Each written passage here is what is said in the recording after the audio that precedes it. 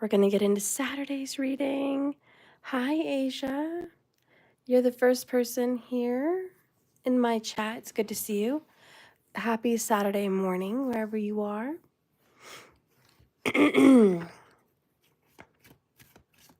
I'll give you a few cards, Asia, since you're the first one in here. Let's see what's going to be coming up for you.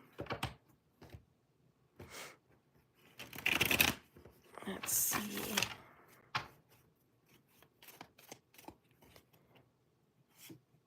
Asia, you got the Devil card. That's not good. You're feeling trapped and stuck with something out of your control. Six of Pentacles. You don't feel like, hang on a minute. There's a lot of secrets you're keeping, Asia. There's a lot of secrets, or somebody's keeping secrets from you. You're trying to find that out.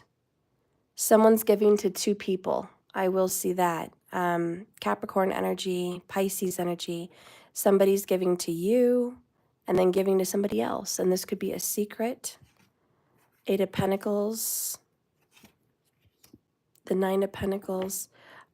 You're moving on to being possibly single and happy and taking care of self. That is the energy that is needed. Okay. Yeah, that other situation needs to go or it's not going to work out. Something is ending here for you. Somebody's trying to help. Six of Pentacles. Give you attention, give you care. Focus on you. However, some things are out of their control. They can only help so much to a certain degree. I'm hearing someone can only help if you tell the truth. Someone can only help if you're going to open up. I think it's going to take some time for you to open up with the Devil and the Eight of Pentacles. I do see that you're going to be closing out a dark cycle. Something needs to be closed out for good. Okay, what is something you need to know? What is it you need to know about this darkness and lack of control? What do you need to know or say about this? Being distant so people won't see the truth.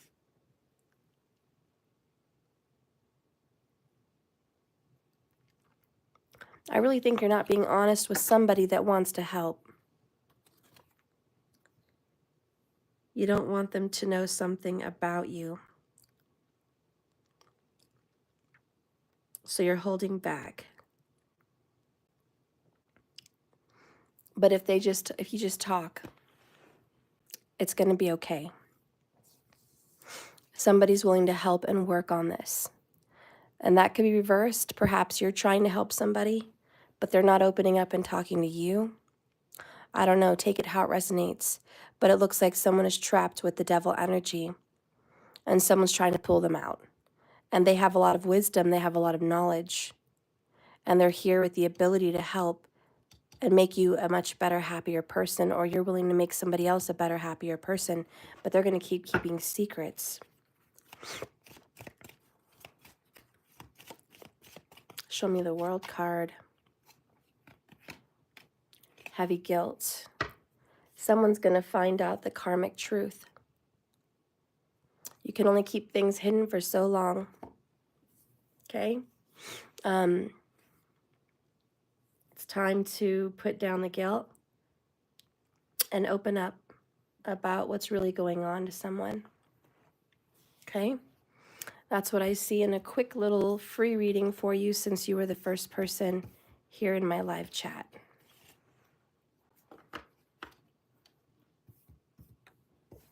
Okay. All right, so hi everybody. Hi Jay. Hey Markers. Hi Nikki Nicole. And Sitya. and Stephen Butler, and Rochelle Blessed, and Shamika, and Mac Angel, and your Empress of Everything. It's good to see you guys. All right. Hi, Anu. Hey guys, please be sure you watch my recent videos yesterday. I got a quarter of the views I normally get. Again, I think YouTube, sometimes the algorithm doesn't put them out there at certain times for people to see them. So please go take a look, go to my channel and click live and see the last 2 videos. Thank you so much. So today is Saturday. We know we're going to be getting 6 free readings at the end of the collective video. So please stay tuned.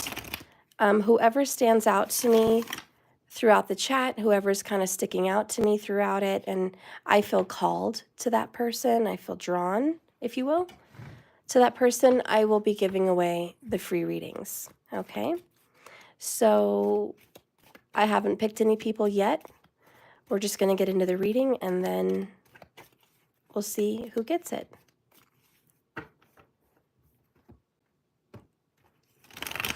Remember to get the free readings. You got to be subscribed, and you have to like the video. Okay. All right, let's get in. So what's coming in for the Twin Flame Collective right now?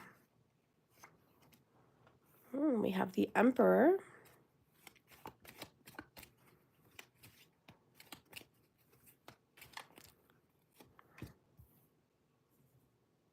Ten of Wands.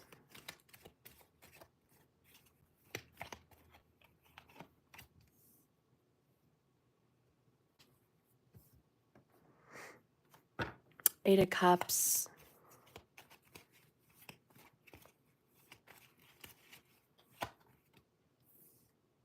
Eight of Pentacles.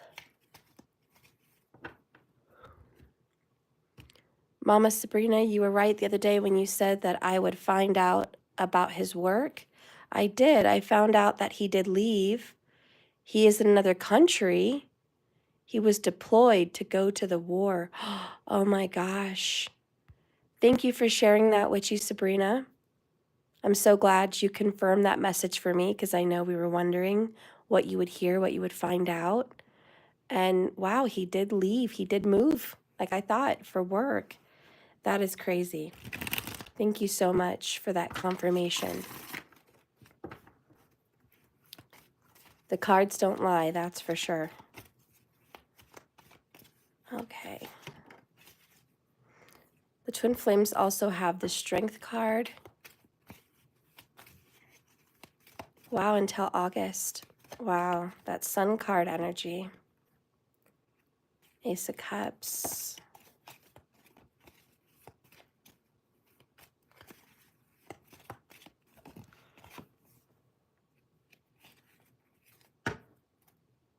Well, dang it, I'm sad to see the Lover's card in reverse for the Twin Flames. You know, what I'm seeing is you guys are walking away from a divine masculine energy, the Emperor. You're too frustrated with this person. You feel like there's too many problems.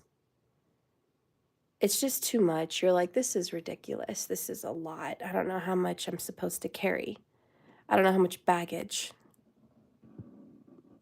And so I see you guys just stepping away, taking back your energy, pulling it back, and really just working on self. Look at that. There's a 888, 888. And this is a new beginning for yourself. It's a new beginning into not being concerned or focused on that journey. There's a lot of emotions behind what you're doing. And then we have the Sun card with the Seven of Wands. You're very resistant on walking away from someone you really care about, but you also know it's the best thing for you because they're being very selfish, Nine of Cups. And I think that's probably one of the biggest messages. Both of these cards look very selfish. Four of Pentacles and the Nine of Cups in reverse. You're just like, why are you so into yourself? Why is it always about you? And you're just like, I'm sick of it. I'm sick of it always being about you. I'm tired of not having the concern for me or my feelings. With the Ace of Cups, you're just going to kind of step off and do your own thing. But there's probably also going to be another love offer that you may not be very interested in and kind of maybe thinking of turning it down when you do walk away. Crossing you is the Five of Swords, conflict, judgment, and the Nine of Wands. And you're just like, I can't continue. So then we've got the Ten of Pentacles bottom. Like, I really wanted this commitment. You should be committed to me. I'm upset that you're not. And you're kind of like, as long as I've put energy into this relationship, it's amazing that we still have the problems that we do. And you're just like, it doesn't matter what day it is, what day of the week, we always have some kind of a little conflict. Something always gets brought up because you don't want to deal with the mess you made. You're selfish and you don't want to deal with it. You don't want to clean it up. And you're just like, well, I'm not going to clean it up. You're ready to have a blessed new beginning. And you're just like, it's going to take all the strength inside of me to pull away from you because I love you so much. But if that's what I have to do, then so be it. And I kind of just feel like there's a third party also. And the third party is just what's been a lot of the problem. The Lover's card can represent, you know, a marriage, a twin flame relationship, two people that become one. Of course, they choose each other. You know, and when it's upright, it's a very happy relationship. But when it's reversed, it's about feeling regret and loss over a decision about your twin, most likely. A literal loss of this person because they are completely ignoring your feelings and ignoring your heart.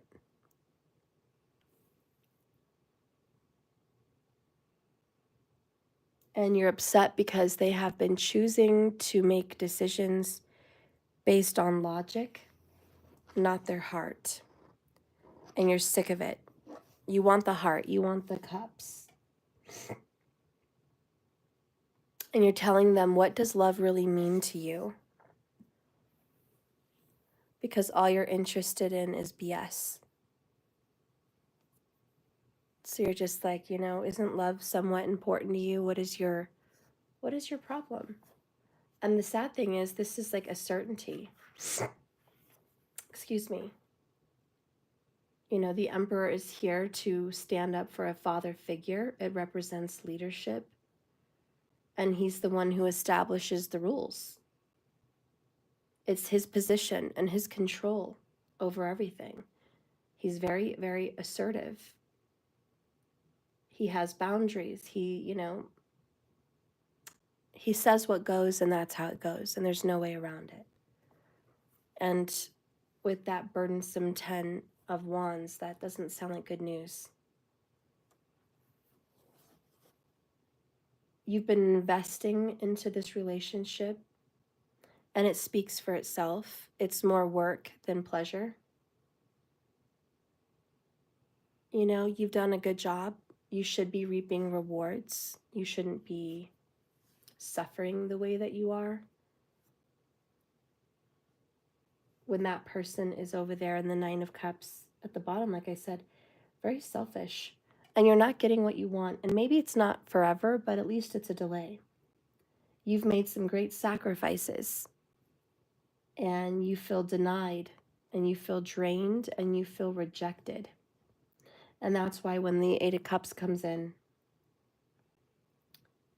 you may be afraid to move on, but as scary as that is, you know it's inevitable and it's necessary, that you can't keep doing this. Like, this is ridiculous. And it's getting to the place where it's over and over and over, and it's not growing. And you're extremely frustrated with this person. We've been pulling in a lot of emperors lately. So the masculines are really just rubbing you guys the wrong way. But, you know, when the Ace of Cups comes in, you can expect some magical energy to enter your world. There's going to be new love or a deepened love with someone. So listen to your heart, because the Ace of Cups does encourage you to find joy. How can you find joy when they are not choosing you, though? That's the thing. Let's see what it wants to say about this supposed Lover's card in reverse, you know?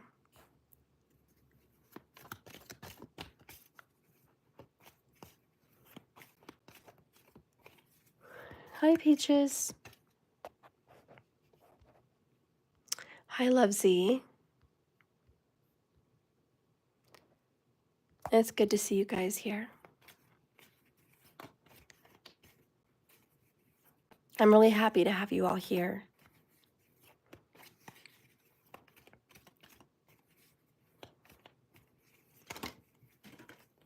All right. I dropped one, so let me grab it.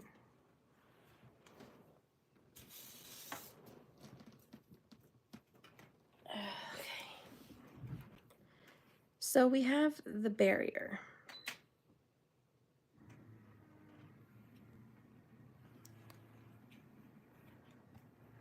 This is talking about the Lover's card in the reverse, okay? So the barrier is, the answer is no. All right? They're denying you. They're not wanting to be with you. And you're the divine feminine. That makes sense, because the masculine's right here with the Emperor.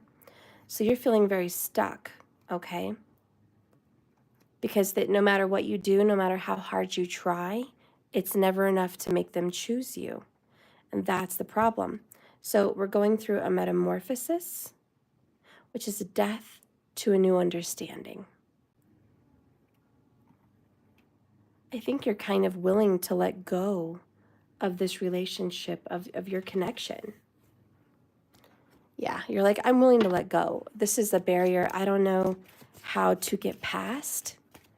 The masculines know.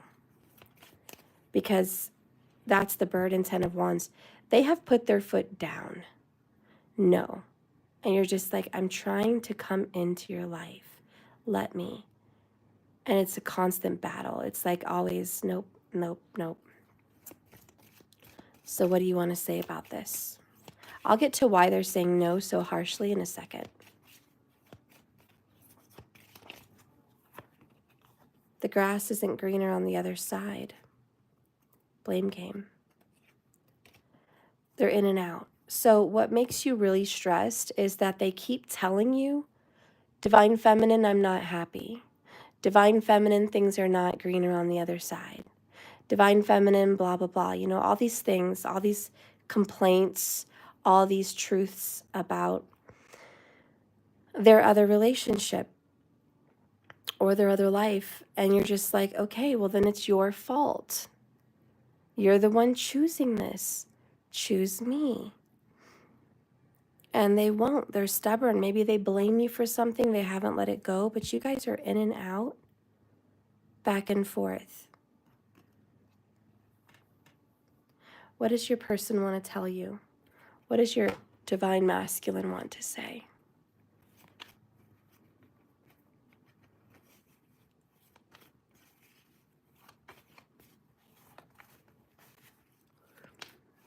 Guys, please watch my previous videos from yesterday. I'm not getting a lot of views again. I don't know what happened. I was getting up there and then it went back down to where it was. I could really use your support. Please like the videos. Even if you can't watch the whole video, just click on it. We're going to try to get it out there for more people to see. All right, so let's see what your person wants to say. Oh, Doja, you've watched it 3 times. Thank you so much. You're a big supporter of that. Thank you so much. You've done all you can do, Doja.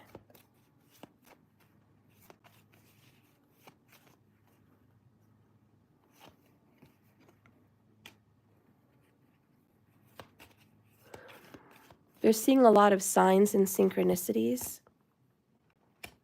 We got, I'm feeling stuck again, and I dream of you all the time. Like, how many times are we going to get this dream card? It's ridiculous. But the fact that we've gotten this twice leads me to believe that your person is like, not for a lack of love, not for a lack of wanting to talk to you or see you, but just for the simple fact that your person feels stuck in an ugly situation. I don't think your person is very happy where they're at. So now we're going to get into what is going on with your person in that, we'll just call it karmic situation, which is your barrier.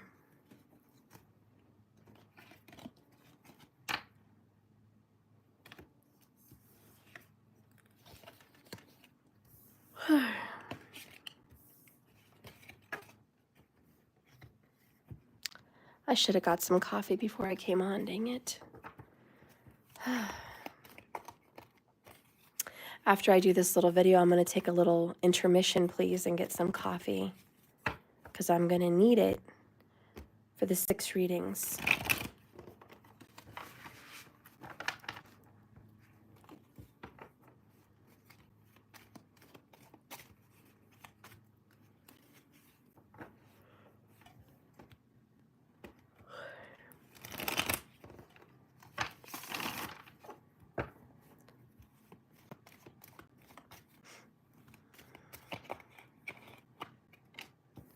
So this is what's going on in your person's situation. You think I should go get coffee now? I should.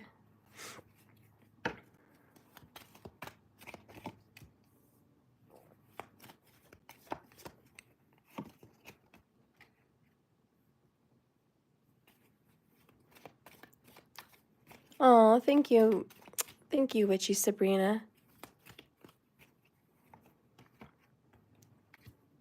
Yeah, if the rest of you guys don't mind, I'd appreciate a little second to grab some.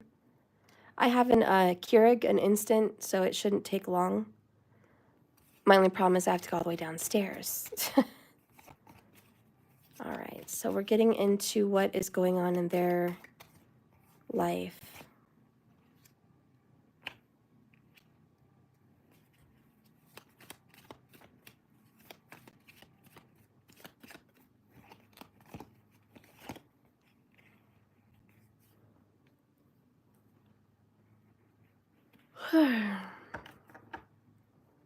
All right. So I'm going to let you guys look at these cards, if you don't mind. I'm going to go grab it. Thank you guys, because I'm feeling, and I'll be right back, okay? You guys try to figure out what this message is, and I'll be right back. But I've laid out the cards. This is your person's current situation.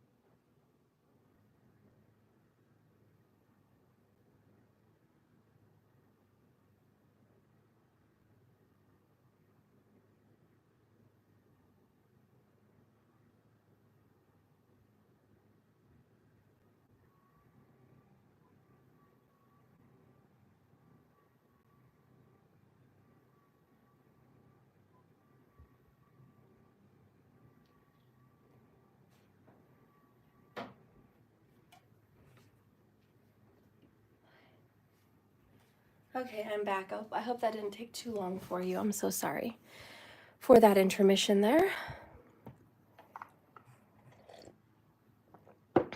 So, oh, I got a 1999 Sir Cosmo. Hello, I know you don't know me, but I'm having a spiritual crisis right now. Please help me. I keep feeling this person's energy. Lots of triggers and panic, especially now. Can you give me some insights to this connection? Sir Cosmo, yes.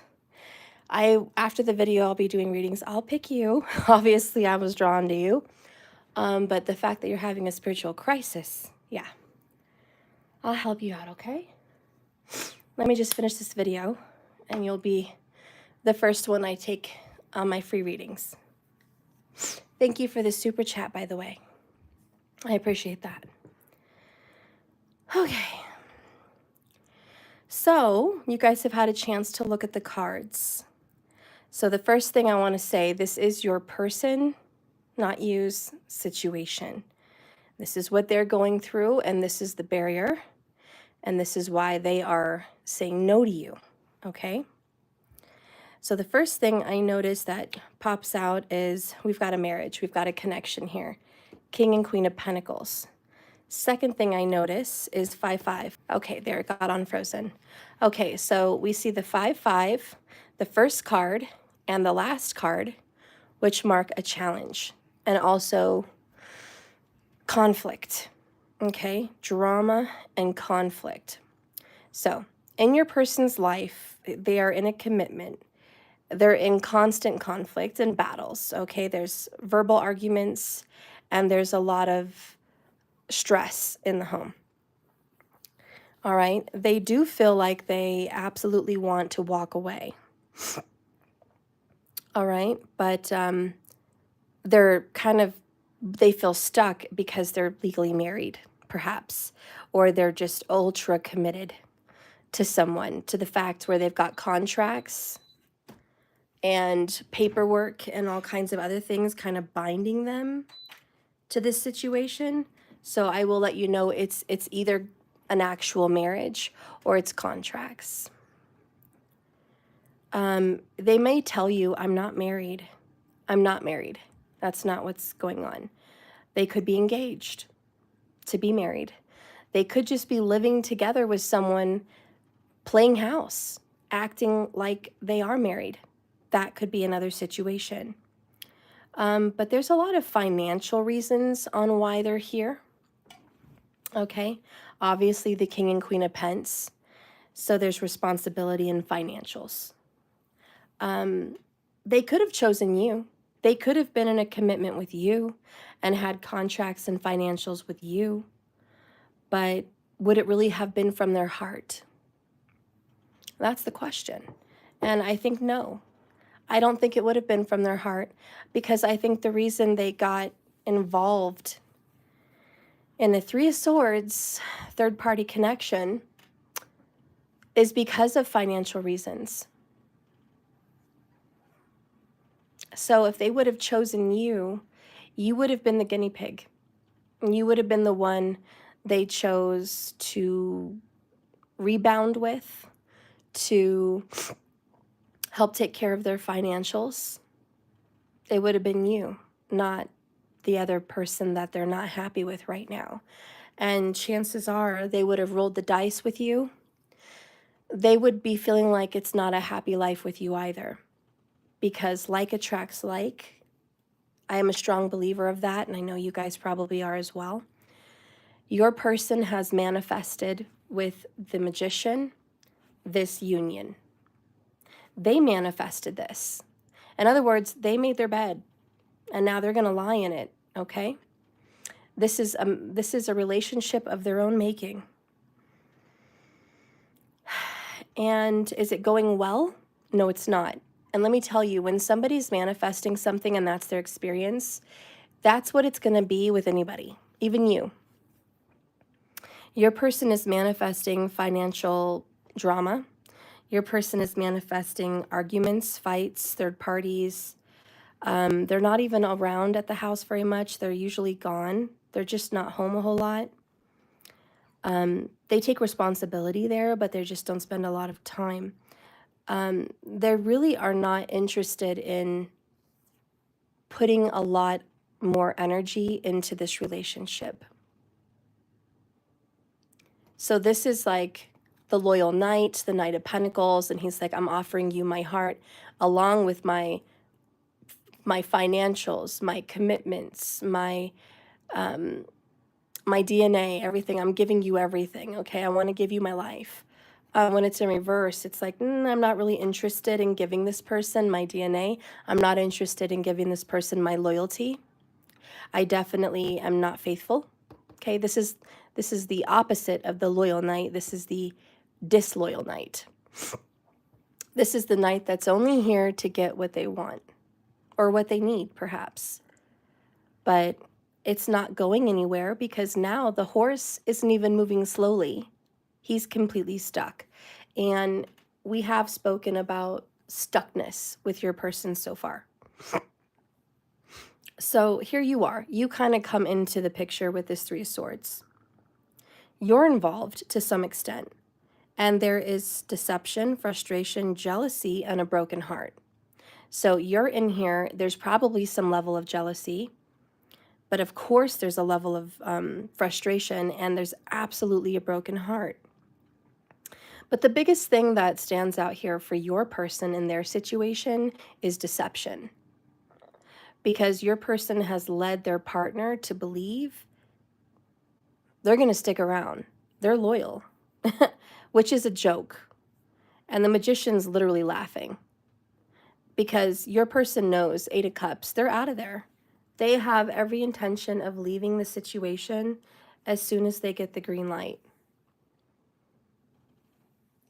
They have every intention of it. So the Fool card is taking a leap of faith. Good friends, happiness, needing to take a giant leap forward. I absolutely believe that your person is going to get out of that connection. And that is what we're waiting for. Anyways, but this is what's going on with your person.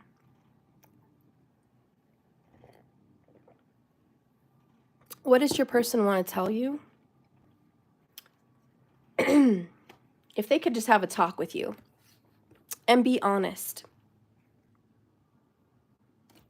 what would your person say?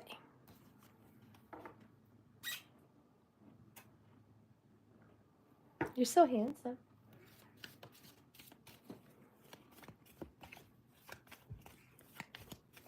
Let's see what your person would say. Can I have a kiss? Oops. I love you. You put some coconut cream on your lip. It's good for you. All right.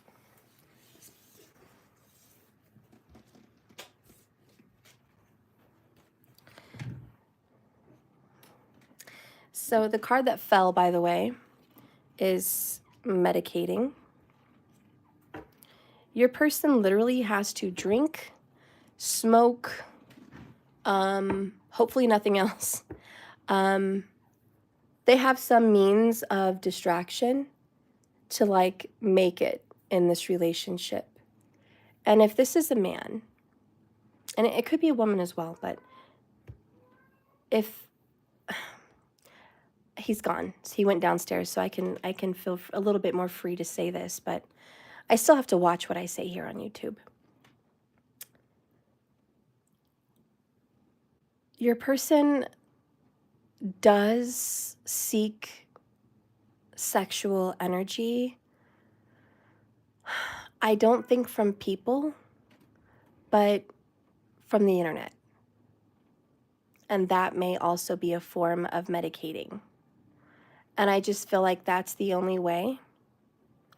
They have some kind of physical, with the Knight of Pentacles, some kind of physical escape in this relationship is, I really have to get my head somewhere else because I'm really not attracted to this person. There is a big lack of attraction. I'm just putting that out there.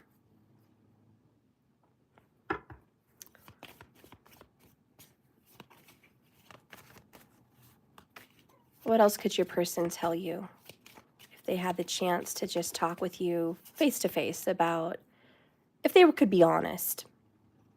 We have power,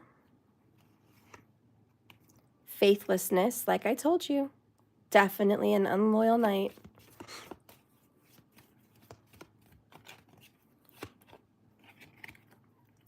The escapist, that goes along with the Eight of Cups. Hey, Mama. Hey, Joe, Mama. Hey, Joe. Bottom of the deck here is secretive. So anyways, your person has decided to say in private with you, if they could, listen, I try to escape this situation mentally and emotionally as often as I can. The truth of the matter is that person has power over me right now. There's some kind of power they have over me. It could be feeling like it's a spell. It could just be financial or some other means of manipulation. Yeah? You have to ask Danny. You guys were there last. I don't know. They would also tell you, I am not faithful in this relationship, clearly. I don't even think they have to tell you that, because I think they're unfaithful, because they definitely fool around with you. So you're well aware how unfaithful they are. You're like, I know that. That doesn't even go without a confession. I already know they're not faithful. But your person would also tell you that they feel like escaping so much of the time.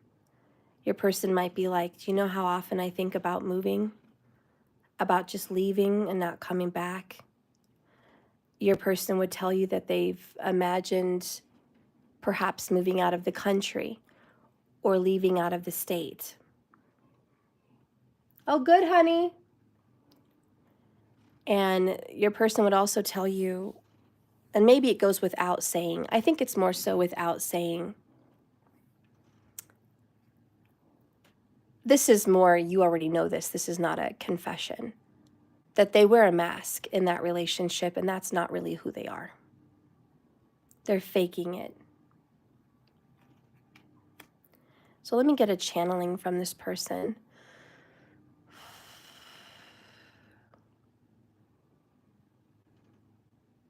Spirit, please connect me, anchor me to this person. Let me speak from what they're feeling and what they're thinking.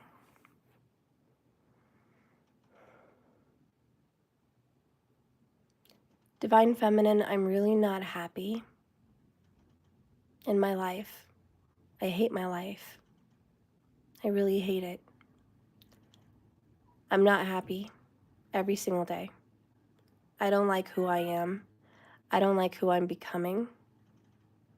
This isn't where I want to be. This is absolutely not where I thought I would be at this age. I thought I would be somewhere completely different in my life. I do think about you all the time. I'm constantly battling myself about this relationship that we have.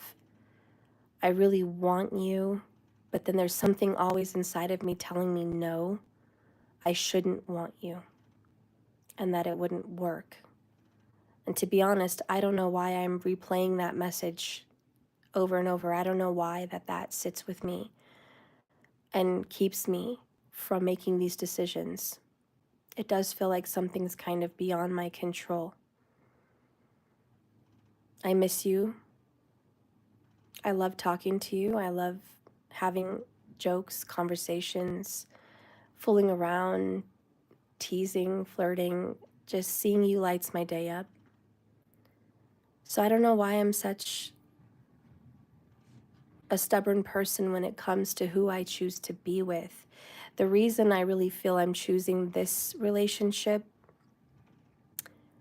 is my own pride, honestly, because I ran from you at a point. I ran into this situation and I decided that I would be here in this situation.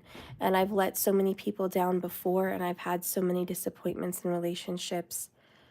I didn't want to lose another one.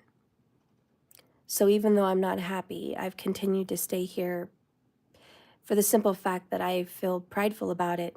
I don't want to feel like a failure anymore. I've already failed in so many other areas of my life. This would be just another failure, and I hate feeling that way. At the same time, I know this is stupid and ridiculous, because what am I doing to myself? What am I doing to that person? And what am I doing to you? To be honest, I like that you're available when I call. I like being able to see you when I want to see you. It keeps me going in this relationship. I encourage you to see other people. For one reason, I know I'm no good for you, and I haven't treated you like you deserved. And I know you deserve to be treated better. And I know I shouldn't drag my baggage into your life like I did to this one. The person I'm with now complains all the time about my problems, my financial issues, my drama, my baggage.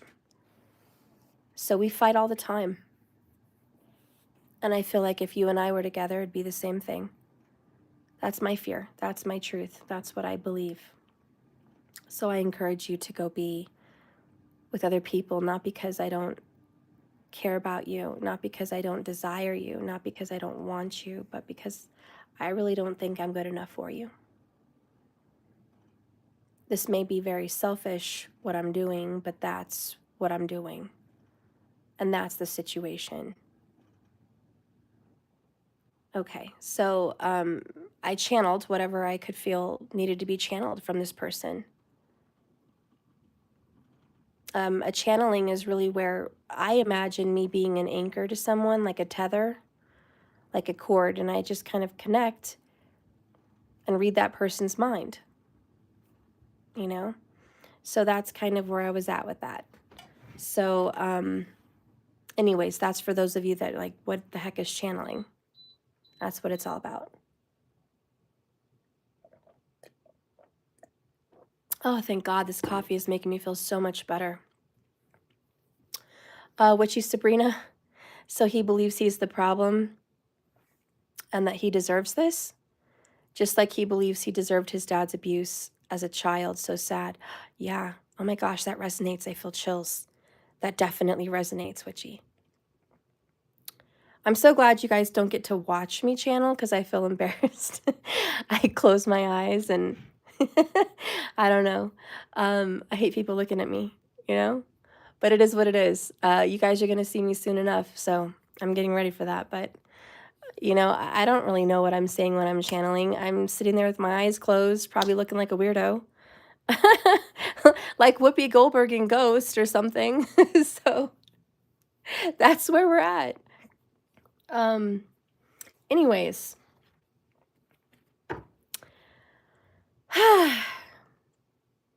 All right. What does your person want to tell you specifically about where they're at? Because they're not happy. They definitely, 8 of Cups, an escapist. I'm sorry, but there is no way around it, my friends. Your person in that situation, and I'm not promising that they're going to leave, but they want to. And I will tell you one bit of truth that I know is a fact. It's not an assumption. It's not a thought. It's not an idea. It's not a feeling. It's a fact. With the 5 of Wands and the 5 of Swords, followed by the 8 of Cups and the faithless escapist, I know that they have fought about cheating, 3 of Swords, and I know that in that fight, some of the exact words that have been said is, what are you still doing here? Why are you still with me? And you need to get out. You need to leave. I know those words have been said. They have fights to where it's get out. I don't even know why you're still here. This relationship is so futile, so terrible, and I'm just being honest. The only thing good they have going is their fake masks that they wear in front of children and family, and the fact that their money is okay, that they're able to stay above water. That is the only thing that is like at all anchoring this relationship, because I can guarantee you, if they had financial problems to where they couldn't pay the bills, this relationship would be over. It's like as simple as that. If money left the equation, done. This relationship wouldn't last. If health was a problem in this relationship, if one of them fell ill or impotent or unable to, you know, it would be over. If there's a female in here, if she became in a wheelchair, or if she couldn't have SEX because she was on dialysis or something like that, that person may stay for the money, but leave the bedroom. It wouldn't be a relationship for obvious reasons. And if this was a man, you know, that couldn't get it up anymore and didn't have any weight to pull into the relationship, that woman would be out on top of another one very fast. This relationship would be over. Like I said, the only thing tethering this is very little materialism. Very little. They think they're business entrepreneurs. These people are like, oh, we own our own business. But really their business is, not so much. Not so much. Their business needs help. They're struggling. This is not a successful business. I know that because 3 of Swords, the Fool, and the 2 5s and the Knight of Pentacles. I know there's not enough money coming in for the King and Queen of Pence. There should be, but there's not enough. This is like those movies where we watch the kings and queens act like they have a lot of money, but really they're broke. I don't know what kind of movies I'm thinking of, but there's a lot of royal movies where they're like having extravagant parties, and I don't like the Duchess and stuff, you know? And it's like, your kingdom is poor. Everyone's struggling, and you're having an extravagant party. You know, you can't even sustain to have a war if need be, but you're having this facade, this show of, look at the beautiful clothing I'm wearing, and look at the good food we're having. Listen, I hate to be detailed, but I'm going to be detailed. Maybe we have Virgo in here, I don't know. But honey, these people are into name brand clothes, and I don't think they have the money to back it up. I'm talking Gucci, Prada, Tommy Hilfiger, you know, perhaps Balenciaga, I don't know. They've got freaking Givenchy, name brand, just name brand stuff. And they're struggling to pay their light bill. They're struggling to pay their stuff. And it's like Christmas comes around and it's like, oh, here's a Gucci belt, or here's a Louis Vuitton bag. And it's just, it's ridiculous. It kind of makes my stomach sick because they just don't have the funds to really back it up. But the fact that they're upright means they're materialistic, to be honest.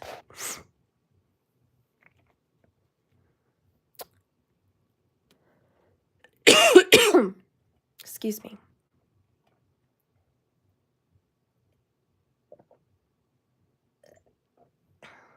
All right, let's put this away. That's what's going on in your person's situation. This is what they wish they could tell you. I would like to get a little bit more insight in your situation, my beloved, because you're the one I care about. You know, I care about them too, but you're the one that tunes in and watches me. And I really want to, you know, I want to help you, okay? I want to see what's going on with you. So this is going to be a collective draw. In case you don't get your free reading today, I'm still doing 5 more. I've picked 1, but I still have 5 more. I want this collective moment to resonate for everybody, okay? So I'm going to do my best with this.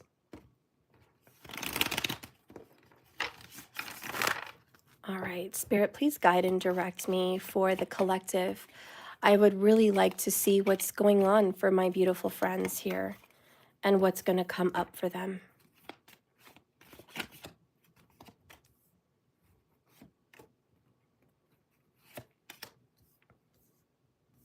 I'm hearing Sting. I think it's Sting, where he sings, "It's a beautiful day, bum, bum, bum. Don't let it slip away. It's a beautiful life." Is that Sting? Because that's what I'm hearing. Guys, I don't know what my problem is. You know what, listen, you know what, I figured it out. Because you guys are like, why are you always talking about movies? Why are you always talking about music? I have a Venus in Leo. And it just hit me, duh, the other day. And it's in my 9th house, my spiritual house. So that's how I resonate. Entertainment, movies, music, somehow a Leo and Venus, that's how I resonate. Okay, so please forgive me if I'm this weirdo that's constantly freaking channeling movies and music. It bugs me too. It really bugs me too. But for whatever reason, that's how my silly psychic brain works. Okay? Oh, it's you too. Thank you so much. So it's you two, guys. That's a great song. Anyways, that's what I'm channeling.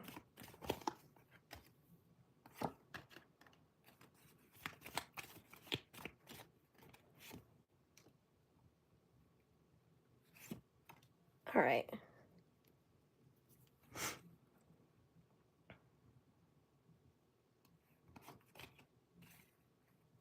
Aw, my friends. You guys have the Wheel of Fortune at the bottom of the deck. I love this because this is travel. Yay! Yay! It's travel. It's an overseas trip.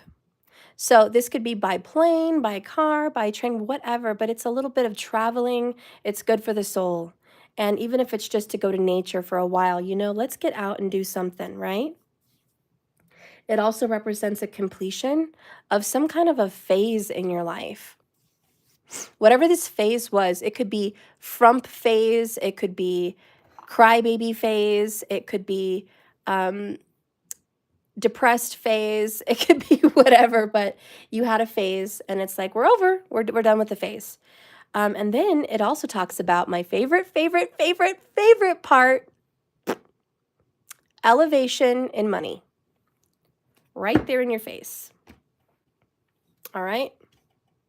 Right there. So let's go ahead and see what's going on.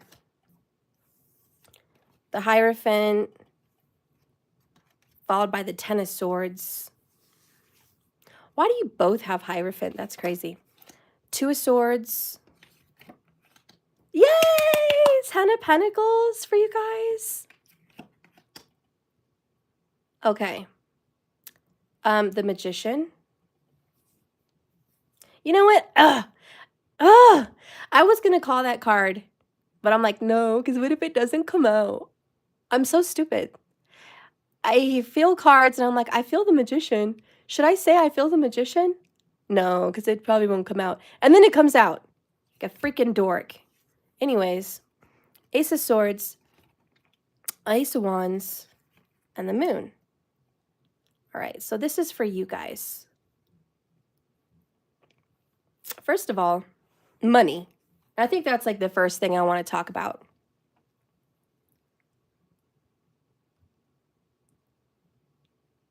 There's a huge fluctuation in money about to hit. A lot of money is coming your way. Have you been manifesting? You silly peoples have been listening to me, but you've also listened to yourself and you've listened to everybody else that's been telling you to manifest money. You've been on the wavelength because look, 10, 10, 10. That is prime money numbers. I made that up because I feel it resonates. So it's not going to be found in a book or an oracle book or a tarot book. It's not going to be talked about on the internet. There's not going to be numerologists that agree with me. This is just something that I've come to find. When you see 1010, it's better than 777 at the casino. It means, in my opinion, jackpot, lottery, money. All right. So I absolutely feel like you are manifesting money. Absolutely. And I really believe that if you have been sitting here really calling in financial success to some degree, it's going to hit. And whatever painful time you've been having, it's about to be over. All right, you're going to get into some luck because this is the lucky card. It's the Wheel of Fortune. And you never know if it's going to go in your favor or not, but in your case today, it's in your favor. With the Hierophant in regards to money, that is a contract, an agreement. It's multiple people kind of coming in to help or bring together, or you connecting with the community in some way. I do feel like you are doing something in the community that's going to bring you more money. I don't know what you're doing. It could be a new business venture.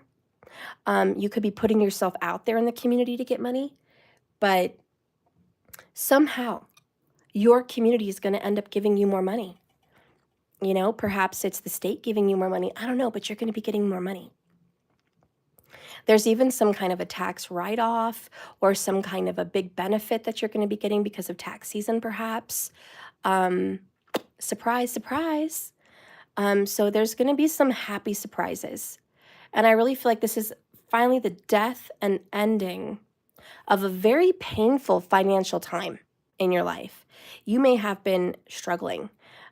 This card right here is I'm blindfolded. I can't see. S-H-I-T. I can't see 1 inch past my nose. I don't know what's going to happen tomorrow. Okay? So you're sitting here like, I'm blind. All I can have right now is my blind faith. My blind faith that somehow, some way, through a miracle, a miraculous Ace of Swords and a miraculous Ace of Wands, the universe is going to come in and save me in some way, which is you saving yourself. You're going to save yourself. Amen, right? And that's what's going to happen. And you're just like, oh my God, are you kidding me? Magician, manifestation. And that's the biggest card I channeled was the Magician.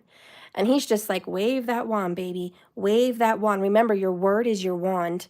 But more than anything, it's the feeling. And we did talk about that recently, but I know you've been watching videos and somebody told you this. And it wasn't me. Somebody told you it's not about what you think, what you say, what you write down, what you repeat, right? It's about how you feel. And I think as a collective, we've recently come to an energy source point where it's like a vortex where it says and it resonates in us. If I feel like I already have it, it's mine. There's some community with the Hierophant, which is our community. We as a community are at this place where we're believing and without shadows of doubt. If I feel it, it's mine. And there's this beautiful, beautiful, wonderful, endless faith. And it's like crazy to so many other people, but it's not crazy. That if you actually just sit there and you feel like you're on that yacht, or you've I'm not into yachts. I mean, maybe you're into, it's a figure of speech. Everyone's not literally going to get a yacht. I'm just expressing a thought, okay? But if you imagine you're on the yacht and you actually feel like it, like you feel the water hitting you, you feel the hot sun on your skin, you feel like you're in a bikini or a awesome swimsuit set, that you're just sitting there sipping that Mai Tai, and it's like, heck yeah, that it happens. It happens. Because when you feel something, it becomes something. It's true. Your body is some kind of a machine, a spiritual mad machine, and it makes things happen. It just makes it happen. If you think about something, it's going to pop up in front of you and it's crazy. It's like, oh my God, there it is. There it is. I just thought of that. I felt it. I knew it was in my existence. And there's the car that I've been thinking of. I never see this car, but there it is. Or I never think of this guy. Never in my mind. But lately, I've been feeling how I felt when I was with him. I'm remembering what it was like to be with this person, and I had a crazy dream, and it felt real. How many of us have had dreams that felt real? That is the most powerful manifestation. And then they show up. They show up in your DMs, or you run into them in public, and you're just like, wow, what are you doing here? This is crazy. This is nuts. Long time no see. I'm shocked.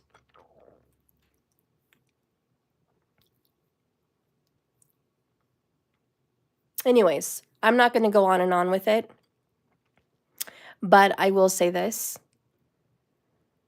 you manifesting what's real is insane because it's actually going to happen. If you've been manifesting some kind of a business, it literally says money contentment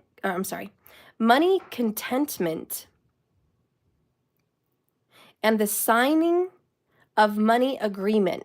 So there is some kind of business venture that's going to happen for you. All right. Over here it says a marriage, public. I know it's community. It's an official building, and it's about a commitment, right? Marriage is commitment. I know that the Ace of Swords to me is signing. So I do think there's some kind of signature that's going to be made to get money in some way, whatever that means for you. It could be about a house. It could very much be about a business. It could be some kind of thing from the government, perhaps that, a big return on your money in some way. In some sense, it feels like a miracle. Again, you've been blindfolded. This is blind faith, and this is your manifestation. Now, with the Moon card, it's all about you feeling grounded. Like, I don't see it, but I believe it. That's what this is all about. And maybe it's the eclipse season. Maybe the eclipse season has made this happen for you. But you're like, I don't need to see it. Cat Williams in his awesome interview with Shannon Sharp's show, whatever that is, he said, I don't look at things that I don't want. He said, I don't even look at women, other people's wives, because I know that if I look at something, it's mine. It's going to be mine. He said, I'm highly favored. I'm very blessed. So many things come to me easily. I'm not scared. That man is so high on the magician energy, it's insane. Now, he calls it blessed, highly favored by God, which is probably true, but God is in us. And he's so on the track of manifestation that it just happens for Cat Williams. He can go off and speak about people and have no fear of being canceled. Why? Because he doesn't believe they can cancel him. He said, Satan doesn't have any power. Satan cannot give his people blessings. Only God can do that. So immediately he strips the power away from anyone in power in Hollywood because he sees them as Satan. This is his visualization, his belief. That's what resonates with Cat. So he's like, automatically, I know, not I think and I hope, but I know they don't have any power.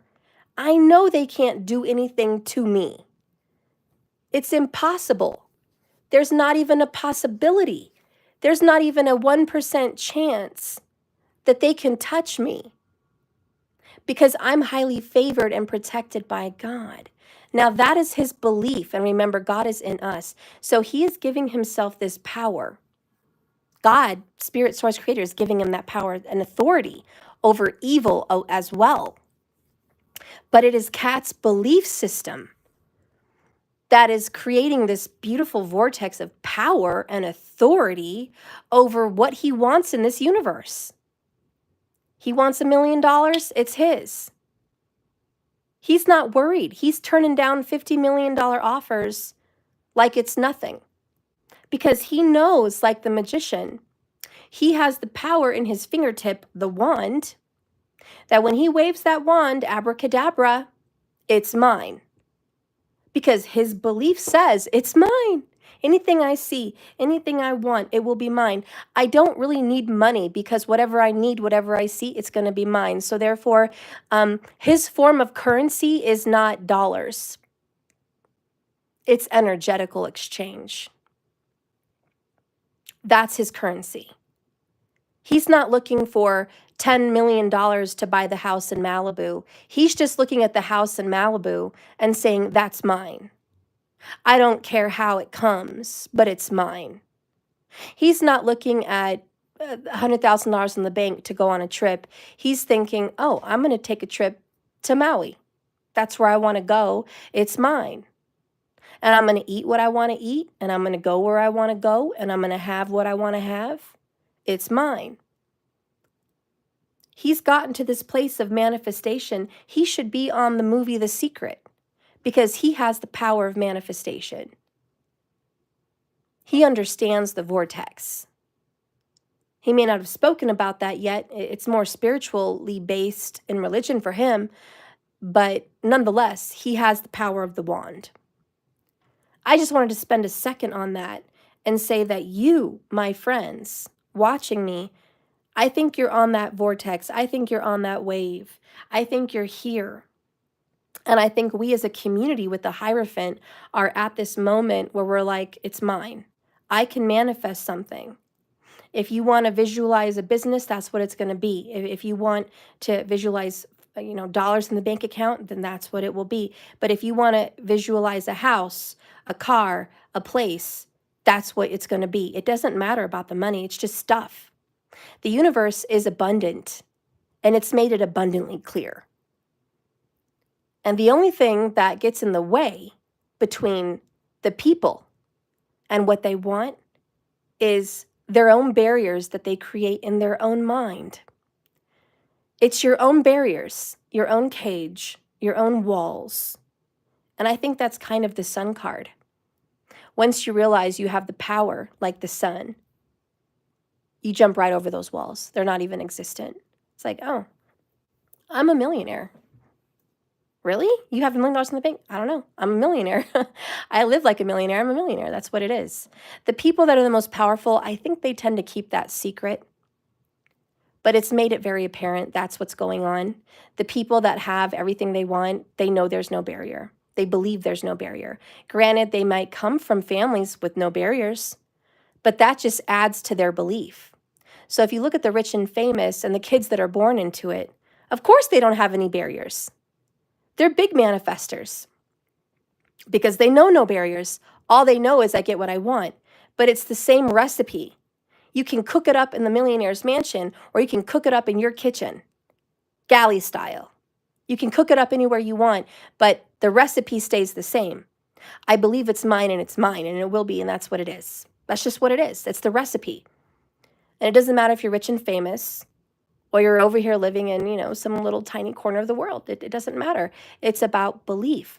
But our system and our environment, our community, our family heritage, the Hierophant, and our belief systems keep us locked and in barriers.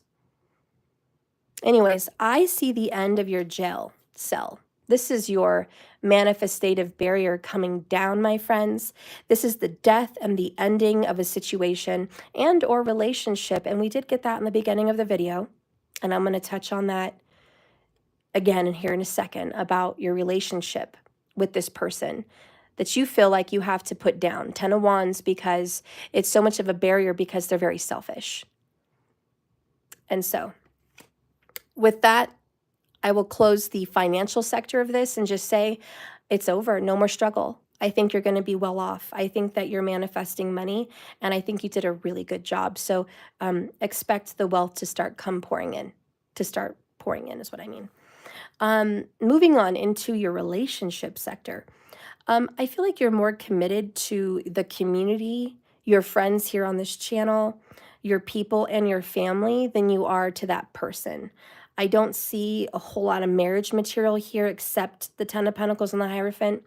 I know to some extent you feel like you are spiritually married to your person, and that's very true. But you also feel like you have a set of community that you're married to, and children and family that you're married to. And you're just like, I have responsibilities beyond the relationship. This is why there's grandpa and a husband and a wife and a child and 2 dogs. It's like, I have other responsibilities. If you think you're the only thing in my life, if you think you are the sun and I just circle around it, I orbit the sun, you're dead wrong in the water. I have more people to attend to than just you. So you're putting an end to the coddling, if you will, and the sucking up that you've been doing to your person. And you're saying, I can't believe I've been so blind. I'm not blind, and not anymore. And maybe it's the eclipse season, but you're like, I'm not blind. And you're just like, you know what? New turn in my life. I don't want to focus on love. I want to focus on pentacles. I want to focus on pentacles.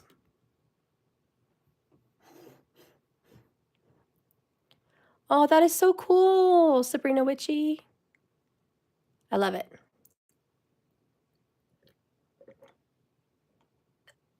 Very much the craft. Did anybody else pretend to be? Everyone did. Come on, it was the 90s. Everyone pretended to be the witches in the craft with their friends, correct? I know Witchy Sabrina did. I know you did. I know I did. Me and my cousins used to be really close. We definitely grew apart over stupid, stupid, stupid things. But I love them.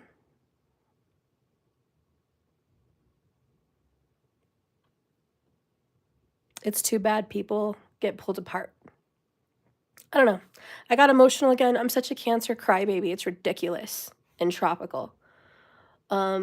Anyways, moving on as I'm done here crying about my cousins like a big baby. If you guys ever want to meet an emotional crybaby, watery person, it would totally be me. You do not want to hang out with me and talk about the past. I'll just cry. So, we're going to move on. You're into manifesting pentacles. You're into manifesting money. You're into family right now. You're into business. You're just like, I don't have time for no games. I ain't got time for that. I do feel, though, with the moon, and I'm not lying, you do feel nostalgic. And there is this sense of family. And so you're thinking about where you came up from. You're thinking about how well off your family was and how they are today and how you want to level up your family in some way. There's some kind of responsibility within you. Witchy Sabrina stuff, that's a wound coming up. Don't even get me started. Yeah, well, it's not okay to cry on video. Don't even bring him up. I'm like, are you kidding me? That's ridiculous. I am 40 damn years old. Cannot be crying over stuff like that.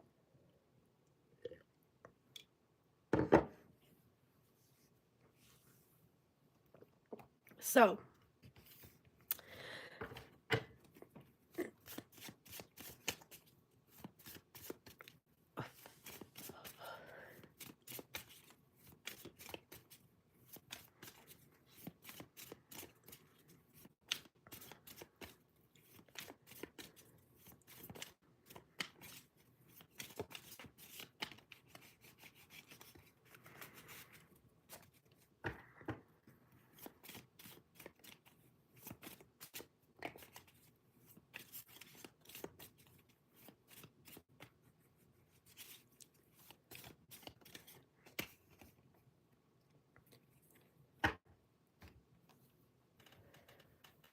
thank you, Witchy. I will. So, worrying is a negative prayer. And I think you've gotten to that place where you feel like, and it lands on the Two of Swords. Never again are you going to sit there and focus on any kind of negativity in regards to family, money, manifestation. You're just not. You're realizing that sitting here, Two of Swords, worrying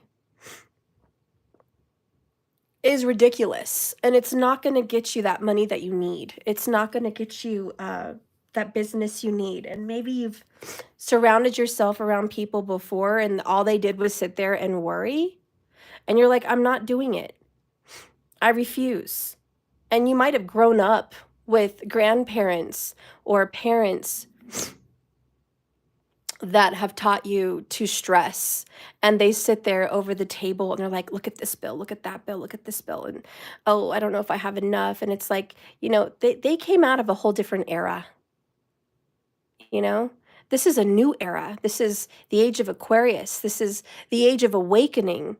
And it's like, hello, anything's possible. Anything's possible.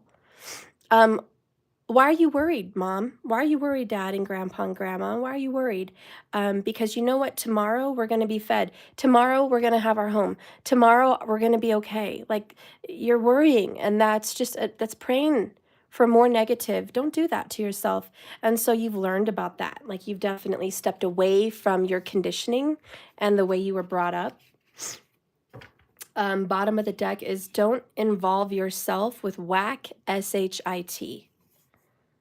Go on a walk, or I can't read because, apparently I'm illiterate today because Mercury retrograde hates me. Let me start over. Go on a whack, S-H-I-T cleanse for a week. It's easy. Make a list of whack, S-H-I-T, and then avoid it and see how you feel. I don't recommend that form of teaching. I'm a believer if you write something down, like that's focusing on it. And when you tell yourself, I don't want this, that's what you're going to get. I don't really recommend that. But if you feel you need to write it down to avoid it, go ahead. But I do believe that if you sit there and say, I don't want this thing, that's what's going to happen. Okay, so anyways, we're going to move on because I know money's coming in for you. Thank God you've got the Wheel of Fortune. I do want to talk more about your relationship, so let's dive into that. Again, from the beginning of this video, you love him or you love her, okay? Very much, and they're being ridiculous with you. They are rejecting you. They're saying no to you. They're staying in a ridiculous relationship for whatever reason, and it is what it is. On top of that, they're doing this thing of pushing you away, but not quite letting you go. So we have this terrible in and out tug of war. And it's getting ridiculous and it's getting old. And it's so old that you're ready to 8 of Cup them. And it's very 10 of Wands for you. It's very difficult. However, it's more painful for you to hang on to them than to walk away at this point. And that's kind of where you're at. I will say this. They're not going to let you completely go. So I don't know how you want to take that and what you're going to do with that information, but I just want to tell you because I know it's true. They're not going to let you just simply walk away and that's the end of it. Not for the person that I'm reading. They want you to be happy and live your life, but they also want to have access to you. And that's obviously an issue. So just be aware of that. Your person feels committed to you in some spiritual sense. And you do. You have a karmic contract. You probably have some spiritual marriage, okay? And they're not just gonna, they'll let you go be with other people, live your life, but they still want access to you. And that's what's gonna make it very hard. You are gonna be putting down some very firm boundaries. This is the Ace of Swords and the Ace of Wands. You're like, nope, I have boundaries and you're not going to have full access to me. How is that going to make this person feel? Let's see. As you lay down the law, literally, the Hierophant, you're going to lay down the law. What is your person going to feel? Oh, we're twin flames. Oh, we're the Lover's card upright, Okay, so this has happened before. I get this twin flame throwing in your face. This person is going to remind you of your connection with them. I can't believe you got 2 twin flame cards, like back to back. That's insane. But it is what it is. Your person's like, no, we're bound. We have a contract. We are soul bound. You can go do what you like, but I'm always going to have access to you. So there's this forceful emperor. I'm in control, ultimately. Are you, wow, like, okay, I don't know what to say. I'm just going to shut my mouth on that one. They probably love to be in control of you. I do get the feeling this is very controlling. Yeah. They just don't leave you alone. Boy, they don't leave you alone. 7 of Pentacles. They've already put too much into this. Yeah. Okay. Yeah, so can't get away from that one. Oh, this is so frustrating. Okay, so they're going to have a whole nother relationship, and then they're going to keep yours too. And, you know, to add a little spice to the enchilada and makes it unedible is, we have a sexual connection. Like, what do you expect? We're twin flames. Like, I don't care who you're with. I'm going to have access to you. They're throwing around the contract. This person is crazy. They are literally going to throw around this spiritual, you're my spiritual wife, you're my spiritual husband. Like, go ahead and run if you can, but you can't really leave. Oh, really? Wow. They have it like that, huh? Like, okay. They're like, you know, I know you're not happy with the results, neither am I, but, you know, hey, we still have each other. And you're like, no, I'm stepping away from this. And they're like, no, you're not. We still have a karmic contract, so you're not stepping away from this. And you're just like, are you serious right now? Are you mother-loving serious right now? Because if I want to leave, I will leave. Queen of Wands, ticking. The Hermit. You're like, oh, I'm going to leave, mother lover. I'm going to leave. Watch me walk away.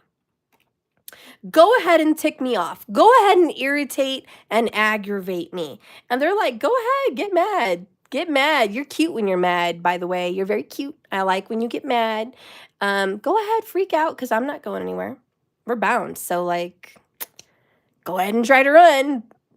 And as you run out that door, watch yourself get jerked back by my chain. Because have fun with that. Have fun running away and then falling back on the chain. Just go ahead. This is crazy. Like, wow. I'm sorry. I'm not usually speechless, but I don't really know what else to tell you, my friend. You know, I'm sorry. I'm sorry. 6 of Wands, like, victory, a win. They just know they have one on you. Oh, the conflict. Oh, all right. You know you're my wife. You know you're my husband. You know, what is this mess? Who? Okay, I need to have a moment because, Spirit, this isn't okay. What the hell's going on here? I need help. I can't do this reading. What is this? This is ridiculous. Are you serious right now? Are we serious? Are we really having this conversation? Okay. So you want me to read this pile of SHIT? That's what I'm reading. That's what I'm reading. Listen. No. No, this is not possible. I will not. I will not. I will not. I'm having a conversation with Spirit right now. I'm upset with him. We're having beef. I need to just, I can't read this. Wow. Wow. Okay. I can't, I am reluctantly reading this. I feel forced. Jesus Christ. Fine, my God. This is what they want. This is, oh, okay. It's just so against everything in my body, but I'm gonna read it, okay? Oh, I hate reading this reading. Oh, I just really don't want to. I'm sorry. I'm sounding very crazy right now, but I am trying to refuse this reading, and I'm feeling forced here. I need to go. I can't do this reading. I'm so sorry. You guys think I'm crazy right now. I really don't want to do this reading. I don't like it. I'm sorry. I'm sorry. I feel like Ace Ventura talking to himself right now in one of his movies, like Liar Liar. I am so sorry. Let me pull it together. Let me pull it together. This is bullcrap. I will have you all know, in my personal opinion, this is bullcrap. I don't agree with this reading. I don't comply. This is bull. I completely disagree. But I'm, this FUCKer, which is exactly what he is, or her, I don't like them at all. Not one bit. But this person refuses to give you space, and it's ridiculous, and I don't like them at all because they're over there doing their thing, clearly. And then they're suggesting you to go do your thing. And you're like, okay, I'm going to go do my thing, F you. And then they're laughing about it. They're literally smirking, smiling, joyful, excited, and they like it. They twistedly believe they're still going to have their hooks into you no matter who you're with. That is utter BS. And I don't agree with it, and I do not comply with it. But there it is. Yeah, well, I'm right there with you, markers. I'm right there with you. But apparently, the freaking universe wants to read these cards. And I can't take them back. It's a spiritual message. I'm freaking gotta go with it. It's ridiculous. And if you, I'm sorry. Like, I hope this doesn't resonate for you, but I hope it doesn't, This has made me mad. I feel like I'm going to pass out. I'm lightheaded. I'm angry. I can't even. So, I'm just so angry at this person. Anyways, this is probably why we have Queen of Wands, because she doesn't take any crap. She's like, F you, dude. She doesn't take no crap. She ain't having it. And that's why we have this ticking time bomb, which is a freaking volcano, a freaking nuclear bomb. And you're like, screw that. I'm out of here. I am so out of here, dude. And they're laughing at you. They're straight up laughing at you. I'm serious. Your person has humor. They're like, have fun. Walk it out. Okay, I'll see you in a few minutes. Bye. And you're just like storming off like a spoiled child. Like, I'm out of here. And you can't even go nowhere. It's ridiculous. That's where I'm at. And I don't like your reading. I'm sorry. Like, I know you don't like it either. So cheers to the reading you don't like.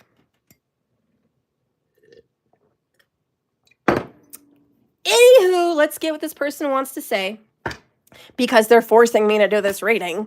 And I don't want to do. Oh, your connection is worth waiting for. I'm not giving up on us. Okay. Whatever, dude. I'm just going to pull the cards. Pull the cards. Go ahead, Spirit. Show me what this FUCKer wants to say. Go ahead. Show us this person's freaking thoughts. Fine. Oh, I regret how I handle things. Really? Really? Because it's not showing in the reading. But okay, you regret it. Fine. We'll... I don't know how to express myself. Oh, well, we've heard that before. Try about 1 billion times, okay? Keep on with that. Ridiculous. We're so over it, dude. You don't know how to express myself. Well, grow up. Grow a pair. Go find someone. Go get the moon. Go get some help. Help yourself, okay? Because Queen of Wands doesn't want nothing to do with you anymore. Oh, brother, what else do you want to say? Go ahead. Go ahead. Whine, you little baby. Whine. I'm healing my past. We've heard that before too. Okay? We heard it. Oh, I was in denial. We heard it. Oh, you're hurting? Bull. I'm healing and it's painful. We've heard that. We're done. I've read the card, Spirit. There's nothing else that I can say for this person. Okay?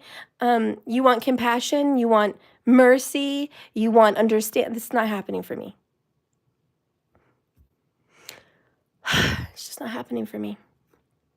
I don't have compassion for this person right now. I'm so sorry. I feel forced to do their reading. It's like ridiculous. There it is, guys. That's how they feel. Oh, I don't know how to express myself. Oh, I'm in denial. I regret it. I regret things in the past. Okay. What are you doing about it, dude? Oh, I don't know. I'm not really doing anything about it. I'm in 3 of Swords, which we did get for the reading. I'm in 3 of Swords. I'm healing. It's painful. I'm just, okay, yeah. Well, here's a pacifier. Go suck on it. Go in the corner. Here's your whoopee. Here's your freaking nook, your little pacifier, okay? Go ahead. Just sit there and coddle yourself, because Queen of Wands is not attracted to a baby, okay? We are not interested in your baby behavior, okay? Grow up. Big boy underwear now, okay? Big girl panties. Put them on. We really don't want to hear the whining. I don't. I know Queen of Wands doesn't. Whatever.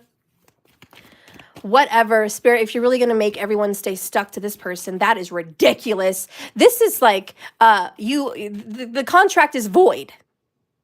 There is no more. What is this? Oh, the Hierophant, and we got him twice. With the lover. God dang it. And Spirit's like, yep, you have a contract. Are you kidding me right now? Let me get my magnifying glass. Where the F-U-C-K is the fine print? B-I-T-C-H. Where is it? There was some fine print. There was some fine freaking print that you didn't read, honey. I don't know, up in the 5D, and you got all up in contract with this fool, okay? And this fool knows and is pulling the twin flame card on you like, like, yeah, go ahead and go, because we have a contract. I'm going nowhere. Really. I'm so sorry. I know, I'm having a, like, freaking meltdown. I'm so sorry. I have to honor my contract in the material world. I have a tribe that I'm stuck to, and I have karma with this tribe. So I'm going to put you through HE double hockey sticks so I can go deal with my tribe, because this is necessary. It's in the fine print in the contract that I'm supposed to drive you mother-loving insane to the point of explosion, because that's the contract. No, take your contract and shove it very, very far into the crevice of your ASS. Shove it. Take it. We want nothing more to do with it. It's over. Contract null and void. We go with your broke ass BITCH. Go. Go over there. Go.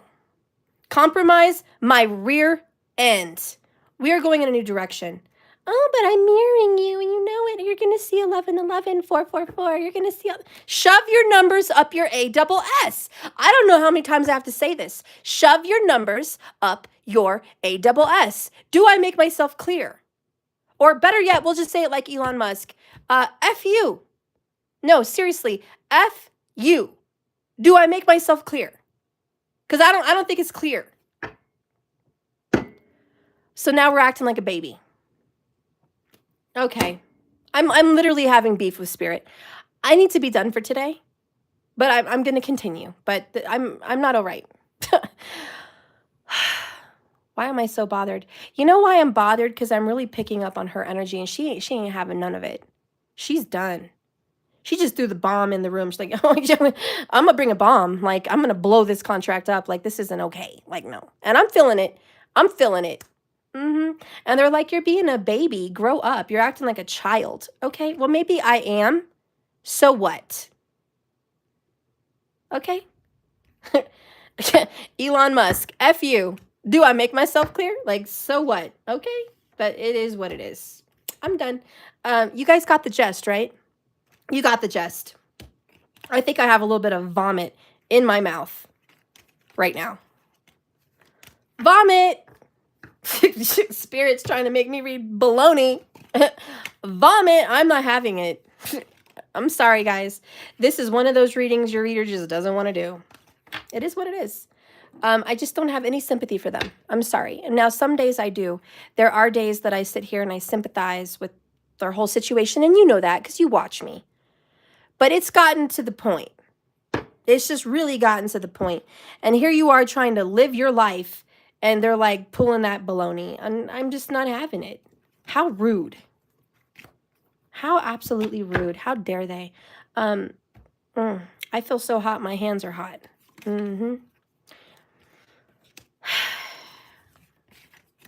Just for the love of God, can we all focus on your money? Like, that's just what I want to focus on. Just focus on your money, please. Don't think about that fool. Just, we're talking about money today. That's it. I'll get you your oracle. I'm going to get you your oracle.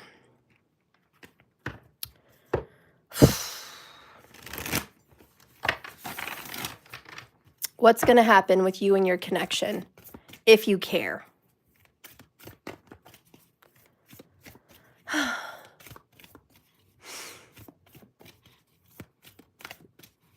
Ridiculous. Unfair and ridiculous. I'm about to have an aneurysm. Oh my God. Yeah, that's what you call injustice.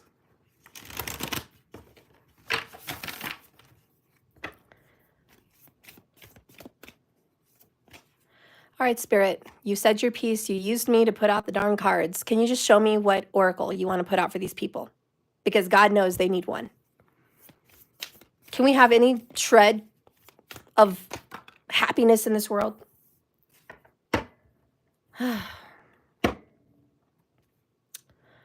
All right, so Spirit says, turn on your heart light. Allow yourself in this moment to reflect on a time when you experienced love. So they want us to get out of being P-I-double-S and get back to a place of woo-saw where we're happy. Okay. Spirit's like, go back to being happy. Don't be in that toxic energy. Spirit's not the one dealing with it, but whatever. Try to ground yourself, try to focus, try to get back to a place of love. And then we go into this card which says demonstrate love. Find out what's important to the people you love and act on it. So you want more love, be more loving. All right. I feel better. I think I need a meditation card, honestly, to chill me out. I need a big rush of icy cold Colorado wind with snow and ice, please. Give me a big rush of coldness. I need that right now. That's what I need. So Spirit, what do you want to say about this relationship? What is your little love prediction? What is next for this? I'm going to call it a situation. So we got, all right, well, okay, the two bottoms is time. Time, only time will tell. Time, you're trying too hard, give it time. Okay, all right, so have patience, we got it. Next, we have the dove. You may not always understand why certain things happen, that's for sure. However, there will always be a higher purpose to the events in your life. Through turmoil, a blessing will soon be revealed. I'm sure there is. I know. I do the readings. I do them every day. I get it. This person's going to have a revelation. This person's going to get out of their karmic connection and perhaps reunite with you. There's going to be this great reconciliation, and that's the blessing. But is it really? You know, I don't know. That's just where I'm at. Is it really? Okay, and they're saying, oh, there's a higher purpose. Okay, fine. So there's some great healing that we're all doing. Great, that's wonderful. Okay, and you guys are finally facing yourself and dealing with your issues. That's perfect. That's what the contract is for. But you know what? You're at a 10 of Wands. Enough's enough. All right? You got 10 of Wands. You got 10 of Swords. There's no more forks to stick in the turkey, dude. Okay, Spirit, I don't know how many forks you intended to stick in this person, but we're done, all right? We're well overdone. We are dry at this point. So I'm glad that there's some higher purpose and a blessing, but how good is the blessing going to feel when you're completely exhausted? You know what I'm saying? I don't know. That's just kind of where I'm at in your reading. I'm channeling that Queen of Wands, and she's throwing the timer on that ticking time bomb. And she's just like, we're done. I'm throwing the bomb in the building. I don't want to save it anymore. Take it. It's gone so far to the end of the world that it's like, I'm done. And then we even got the world card. So yeah, I'm done. Like, we're really done. You really pushed it to the extent, didn't you? And now that the extent has been pushed, oh, there's the blessing. But I don't know. But I'm going to leave you to your own thoughts, not mine, on this, okay? For some reason, no matter what crap you've been through with this individual, it's going to be worth it. Okay, we're just going to leave it there. That's the dove. That is the olive branch that Spirit wants to give you. The other card that comes out for you is embrace. Through each other, you find the missing pieces. I love it. And you found the missing piece was yourself. That's great. They're also finding the missing piece. They had to get some BALLSs, which they don't have, but they're finding it. They're finding those little tiny quail eggs deep into the recesses and pockets of the BITCH they choose to be with. Somewhere in the dark recesses of their karmic BS's heart, they'll find their BALLSs. They're going to find them. And when they find those little quail eggs, they're going to be so happy that they have even an ounce of strength and courage to do what they should have done a long time ago. So that's lovely. And I'm glad they're going to be having that. Yay, Easter's here. They found their freaking quail eggs. That's awesome. Wonderful. Whenever that happens. Whenever it happens. But you know what you found? As you embrace your quail egg partner, you want to know what you found? You found yourself, Queen of Wands. And maybe that is the blessing. The blessing is F you. The blessing is you get to make yourself clear. The blessing is enough of your BS. I have standards and boundaries. And maybe it took that FUCKer to show you that. Maybe it actually took dragging you through the freaking cactus barren, hot ASS desert on a rope on the back of a horse with freaking cactus splinters up your butt to figure out, I'm done with you, dude.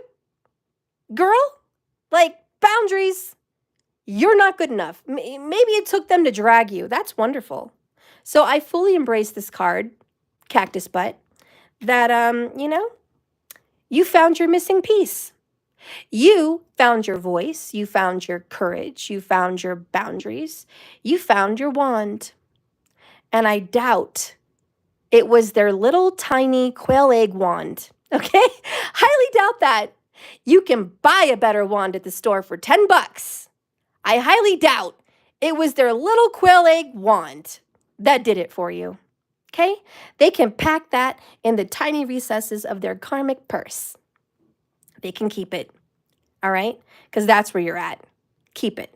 I hope you, embrace that. So I'm glad that you guys get to, embrace yourself. However, if you're not resonating with this reading and you love your man and you love your woman to the ends of the earth, no matter what, and you're just, infatuated, I get it.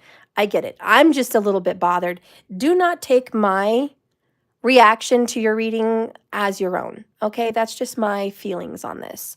You may be very happy that through the misery that you've been through with this man or woman, that eventually you guys are going to find each other because that twin flame contract is going to bring you together in union. And that may be wonderful. And that's coming for you, that you're going to get that olive branch, that they're never going to let you go. That even if you end up doing other things with somebody else, they're still going to be in contact with you. And that may actually make you very happy to know that they still love you like that. And so for those people that, that's good for you, I really hope and wish you the best with that whole situation. And I do believe no matter how angry I am, that your highest self knows what's good for you, knows what's best for you.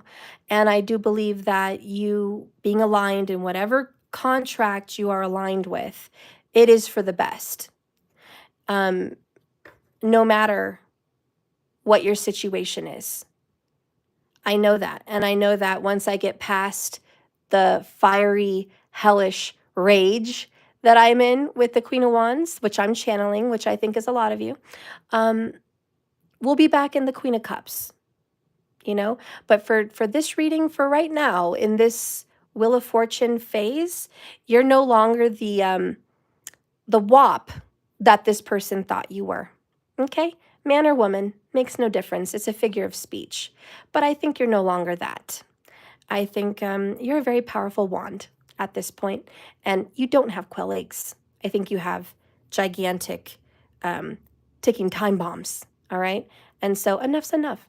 And I'm just glad that change is happening financially and in your relationship. So either way, how you see this reading, you are going to be reunited with that individual, okay? And only time will tell, okay? You're on a journey, and remember, like I always say, this is a journey, not a destination. Never, this is not the final reading, okay? There's more, all right? So you just keep swimming, all right? I love you. We're done. We're done with that. We're done with that. Thank you so much. Thank you. Okay. Now I would like to get into private readings. So this is it. We ended 111 minutes. Go figure. I am offering 5 more free, 100% free readings as a gift to my viewers. All I ask is that you like this video and you are subscribed. Any of the moderators has the authority to check if you're subscribed or not. So please make sure you do, because we'll call you out if you're not. Please make sure you are before you get your free reading, okay? Please like this video, share it if you can on your page or somewhere. And that's just the energy exchange I ask for in exchange for your reading, okay? So I'm going to start with the first person today, and I lost that name.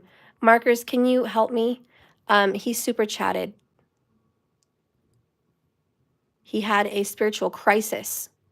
I just can't remember for the life of me that person's name.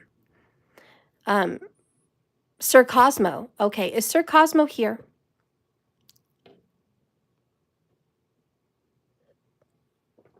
Quite the long reading. Hi, Moonlit Sage. You would like one?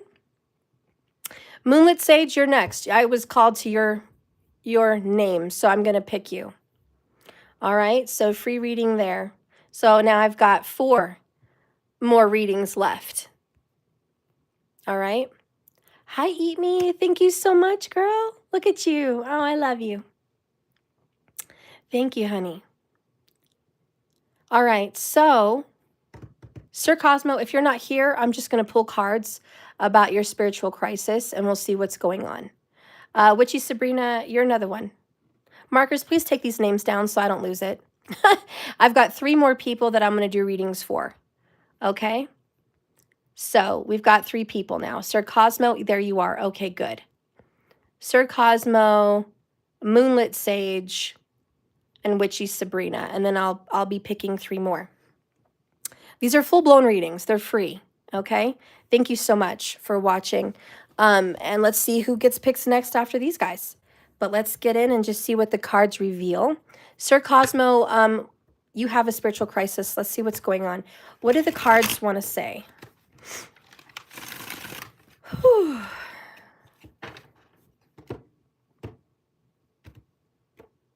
I wish I could do a reading with Tyler on Tyler's Tarot. I think I'd have a lot of fun with him. Maybe someday. I always offer Tyler free readings, and he says he wants it, but I never get a comment on any of my videos or like an email to reach him, like to give him one. So I don't know how to get to him. If you guys know how to get to Tyler, let me know. I know he found some new girl to read for him that he really likes. But he's never had Vedic sidereal read for him or astrology, and I would love to help him out with that. Plus, I'm really interested in his signs because he's doing well for himself. I would like to see what his moon is all about. Anyways. All right, Spirit, please use these cards to guide and direct me for Sir Cosmos. Sir Cosmos' spiritual crisis.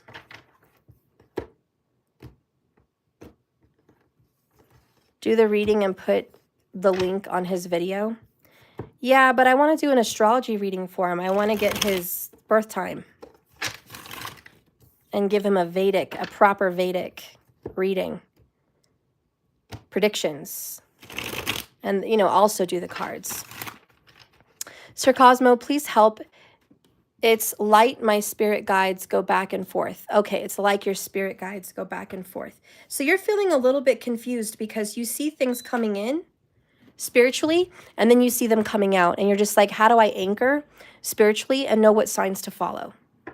So you're feeling a little bit torn and a little bit tug of war back and forth with where you should be at on your path.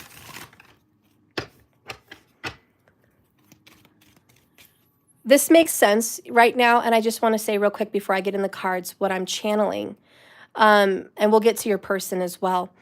But you are connected to Pisces in some way, Sir Cosmo. I could tell by your name, the fact that you're saying you're having a spiritual crisis, the energy you're giving off is total Pisces energy. I do follow Vedic, so I don't know what you follow, but that's where I'm at with you. And I do feel like Rahu being in Pisces right now and the solar eclipse that's about to happen in Revati is going to blow your mind. And I think that's why you're feeling very confused. Because when Pisces has Rahu there, any spiritual situation is confused. And I just want to say for the grander collective that's watching me, this is true for all of you, all of us. Rahu's affecting the most spiritual sign in the zodiac. All right? And when you get Rahu there, there's spiritual confusion.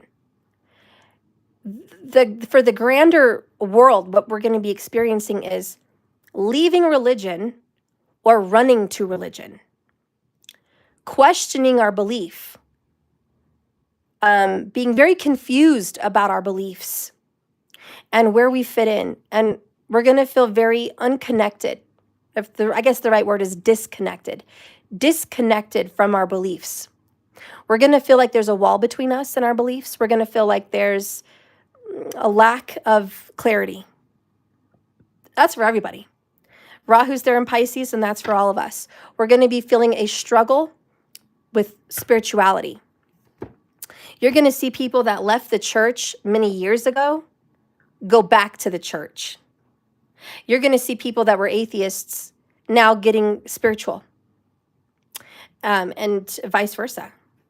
And you're going to see spiritual people, believe it or not, kind of rejecting spirituality, kind of just, I'm not really into crystals anymore, or not really into this anymore. You're going to see that because that's the energy. But I do think this solar eclipse is going to do something very radical and very spiritual for everybody. I think it's going to be a spiritual tower, and there's going to be clarity like we've never had before. And we're going to see past the shadows. I predict, and I have goosebumps, I think it's true. I predict high spiritual psychic energy shot out to all of us. I predict it. I predict a veil opening from the spirit world and our world. I predict that we're going to see spirits, hear spirits, connect to the angels, to the guides. We're going to feel psychic energy. The veil is going to be parted open.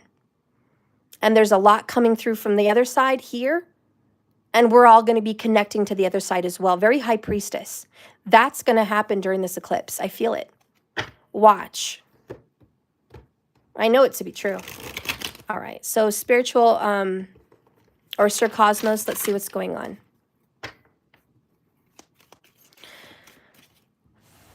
Sorry if I got you spiritually wound up, Doja. What's the connection with the person? All right. What is in your connection with this person?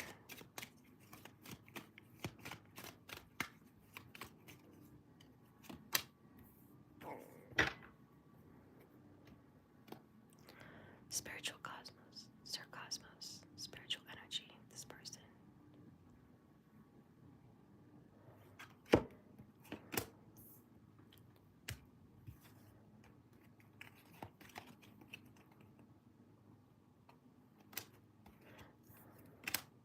The number I feel for you is 12. 12 in the major arcana is the Hanged Man. So there's some kind of blockage. There's a standstill. This is my crisis, panic, attacks, triggers, feeling this person's energy, heart burning and fear, having dreams. Is the connection with this person, my spirit guides go back and forth. I get it, okay.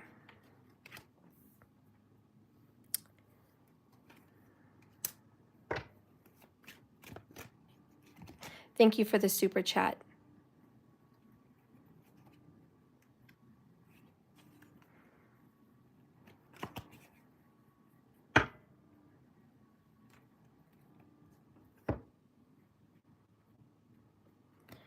Look at that. You're on a soul-searching journey right now. You're searching into your soul about your connection with this individual. They have a hold on you.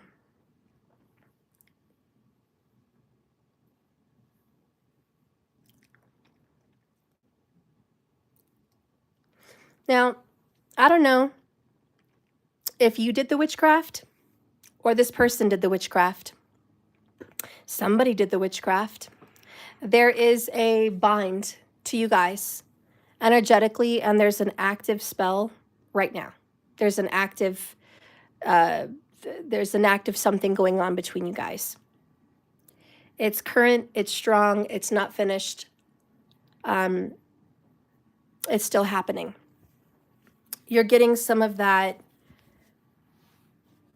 energy, which kind of feels obsessive and oppressive. Okay, this is obsessive and oppressive. So you're definitely feeling controlled beyond your liking, that you're constantly told to deal with this, to think of this person.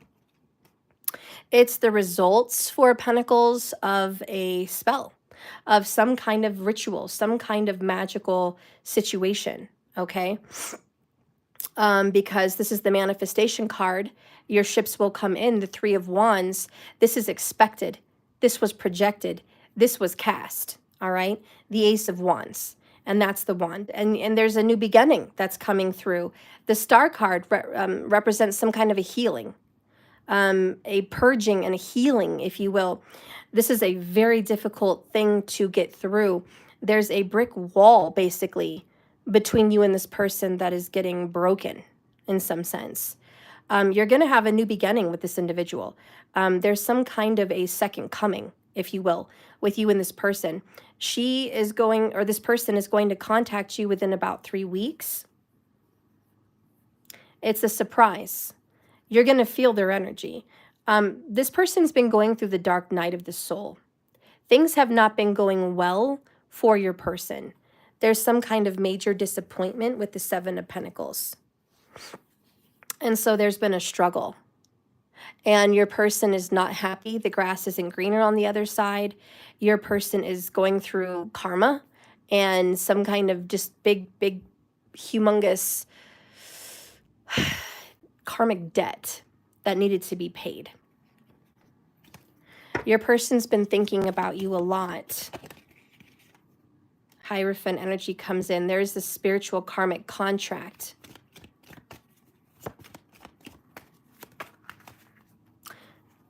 Sir Cosmos. The Ace of Cups. There's a new, look at the ace, ace. Strength. Leo, are you dealing with a Leo? Because Leo's really coming in. Leo and Aquarius could be a 1-7 for the both of you. And so there's this soulmate bond, soulmate contract, and it's happening there. I would check what house you have Leo and Aquarius, because there's something popping up in those houses. Your person is going to come back into your life. The karmic contract is pulling them back in. You're being pulled back in. There's kind of something here about against our will, because there's some kind of karma. It's not going well. You've been dragging this out. 7 of Pentacles. It could be 7 years, give or take. But things are about to change with the Wheel of Fortune. This has required a lot of patience, but it doesn't matter because it's going to pay off one way or the other. And so it's about balancing out the cups. This is a very long road, and you've been down a very, very long road. What does this person want to tell you?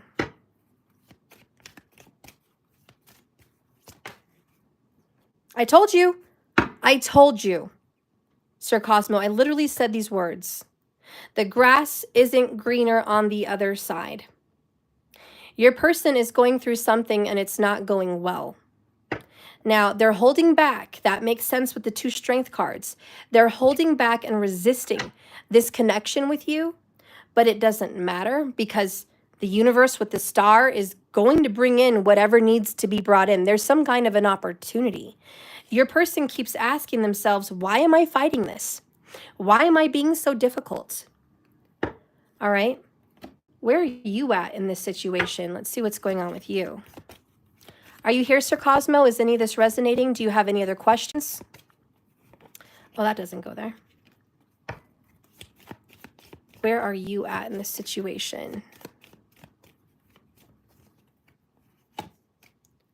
Faithless. This person has not been faithful to you. There's somebody else. There's somebody else, and it's been a dead-end road. This person has been unavailable to you. They've not made themselves available. They've pushed you away.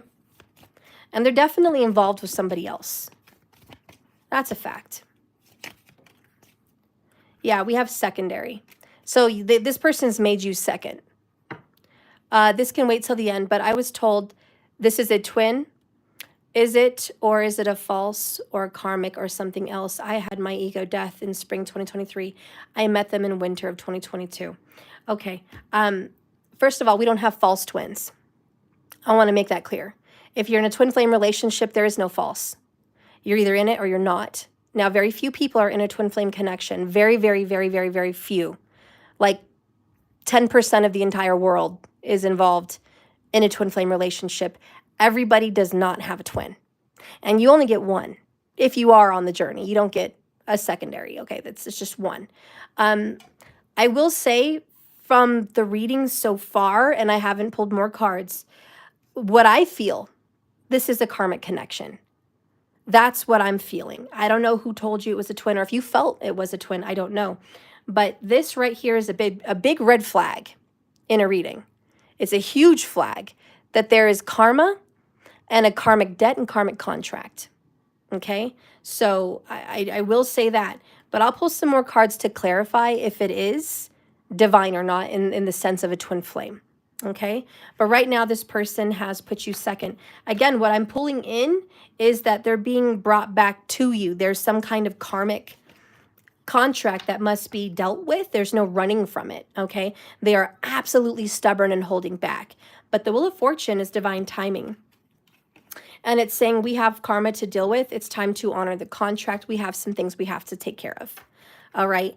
And this person's like kicking and screaming, being dragged into this situation, really not wanting to.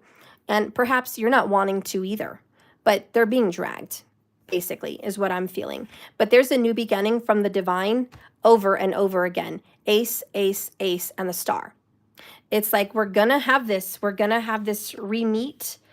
We're going to do this. Like, we've got to talk about this. We've got to deal with this. You've got to quit resisting. So I'm going to see if this is a twin flame situation. Yeah, Moonlight, please be ready with your questions.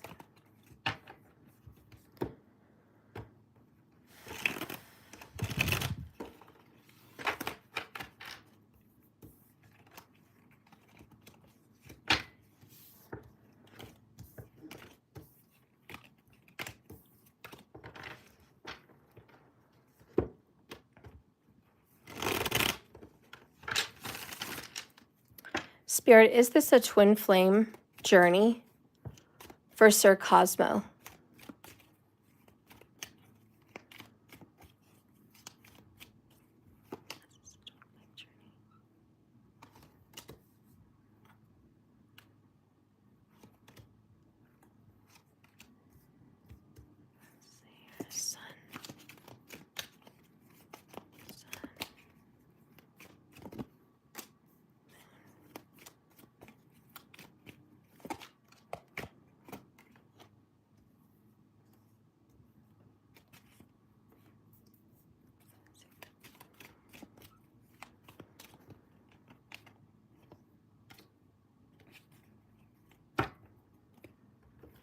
Yeah, there's definitely a Pisces somewhere in your energy. Rahu and the eclipse are going to bring over some kind of a major revelation. Part of your rising energy, which is your ascendant's desires, are very Taurus and Scorpio. Part of your soul purpose here is to lock in marriage, to have that commitment, those contracts. That's how you want to express yourself, through some form of commitment. And that's very important to your soul. There's a secret desire in you for this, and you can't shake it. You have this vision, this desire, this yearning, and this want to be connected and tethered with another person. There's strong energy about you being in law, morality, justice, legalities, contracts, Libran lawyer type of energy, but also just the justice system in the spiritual realm and in this realm. But you have a strong calling to do the right thing, to make the right decision, to feel balanced. You do tend to people please a little bit more than a lot of people. So it's that strong Libra energy. And it's just like you tend to give far more than many others. And you tend to please, and you tend to want to not rock the boat. You want to kind of get along with everyone. You want to say everyone's got a star.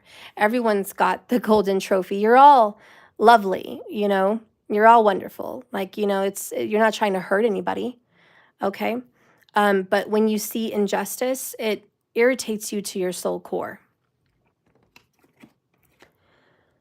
You feel, all these are marriage cards, you feel like you can grow anything, anywhere. You feel like you can turn a seed into the most beautiful garden. You believe in the energy and the power as a divine feminine.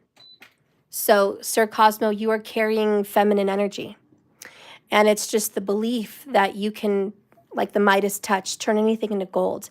You believe you can heal and do anything. You believe you can raise the dead. You feel you can, and I don't mean literally, I mean something dead and gone can be healed. You just believe in the rebirth and second chances. You also feel very much that this is going to be a healed relationship, and it's divinely guided. And if karma's on your side, justice is going to come in and bring this person to you, because that's what's written. That's what's right. We have the Hierophant coming up, more marriage energy, the Two of Swords, and the Eight of Wands.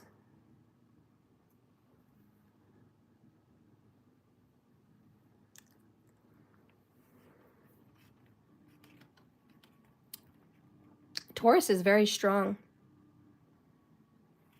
Taurus, Scorpio, Aquarius, and Leo. Listen, this feels to me like a karmic contract, but not just a karmic, a soulmate.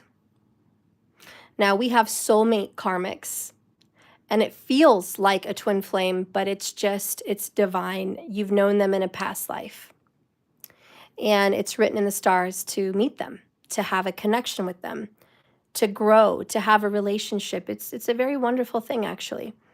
I don't get the twin flame vibe right now, and I didn't in the last pool of cards, and I don't in this pool. And what I'm feeling energetically in my channeling, I don't feel twin flame energy. But don't leave it up to me to decide whether you are or you're not on this journey. It's going to be up to you. I have more videos on my playlist focused on twin flame readings. And I have a lot of talks about what I believe as far as twin flames. You're welcome to watch that and see if you resonate. But this feels very soulmate. And I do feel like there is this beautiful contract, absolutely a contract that is binding you to this individual. I don't think that the decision has been made on your person's part, but I think there are signs and synchronicities guiding this person to the light. So I do feel with the Eight of Wands, you are going to get in contact with this person within 2 months, which is 60 days, 8 weeks. You are going to be back in communication and back in contact. And I do think that you guys are going to be able to work out some differences. I even think you guys are going to be able to have a reunion and possibly even a marriage in the future between the both of you. I know right now that seems more like a dream than reality, but the reason this person is coming back into your dreams, back into your thoughts, is because the contract is manifesting them into the 3D. The contract and your higher self and your subconscious is bringing this person back into your energy system. And I think that it's growing, it's manifesting, it's getting bigger and bigger and more. So I see it growing and moving. Let's see the oracle for your love connection with this person. What is the oracle? So here we have a dove, a new beginning, a new adventure awaits. Embrace it and live your dreams passionately. Down here we have a message for you. Your person is thinking of you even right now, in this very moment during this reading. And your love for this person fills that individual with light, and they love you. So there is some kind of a healing. Now, what would this person want to say to you?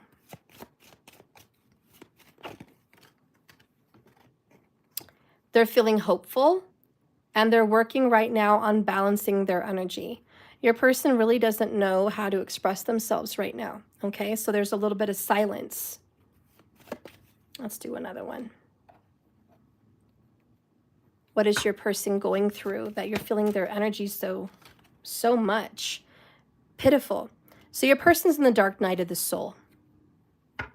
They could be Libra, but your person is in the dark night.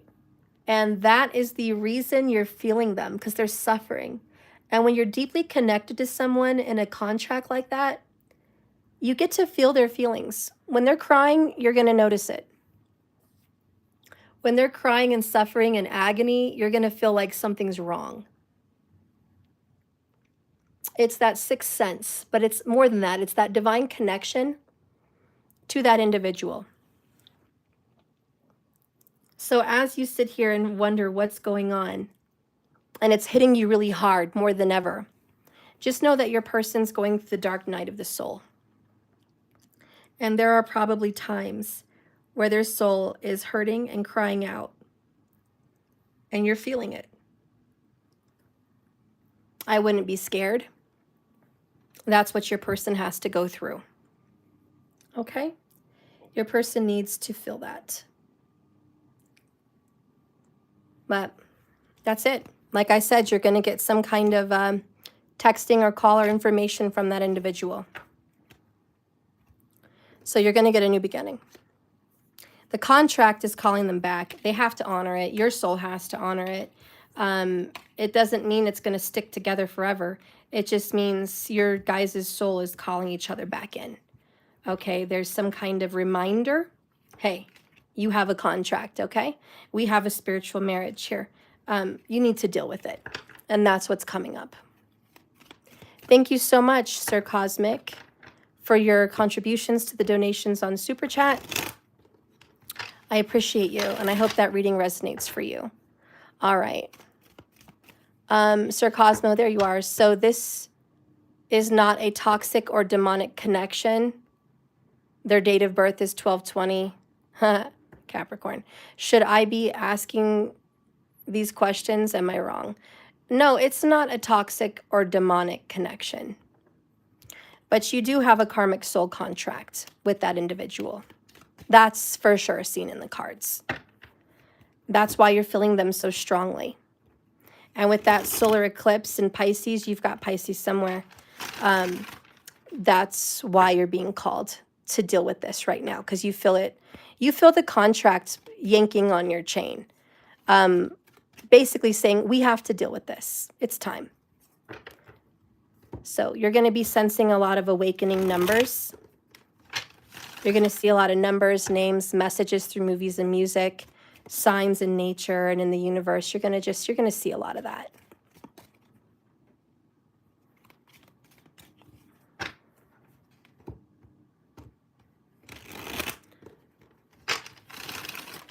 So this could be my person. You know, when you have a soulmate energy like that, they're not the only one.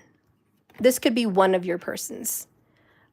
Okay, I know it's a lot to understand because you probably haven't followed me too much throughout the years. We don't just have one person. If you're on a twin flame journey, you have one twin flame, but that's not the only person in your life. There are other soulmate factors. Even on a twin flame journey, there's divine soulmates and karmic soulmates. And when you're off the twin flame journey, there's karmic soulmates and divine soulmates. Not for everyone, but for most. And you're going to find this out in your chart. I highly recommend, Sir Cosmo, you get an astrology reading done, because you're going to see what's going on with relationships. It sounds like you want to know who is the one in your life, who's the one you're supposed to marry, or who's the one you're supposed to be with. You need to look at your chart for two reasons. One, you may have multiple partners. You may have Mars in one of the few houses that creates multiple relationships, and you may have a lot of energy going on in the 7th house in Libra that creates multi relationships. You want to look at that because it's going to tell you you're not just going to have the one, okay? And guaranteeing that you're going to meet a twin is lies. We don't even know if you're on a twin flame journey, and I want to make it crystal clear. Not everybody has a twin flame. You're not guaranteed a twin flame in this life. I'm not guaranteed a twin flame in this life. The rest of the people in this chat, they are not guaranteed a twin flame journey in this life. That is a very rare thing. 10% out of 100% is a smidgen. It's a sprinkle. Very few people are on a twin flame journey. So to say you haven't met your twin yet is to say with confirmation you're on a twin journey. You need to make sure you're on a twin journey. There needs to be some introspection there. There needs to be some clarification with your own spiritual psychic abilities, but also an astrology reading is necessary because you may not be destined for marriage at all your whole life. You may be alone and in and out of relationships. That could be in your chart. You might be destined to meet a wonderful person in 3 months and be married to them till you die. You need to look at your chart. Whatever's going to be going on in your chart is going to reveal. So you have Venus and Leo in the 7th. Is that tropical Western? Because I follow Vedic sidereal.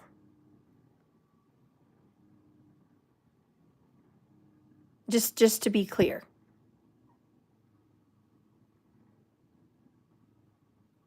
And so we need to look at that. And Vedic sidereal is the true astrology that's going to give you your answers. Tropical is just the icing on top of a cake. Nobody wants to order a pile of icing for their birthday. They want the cake. And they could probably do without the icing if they felt like it. But tropical is just, it's a flavor. It's something on top of what's really there. So I don't recommend that. You also, is that the only planet? You also need to look at what planets are aspecting your 7th house. Is there a planet in the 1st house? Is there a planet in the 4th house? What planet? Is there a planet in the 8th house? See, these are going to tell a story about what's going on in the 7th. Nikki Nicole, how can I get an astrology reading? I went on your site and I don't see one I do have one. It should be there. I have, it's a karmic consultation. It should have a picture of something to do with astrology on it. And it's a reading. It says an astrology consultation is what it is, or an astrological consultation. And it's where you can go in there and you could see you and your person's karmas. Or you could just do one by yourself. But that is there. So you have Uranus in the 1st house. Yeah, you're in tropical. I need to see your Vedic chart. Sir Cosmo, you're completely on tropical Western astrology. I can tell. It's already happening. You mentioned Uranus. You're on tropical. We focus on the 6 planets. Uranus has some energy, mostly in Nandi Nadi astrology, but Uranus is full of surprises and shocks. Uranus is, it's up and down. It fluctuates. It's very watery. And it just gives you an unpredictable energy, and it's very dark watery. It's mysterious, and it creates a sense of confusion. When you have Uranus in the 1st house, and I would like to see if that's, obviously with Leo there, you have an Aquarius rising in tropical. And it's funny because in your reading, I mentioned Aquarius with the star and Leo with the strength card. So there it is in your tropical. But this is why you have a 1-7, literally the 1st and the 7th house. Okay. And so Aquarius carries Saturn energy, even if Saturn's not there. So you have Saturn and Uranus. You have dark karma stuck to you, tropical wise. And that's looking down there at your Venus, which is it's affecting your Venus. When Uranus gives Venus a stare down, it's beef, it's problems, and it creates issues with the relationship. But I don't want to focus on your tropical. I much rather want to see your Vedic. And in Vedic, you would actually be, let's see, Capricorn in the 1st house, Cancerian in the 7th. Yeah. Which Saturn would still rule your 1st. But your Venus would not be in your 7th house in Vedic. Venus would be in your 6th house. Okay? In Vedic. And I'm just trying to picture it mentally in my mind. Which means that your relationship, Sir Cosmo, is full of even more problems than you could imagine. Venus doesn't want to be in the 6th house. That means service, work, enemies, court stuff. It means a lot of endings, but more than anything, it creates criticism and nitpicking at the particulars in a relationship. And so when you're going to nitpick the particulars, your person may be nitpicking you. So there's a lot of judgments that happen in your relationship. Way too many judgments. And it means there's always a fight. Literally, there's a fight to have love, a fight to get the one you love, a fight for love in general. And what's directly across from your Venus is death. It's the 12th house. It's the ending. So there's always a fight and an ending in connections. It also represents bed pleasures on the 12th. So it's looking at it. So all your person wants is exquisite bed pleasure. And they're probably very, I hate to say it, but, somewhat promiscuous. Well, they've had more than one partner, and they're very into the sexual energy between lovers. And there may be a struggle there for you, because when Venus is in the sixth, it's a struggle. It's like, I'm too regular. I'm too normal. I don't like to do weird stuff. And so there's this kind of opposites here. And there could be a lack of being fulfilled, a lack of having gratification to the extent you want to be fully gratified. So there's issues there.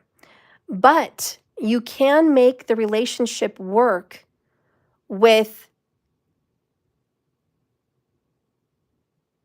okay, I get it, Vedic 7th house, Aquarius, Saturn aspects Venus. No, Vedic would be Capricorn. It goes backwards. So if you have Aquarius in the first house, you would go backwards behind Aquarius, which is Capricorn. Okay? So Capricorn would be in the place of Aquarius. And 7 houses away from Capricorn would be Cancerian. And right before Cancerian, in the 6th house where your Venus would be, let me double check this. Leo. Oh no, it would be in the 8th house. Venus would be in the 8th house. Okay? In Vedic. So there's, Mars rules this. So there's going to be wars, fights, ups and downs. There's going to be issues towards your marriage. And there's going to be problems with in-laws. So you're going to have some big problems with your person's family. They're not going to like you, or they're going to love you, but you can't stay close to them because your person's creating issues. Or your person's going to have big problems with their family. But you're also guaranteed to have some kind of family inheritance. Sorry, I said the 6th. I don't know why I said the 6th. It's freaking Mercury retrograde, and I'm backwards in my freaking skull today. I'm so sorry about that. I don't have it written down, and I don't have it in front of me. That's why I got a little confused. But it's going to be there. So, again, I want to see your chart, but that's what's going on.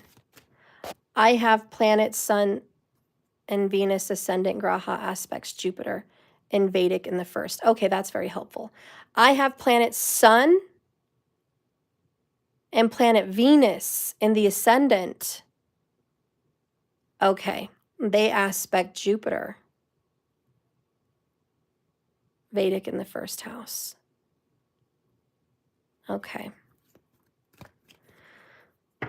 Well, anyways, we did do your reading, so I am past that.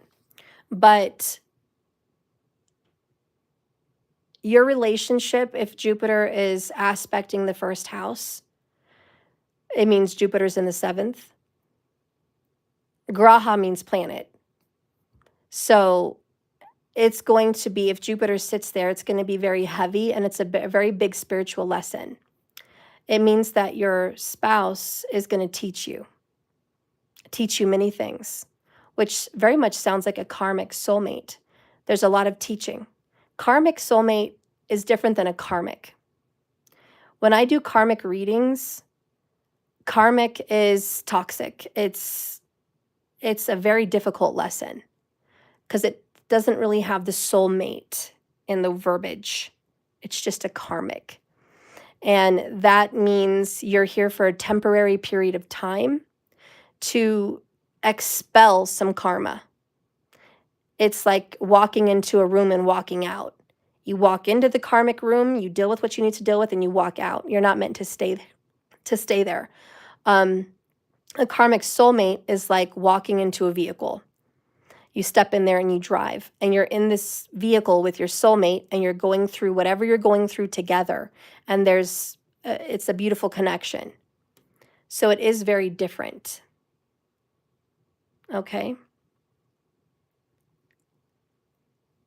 So let me write this down. I'm sorry, Witchy Sabrina. Can you give me a second? I just want to work with Sir Cosmo here for a second. And I'm going to write down his chart because I'm retarded during Mercury retrograde. So I need to have a visual. Because being the fact that I'm Gemini, in Vedic. I just can't. I'm struggling here. So sometimes I need a visual. Do I have any blank papers on my notes? Crap. Okay, I have one blank paper. Did you, Sir Cosmo, did you look up your chart? Did you look it up in Vedic?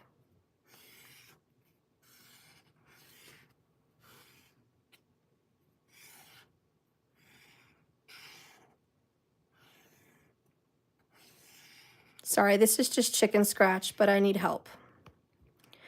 Okay, I need to figure things out visually for me. Sir Cosmo, markers, help me out. Where is this? Okay, you looked at your Vedic. You're sure? I don't understand how you're saying this to me. I have Sun planet, Venus ascendant, and Graha aspect. That doesn't make sense to me. I need sense. I need you to tell me what planets are in what house. Don't give me the Graha words. Don't give me the planet words. I just want Sun in the first, Sun in the seventh, the Jupiter in the seventh, you know, like that. I want the planet and the house. And I want your first house, your rising ascendant. I want that. I just need to know your rising ascendant, and I'll figure out the rest of the zodiac placements in your house. I just need the rising ascendant and your planets, what houses they're in. I'm pretty sure it's Capricorn, but we're going to go with it here. Do karmic soulmates trigger an ego death? Oh, yeah. Oh, yeah. And a heart chakra expansion. Yes. Most everyone has a karmic soulmate. And absolutely, it's spiritual. Just because people tend to talk about twin flames and they want to believe that's the only spiritual journey, it's not. It's really not. Soulmates are a whole other spiritual journey. Twin flames are on a whole different other spiritual journey, but they're both very spiritual. And they do trigger all those things. Even karmics tend to sometimes trigger those kind of growth experiences for people. But karmics don't stay. They're just a very temporary thing. You're here, YouTube crashed. Oh, Witchy, that's okay. We actually got taken back to Sir Cosmo anyway, so it's okay. I'm helping Sir Cosmo with his chart. Jessica London, hi, you have to go. Blessings to all. Thank you for being in here, Jessica. I appreciate you. Cigar, hi, can you get a free reading? I'm a new sub. I didn't got a reading last Saturday. We'll see. I may be called to you. I've gotten 4 people. I'm doing the first person right now, but I'm going to do the others. I'm just waiting for Sir Cosmo to get back to me.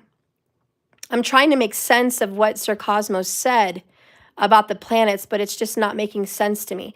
Maybe it's Mercury retrograde, but it's not. He says, I have planet Sun, planet Venus, ascendant, and Graha aspects Jupiter in the Vedic first. Graha, okay, so the Grahas are a house.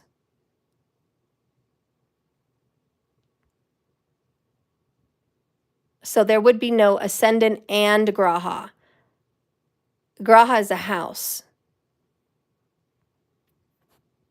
So I don't like those words right now. That doesn't make sense. Sun and moon and rising and sign placement. That doesn't make sense. He needs to get back to me. That just doesn't, I can't do that here. That does not make sense. Sir Cosmo, come on, buddy. I need your help here. Okay, there you are. My ascendant sign is Leo. And the planet aspects Jupiter. That doesn't make sense again. Are we speaking a different language? It's Mercury retrograde. I know, I'm having an issue here. A while ago, you said you had Venus in Leo in the 7th. You said that like 20 minutes ago, that you had Leo and Venus in the 7th. Now you're saying that Leo is your rising? I'm very confused. Okay, Sir Cosmo, my Ketu is sign Capricorn. Okay, I need to know the house. The very first house. I need to know. Do you know where your first house is? Just tell me your ascendant. What's your rising? I'm confusing him. He's confusing me. This is Mercury retrograde. Here's how I would say it. In my first house, I have Sagittarius. In my seventh house, I have Gemini. In my seventh house, I have Sun, Mercury, Mars, and Jupiter. That's how I would say it. So I'm not understanding how he's saying it. It's not understanding to me. My Rahu is Cancer, 12th house. It aspects Ketu.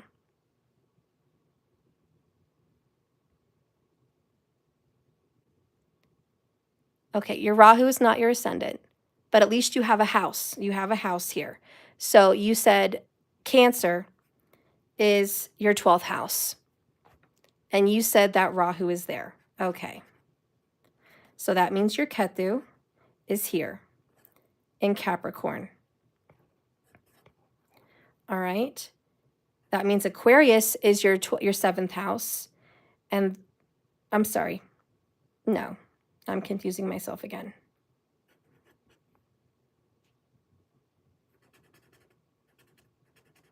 There. Okay, so Aquarius is your 7th house, and Leo is your 1st house. All right, so we've got that much. We've got Ketu and Rahu. In my 1st house, I have Venus. Okay. Oh, you have a Venus and Leo like me. That is awesome. Okay, so what is in your 7th? Now we're making, I am getting it now. Call it Mercury retrograde if you want to, but there you go. It's whatever at this point. See, markers, that sun, moon, and rising sign and sign placement, that didn't make sense to me. My ascendant sign is Leo, and the planet aspects Jupiter. Planet in the same sign as Venus. Okay, so if there's a planet in the same sign of Venus, it does not aspect it. It means it sits with the same planet. It sits. So when you said that, I am assuming that Venus and Jupiter sit together. When you said planet aspects Jupiter, planet in same sign as Venus, if Venus is in Leo, then Jupiter would be in the same sign of Leo, correct? That's what you're meaning? They are conjunct. Thank you. Yeah, that's what I'm trying to say. So Jupiter's there. Saturn, there's your problem in Aquarius. Big problem there. That makes so much more sense getting into your chart. All right, we've got something to work with here. Where are your other planets? Saturn in Aquarius aspects Venus. Yes, Venus is not in the 7th. Venus is in the 1st. Okay, Venus is in the 1st, Sir Cosmo. The 1st house is the ascendant. Venus is in the ascendant in Leo with Jupiter. Venus is in the 1st. Just write that note down so you remember it, because you're going to confuse people if you say these other things. All right, Leo's in the 1st. And Venus is with him, right? So it's not in the 7th, it's in the 1st. The Aquarius sits on the 7th. Yes, I have that. What other planets and what other houses? Sir Cosmo.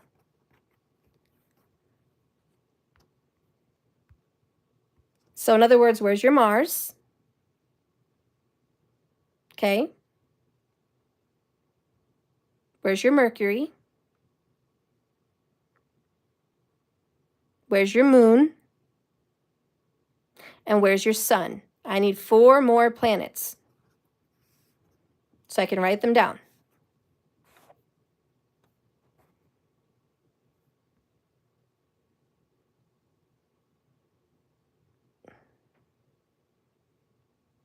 It's Mercury retrograde, guys. I think we're all losing our marbles. That's why I had to go get pen and paper. I'm like, I need to write this down. I cannot juggle this in my mind alone. Not with what's going on here. Okay, I'm just waiting for those 4 planets, Sir Cosmo.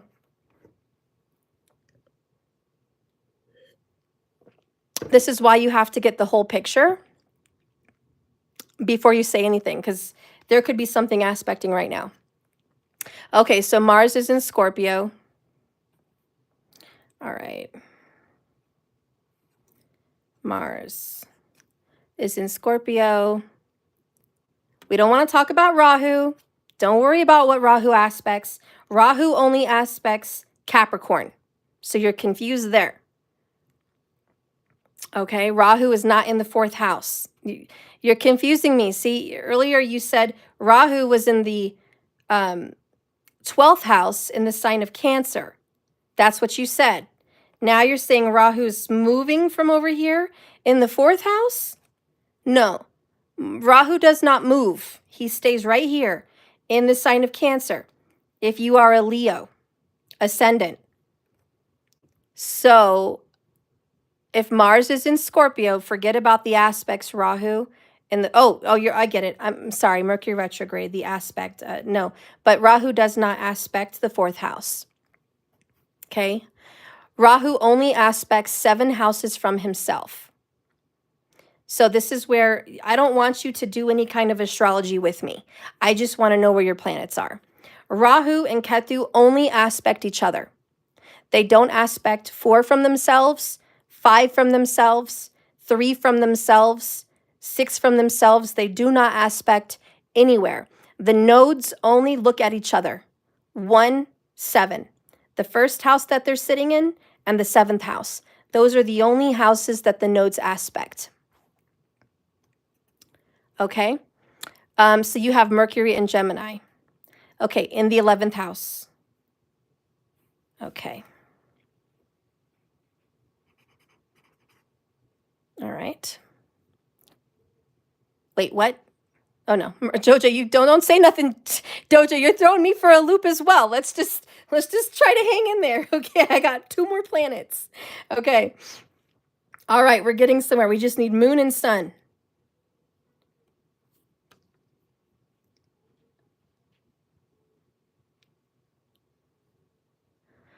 We're almost there. Doja, you're confused. Yeah, I get it. It's Mercury retrograde, guys. I got to admit, Sir Cosmo's reading was interesting.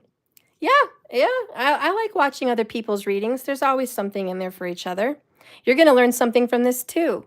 So the 9th house, Mars in Aries. Okay, that's all I need to know. Mars in Aries. So this is going to be Gemini, okay, which is the 3rd sign in the 11th house. Then you're going to go to Taurus over here, which is going to be in your 10th house, okay? And then over here in the 9th house, you're going to have Aries. So Aries does not matter. The 1st house does not Aries. It's just the zodiac. So if you have Mars in Aries, okay, you're confusing me again because you said Mars was in the 4th house. That's why I wrote it down a while ago. Now you're saying Mars is in Aries. You see, this is Virgo, and this is Libra, and this is Scorpio, and this is Sagittarius, and this is Capricorn. Okay, so you're confusing me because this is Pisces, and this is Aries. You just told me that Mars was in the 4th house. Okay, so now Moon is in the 12th. So Moon is with Rahu. In that house, Mercury, Rahu, and Sun. Okay, what? Okay, so the Sun is there as well. What? But you said Mercury was in the 11th. Moon is in Cancer. In that house, Mercury, Rahu, and Sun. That does not make sense again.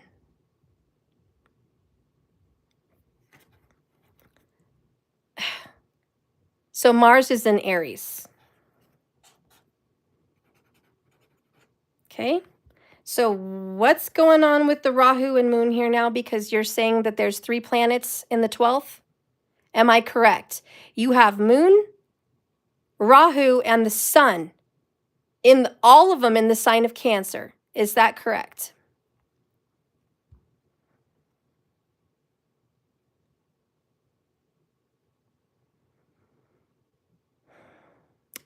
No, you have Mars in the 4th. Well, I'm back over here again. So you're confusing me here because you said Mars was in Aries. I can't, Sir Cosmo. You just said Mars was in the 4th. Now you're saying Aries, Mars is in the 9th. Which one is it? We have to pick one because I am not sure what you're saying now. I need to know where Mars is. This is not working. Markers, is it me? Am I just losing my marbles?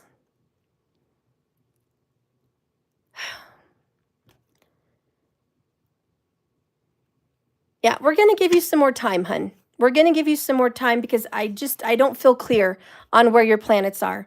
I don't need you to tell me what's being aspected, what zodiac sign they're in, just the house. Or if you don't know the house, just the zodiac sign. Like Mars is in Leo or something like that. I just need the planet and the sign. I don't need any extra words about aspecting. I don't need that because I think you're getting confused. And I don't need to know any of that. See, so you said Scorpio, Mars, 4th house. When you say Scorpio, Mars, that means that Mars is in the sign of Scorpio.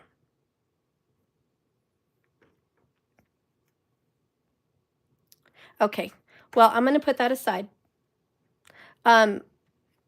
Okay, so I'm going to give you some time to rethink that situation. All right, so I'll be waiting for you, but I need to fill up your houses. Okay, and I just need to know where your planets are. Okay, and I don't need to know about your aspects and nothing like that. All I need to know is your rising. I'm pretty sure you said it was in Leo. So I'm going to mark that number 5. Aspecting it is 11. All right, we'll fill in the blank elsewhere. But when you figure out what planets are in what zodiac, I'll be fine. But the only way you're going to know what zodiac they're in is if you know for sure what your ascendant is. Make sure you know what your ascendant is, because then I will put the zodiacs where they belong. At that point, when I've placed all the zodiacs, all I need you to tell me is I have a planet in whatever zodiac sign. That's all I need you to tell me. If you want to look at your Vedic sidereal in a better website, if you are struggling with whatever website you're on, because some of them are very confusing, please Google this website. Google it. Vault of the Heavens, Lahiri Ayanamsha. A-Y-A, Ayanamsha. All right? Google that. On the top left corner, you're going to be able to fill in the blank. Your birthplace, your time, all of it. And then you're going to see all your charts. There's a whole bunch of them. Just disregard that for now. Look at the big one. That's your birth chart. Underneath your birth chart, there's going to be written words, which is much easier for you to read. And it will say ascendant. And it will tell you the zodiac sign and the planet that is with it. Then it will say underneath it moon and the zodiac sign, or it will say the nakshatra and the planet, and so on. So go there and then get back to me. So, okay, Sir Cosmo, you're back. Mars is in Scorpio, 4th house. Moon is in Cancer 12th. Okay, so we're back here. Mars is in Scorpio. So Mars is not in Aries. All right. So Mars is there in the 4th. Good. And Moon is in Cancer. Yes. And that is the 4th house. I'm sorry, the 12th house. Excuse Mercury screwing us right now. Mercury is in Virgo. Okay. So Mercury's right here. And Sun is in Leo. Okay. See? Good. Good. Now we've got somewhere. Is Saturn still in the sign of Aquarius? Where is your Saturn? All right. Now we're getting somewhere here. Yes, now we've got somewhere. Yay! We've got somewhere. Like I said, don't give me extra words. Just the planet and the zodiac. That's it. That's it. That's all. That's it. Yeah, that is a good Mercury placement. That is very good.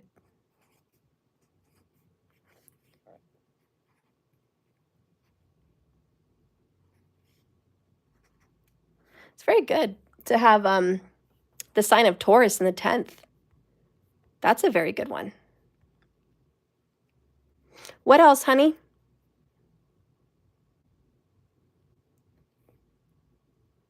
Yep, Sir Cosmo is Mongolic.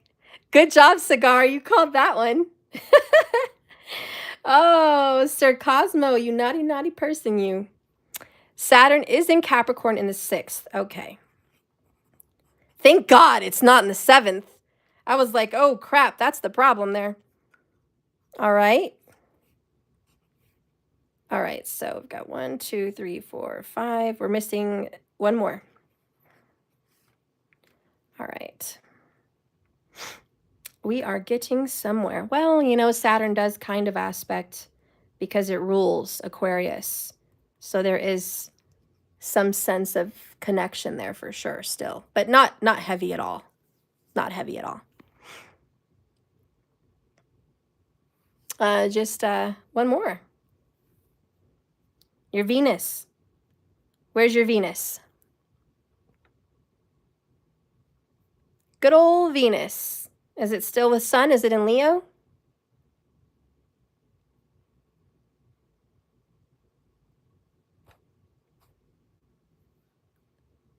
Venus is in Libra. The 3rd house. Okay. Thank you, honey. We got it. Whoo-wee. All right. So let's get into this real quick. All right. First off, you have a very powerful ascendant. So we're talking major confidence here. All right. When you walk into the room, you've got confidence, very masculine energy, no matter the sex of who you are, but you're noticed, super noticed. You've got great hair or you wear very stylish head things, but people notice you. You know, the Sun in the 1st house is look at me. And I'm not saying you're looking for that attention. I'm saying it just comes to you. It's a natural thing. And you naturally are talked about. You're kind of popular because your friends, Aquarius, 7th house, they like to talk about you. You're the sun. You're the center of attention. Okay? So you're a very likable person, to be honest. Powerful, though. Pushy, dominant.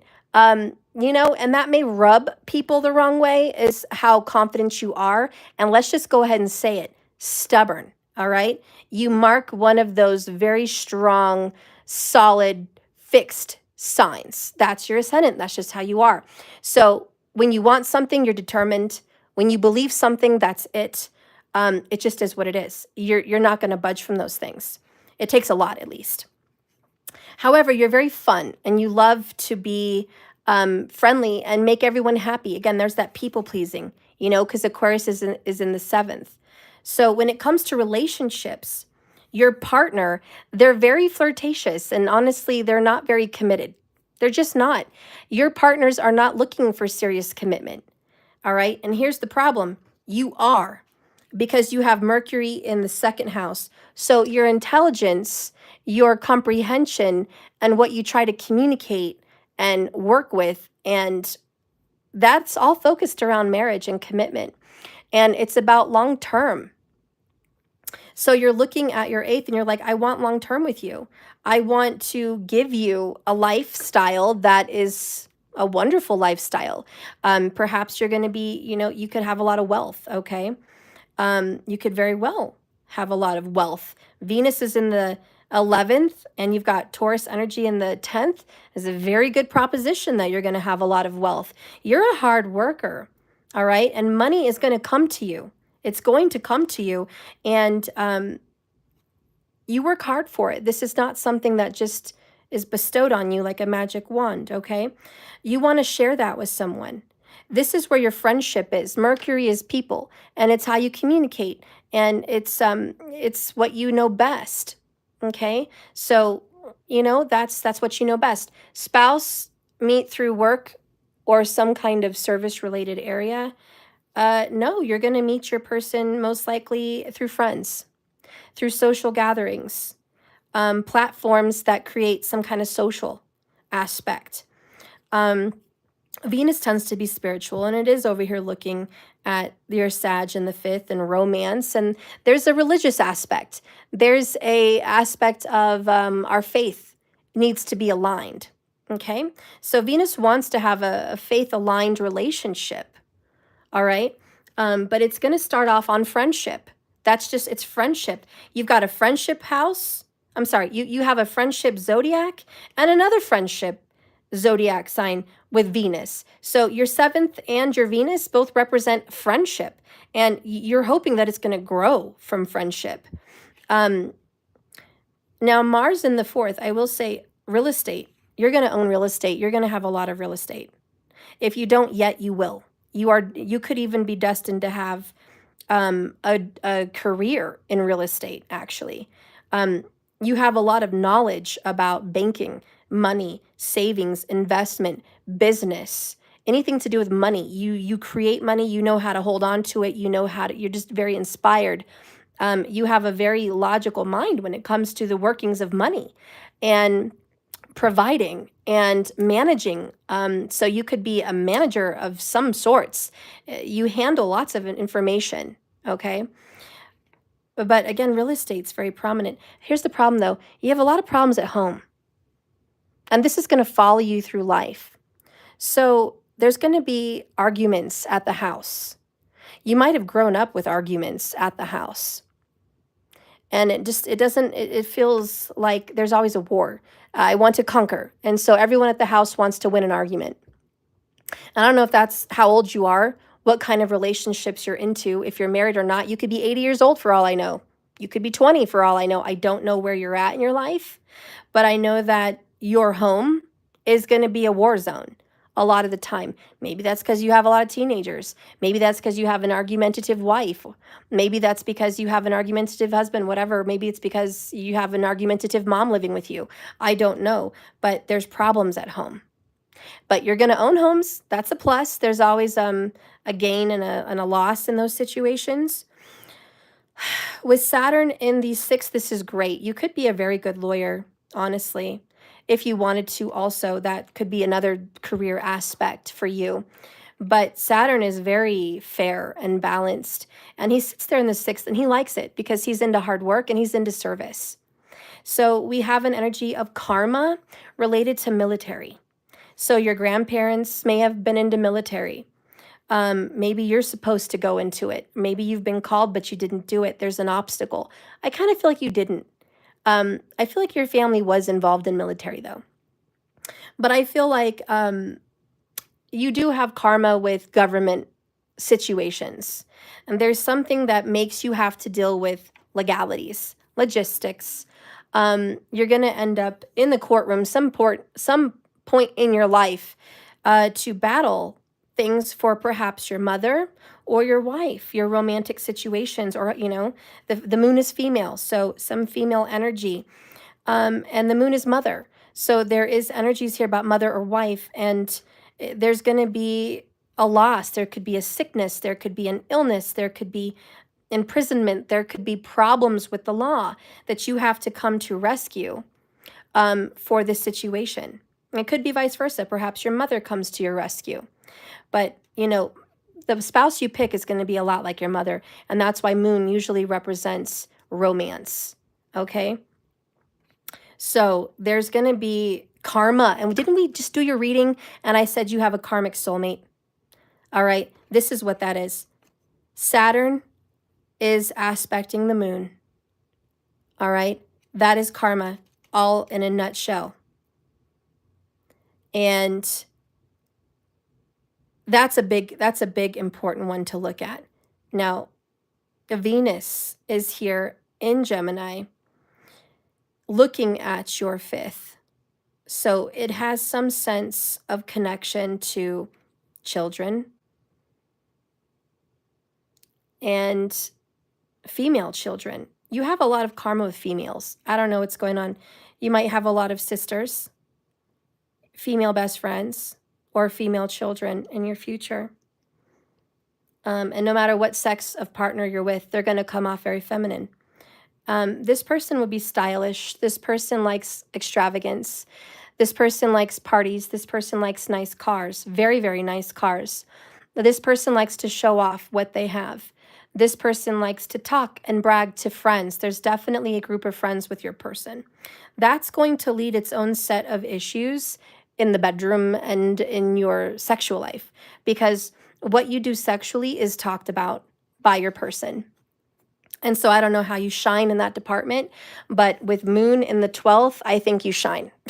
Okay, I think you shine very well. I think you're a romantic individual, and I think you know how to bring it. I think you know how to really turn up the heat on romance. Big romance. You're very, very, very romantic. So that's probably going to be spoke about well. Okay, it's probably a benefit that you're like that. And it probably attributes to you being a Monglik. A Monglik is when you have Mars in one of these prominent houses that says you're extremely sexual in nature. Okay, but it also signifies problems in relationships, multiple partners. And so you're going to have some issues with multiple partners. This is not the only one in your life. There was probably more before. There's going to probably be more after, or your person's going to bring it. They're going to have problems. But every time you get into a connection, they're looking for, can you provide? What do you bring to the table as far as a home, family, and children? And so I do see that you're very strong and powerful, and you're like, I bring it. I'm in control of my life. I'm the king of my castle. I bring the finances. I bring the inheritance, or I bring the real estate, the money, the home, the career. You do have a very good career, or you will, depending on how old you are. I don't know. But your spouse is flighty, or your future spouse is flighty. How old are you, so I can get a prediction here for you? And then I'm going to quit because you don't say too much, and I've really got to get to other people. But how old are you in this situation? And I can predict when another relationship is going to pop up. Well, hello, kitty. You're 24. Oh, you're youngin'. So a lot of this stuff maybe hasn't happened yet. It will. Okay, let me see. Ah! Oh boy, you're in your ego today. Sun in the 5th right now for you. You're in your ascendant period. You're in self-discovery. Okay, you're 24, so right now your focus is on self. But your desires are relationship. All right? But karma says we're going to have to work hard.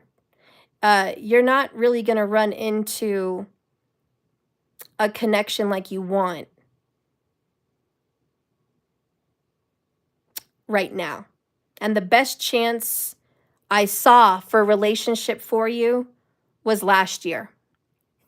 Last year was the best chance for you to come into meeting a spouse, okay? I don't know if you met this person last year and you felt like last year you met the one, because you might have, but there's a lot of karma to go through before you can get back to the one. I will say this year is a year of self-discovery, and it's a year of being empowered and confident, and getting your foot settled in the grounds you want to be in, because you're going to be working on business and you're going to be working on the kind of career you want at this age. Next year, okay, or let's just say, because I don't know how far along you are in your 24th birthday, but when you're 25, at some point, you're going to meet another person. And this is going to come off as a friendship, but it has potential.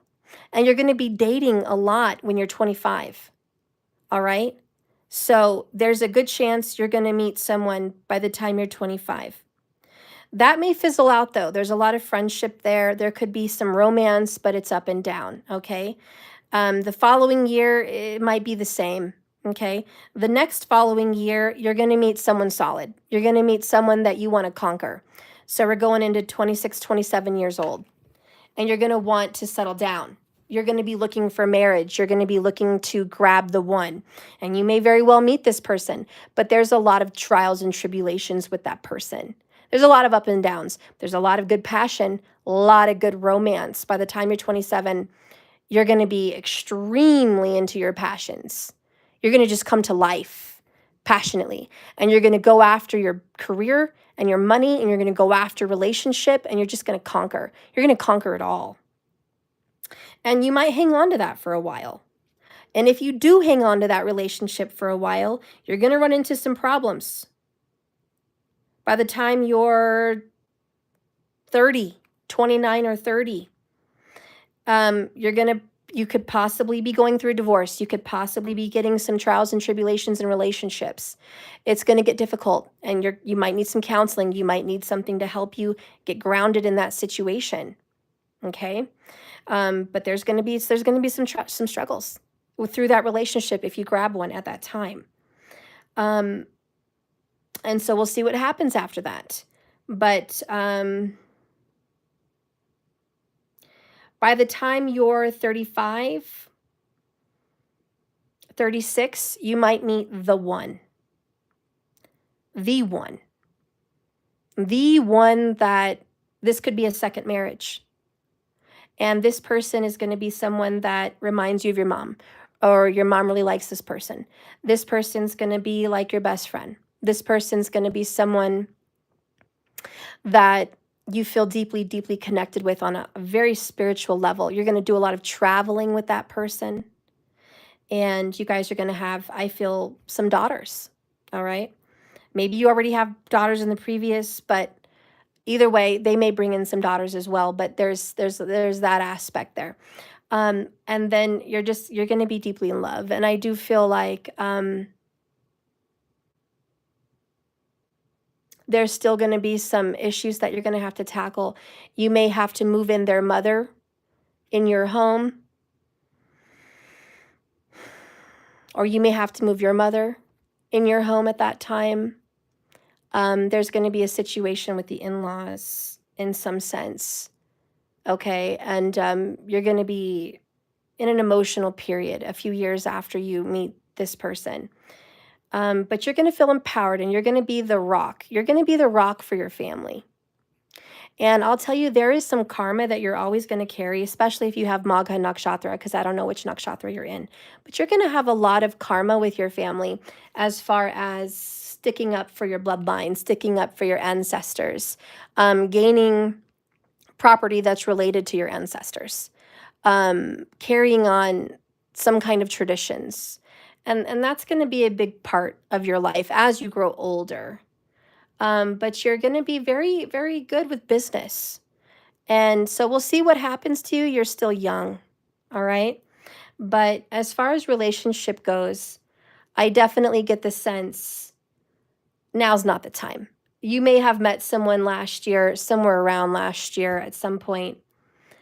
We just got into 2024, so you're looking at the very beginning of 2023, maybe the latter end of 2022, somewhere around there, when you might have had a chance to meet someone that felt solid.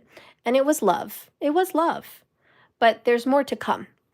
And that person may come back around. They may come back around. But it feels right now it's more about you and it's more about friendship. So if you're looking for a solid marriage that's going to come up within the next 12 months, 24 months,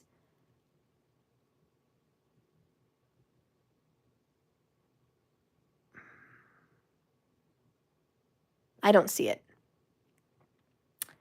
Saturn's in Aquarius right now, and that's your 7th house. There's a block and an obstacle in your 7th. I don't see it right now. And then it's going to move into Pisces.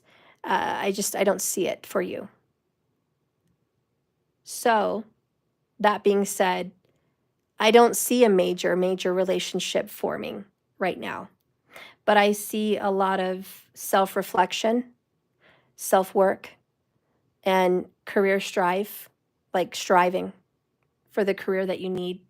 And this is the year that you're going to look better than you've ever looked, and you're going to be attracting a lot of people. So this is the year for dating. This is the year for getting a lot of attention, becoming popular, becoming hot, attractive. This is the year everyone's attracted to you. This is a good year. This is going to be a good year for you. And you're going to be creating a lot of wealth, especially next year. I mean, creating your wealth. And that's going to attract even more people. So you're working on that right now. Okay. And I have to quit because I've been on that for a very, very long time. Okay, so I'm moving on. Thank you so much.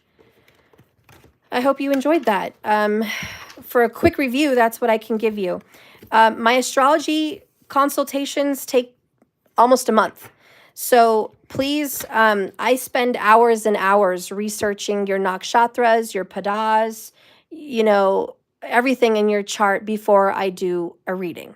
So this was thrown together. I don't know your nakshatras. I don't know your padas. I don't know all of those details, but I do have a good chunk of information. And quickly, that's what I can gather. I need to know the nakshatras of every planet. This is why it takes some time. So if you do want to get an astrological review with me, you can. It is on my website, but it takes a lot longer than what I just did. All right, a lot longer. All right, so Witchy Sabrina. Are you still here? I'm so sorry that it took so long, everybody. And Sir Cosmos, I hope that answered some questions. I'm sorry I don't have more information for you, but that's what I got. And please rewind so you could read your tarot and see what's going on with your tarot, because I don't even remember what came out with your tarot on that situation. Tarot's more in the moment. Astrology is more predictive on years. So anyways, check both. Okay, so Witchy Sabrina, it's been a while. I have not been able to see your questions, so let's get back. Can you just rewrite it? Because yeah, you know why. So I also have another person that I was supposed to do. Markers, can you show me the list? Because I already picked 4 people, and I have 2 people left. Yes, you guys are able to request. It just depends on who I'm drawn to at the moment when I look up. I'm going to feel drawn to someone. Okay, so Witchy Sabrina, I would like you to decide what is right for me. I trust you. Okay, so let's take a look. And is this in regards to relationship, career, or spiritual path?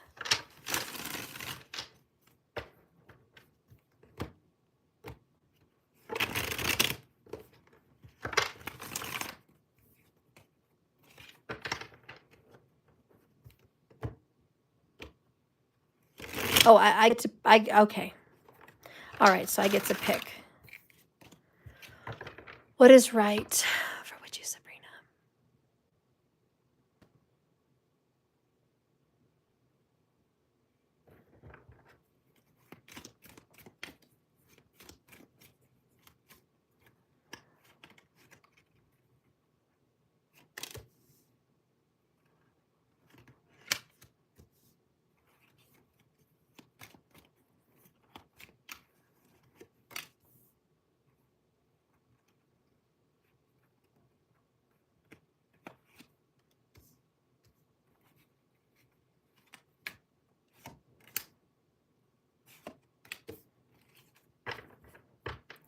So bottom of the deck right now, 5 of Pentacles, despair, but it feels an awful lot like a Tower.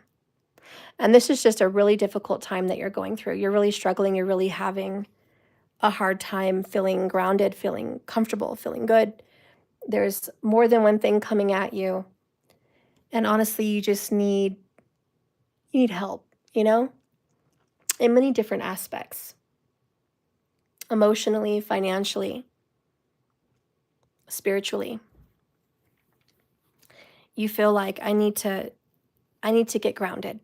I can't keep spinning down a spiral, down a very dark tunnel with no support. I need to get settled. Let's see what's going on here in career. We have 8 of Cups, 6 of Wands. Your career's not thriving right now. You're supposed to leave something and go in search of what really makes you happy. Because wherever you're at, they're not appreciating you. You're not appreciated. You're not respected. You're not seen. And you're just, this is not good for you career-wise. You deserve respect and you deserve to be appreciated. So you need to go in search of something new, something else. Is tarot the only thing that you do career-wise?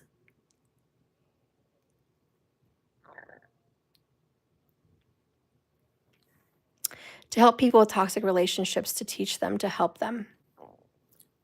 Is tarot the only job?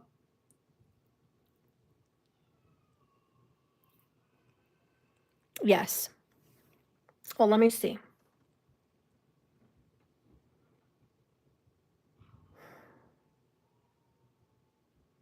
I mean, obviously you can't quit that if that's your only job.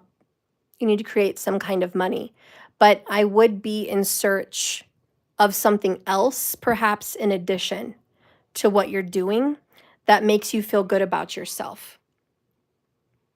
You have a degree in psychology and much experience in toxic relationships. So maybe expand what you do from tarot. Perhaps get another channel with a different platform focused on psychology and relationships, to where tarot is just tarot and the other channel is psychology. It's about relationship help. Kind of like Natalie as the pennies drop and stuff. My other channel is what I feel is calling me mama. Aww. Well, yeah, it's about going in search and finding something else. Maybe you need to recharge your batteries. Maybe your career needs a reboot. Like there's something that needs to be rebooted here, because when the 6 of Wands is in reverse, I just don't feel it's satisfying. I feel like there's an issue you're trying to overcome, and it's a struggle. And you're just like, how can I make peace with that? How can I feel fulfilled? How can I feel I'm on the right track? And so there's a lot of that comes into question for you, and it's a struggle. And I just feel like you feel like it's not emotionally fulfilling you, that it's stressing you out, perhaps it's draining you. And those could all be issues that you struggle with. Being drained, having low energy.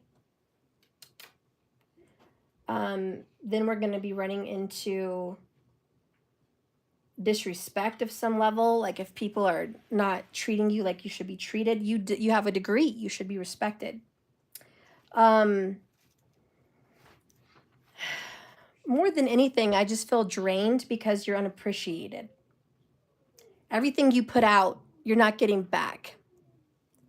It could be what you wanted out of this business, you didn't get. And it could go to other people. You feel like other people are getting the glory. You deserve more. You're relying too much on other people's opinions. You're trying to please them. I get it. I'm in tarot. I have to fight that every day. You cannot do readings that you think people are going to like because they want it. And you may not get the likes. You may not get the subscribers. I struggle with that too, because people breeze right through readings like, oh, that's not catchy enough. That's not enough drama for me. Or, that's not basic enough. That's not the sugar I wanted. It's like people turn to tarot for sugar, like some freaking sugar addiction. And they want to be coddled and told, life's going to be cupcakes and rainbows, that you're going to have a happily ever after and you're going to walk off into the sunset and it's going to be a fairy tale and everything's going to be great. And so we struggle with a lot of the readers that you watch them, I watch them, it's all positive. It's Virgo, here's your positive win. Libra, here's your positive win. Pisces, oh, here's your positive win. Oh, Taurus, here's your positive win. Everybody's got a positive win. It's like everybody's getting a trophy. Trophy for you, trophy for you, trophy for you. Oh, something else good is coming for you. Even the best renowned astrologers, it's all positive because people don't have the freaking quail eggs to say the truth. And to say, you know what, you're going to walk into a SHIT show. Or like I just did for Sir Cosmo, like, you're not walking into love, honey. Like, love is not in the cards right now. It's not in the stars. We're going to be doing something else. People don't like to hear that. And it's difficult to tell them that. We can't read everyone's chart or everyone's tarot cards and go, yo, yeah, marriage is right around the corner. We can't lie, because then what's going to happen? They're going to be disappointed. It's not going to happen. And anyways, that's sad. And we're not in the business of getting people to watch us for 2 weeks. We're in the business of getting clients that know that they can come to us, confess their issues, and get the truth. And they'll handle the rest. They're big boys. They're big girls. They can go out there and handle their karmas. They don't need us to hold their hand, and they don't need us to tell them what to do. They get to make those decisions on their own. And so in your readings, we cannot be like the popular ones. And that's what you're fighting. 6 of Wands. I want to be popular. I want to be liked. I want to be loved. I want to have 5 million subscribers. I want to have, people buying my stuff. I want to have this and that. Sometimes that doesn't come with the package. Sometimes the package that comes up for some of us readers is we're the harsh truth tellers.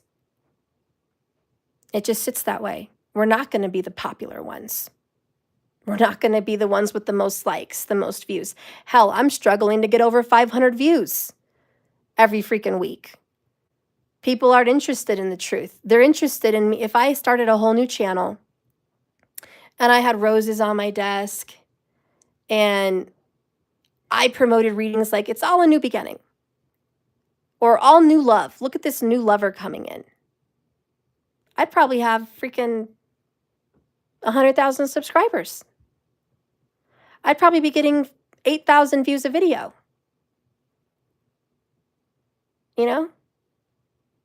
But I choose not to do that. I choose to be real. I get what I get. Sometimes my spirit tells me don't do my truth and focus on money and go out there and put other crap out there like everybody else. Put it out there. But I can't. My conscience won't let me. And I don't think your conscience is going to let you either. So I think you're going to have to walk away from maybe the way you've been doing things lately to try to please others. And I'm not here judging you or blaming you in any way, because there's many times I've tried to please. There are readings I have tried to please. And when I try to please other people, I say things that other people say, like, it could be this, it could be that, it could be that. I hate when I do that. I catch myself. No, it's not, it could be. It could be this, it could be that, it could be this, it could be that. Oh, I've got 10 different storylines. That's bullcrap. And when I catch myself being full of SHIT, I call myself on it and say, Stephanie, get it together. There is not all these options. There is one, because this is the reading. And it's either going to resonate with these people or it's not. And obviously, it's not going to resonate with all of them. And either my viewers are going to respect that and like it and come back, or they're not. And they're going to leave because it doesn't resonate, and that's their path. And I have to get over it. But it's a tough world. It's a competitive world.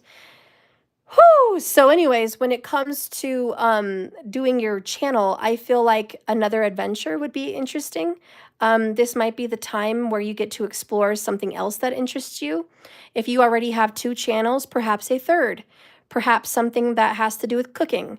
Perhaps something that has to do with decorating. Perhaps something that has to do with grounding in nature and recording animals. I don't know. But it's like there's other things besides what you're doing that also interest you. So Spirit is saying in your relationship with your career, you need to go out there and find something else career-wise that fulfills you, even if it's very, very part-time. But you're not getting fulfilled where you're at, you're getting drained, and you're not appreciated, and that doesn't feel good. We need to go get our cup filled. Because when readers like you and I get drained, we got to go fill up our cup because it's not always happening where we're at. So that's what I'm hearing for career. What is the outcome I sense with that?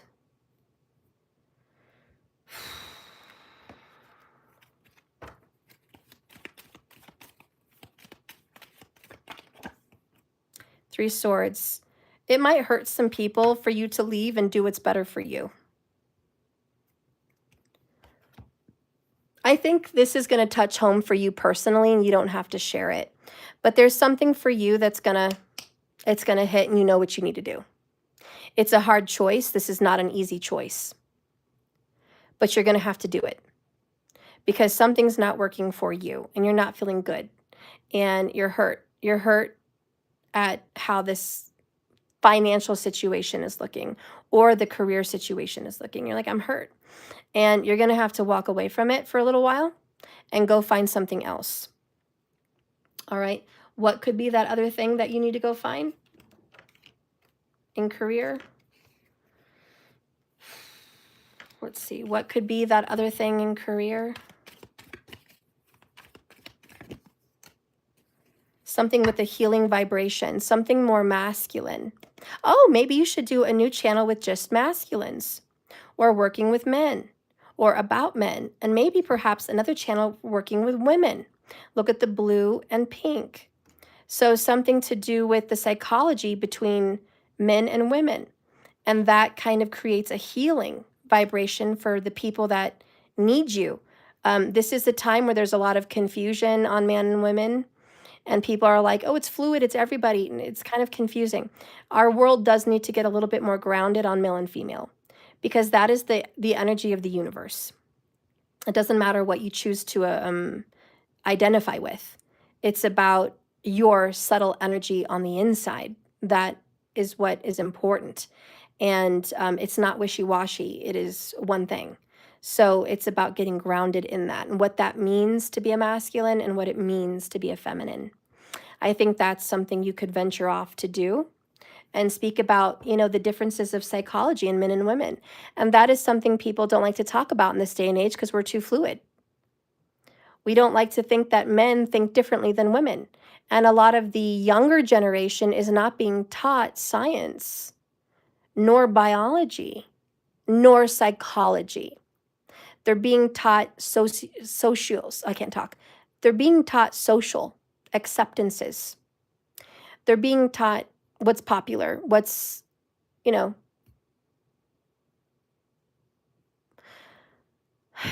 what is acceptable. They're not being taught the fundamental truths of male and female. And you and I both know that the biology of a male with male hormones, male genitals, has a male brain. And a male brain will think the way a male brain thinks, whether they chop it off or not. Because the male brain you cannot have a brain implant, okay? As much as people would like to chop things off and gender identify differently, they cannot have a brain implant. They will think the way they think. And you can notice from people that, and I've watched a few people that were women that transitioned into a man. And they have a beard and they've had a mastectomy or a mastectomy. They chop off their breasts, and they do everything they can to become a man. Whenever you hear them speaking, they speak just like a woman. And it's like they're super talkative. They're super emotional. They have a lot to say, a lot to express. They're very empathic and empathetic towards people, and they're very sensitive and intuitive. So it doesn't matter how they look. A trans female will always come off, well, did I say that right? I don't know how I'm saying it, but a woman that tries to be a man will always come off, in my opinion, as still giving me women vibes, because they have those vibes. And the same thing with a man. When they look very beautiful and very feminine, there's some very popular ones here on YouTube. They look even more beautiful than any woman I've ever seen. They strike me as the ultimate feminine physically. They've got the best body. They've got beautiful everything. They're stunning. And I could see how men could totally go for a guy that turned into a girl. Like, I'm like, she's gorgeous, beautiful, stunning. But when I hear them speak, again, it's like speaking to a man, because they're very matter of fact, factual, logical. Yes, they have emotions in tune, because we're all human, and all humans, male and female, have emotions. But they're very different than a woman would be. And they view sex very different than a woman would view it. It's more physical, and they want the friendship, they want the communication, they want to be loved for who they are inside, yes, but there is this aspect of sex being pleasurable and not needed if they can't get along, where women will always view it as spiritual. You know, women fall in love with the mind and the words. And it doesn't matter how more feminine a man will look, they will not view sex and intimacy and relationship in that way. They will view it in a level of, what do you bring to the table? How do you respect me? Notice that any man that transitions into a woman immediately wants respect. That's a masculine trait. That's a man trait. That's a man brain, okay? They want respect. That's the number one thing. They're also looking for someone to be equal in the relationship, a give and take. That's another masculine situation. They also tend to be the caregivers. So men that transition into being a woman, you'll see that they like to provide, protect. You know those memes where it's like, who are you talking to like that? And then the spouse comes behind him and says, I know you ain't talking to this person, you know.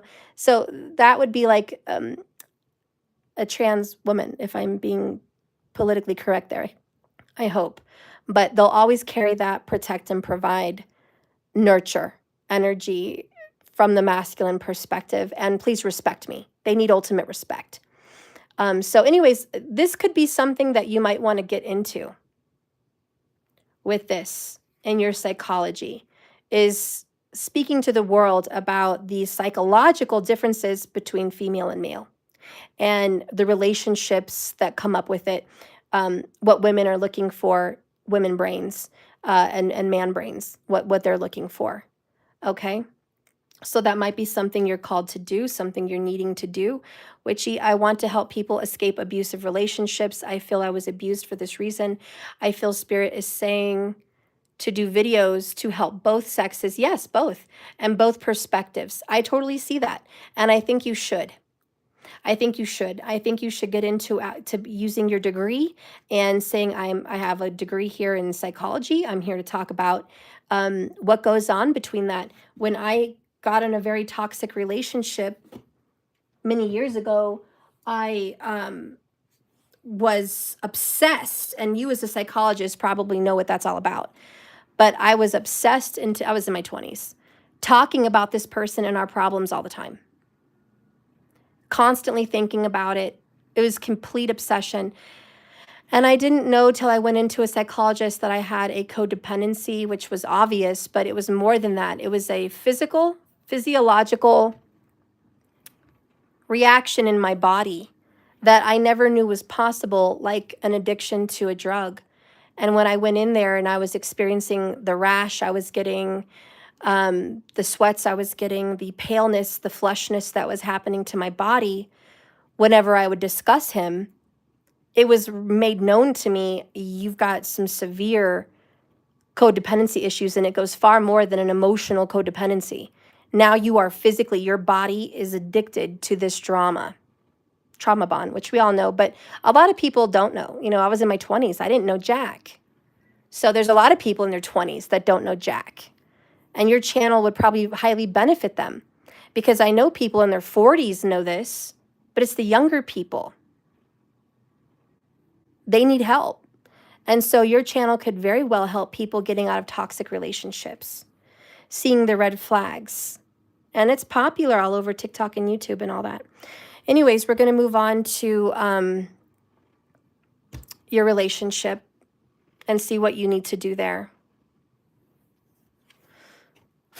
So we have 5 of Cups, Strength.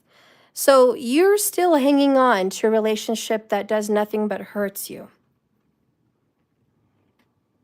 This relationship is making you stronger. It happened to you for a divine reason. There is a divine connection between you and this person.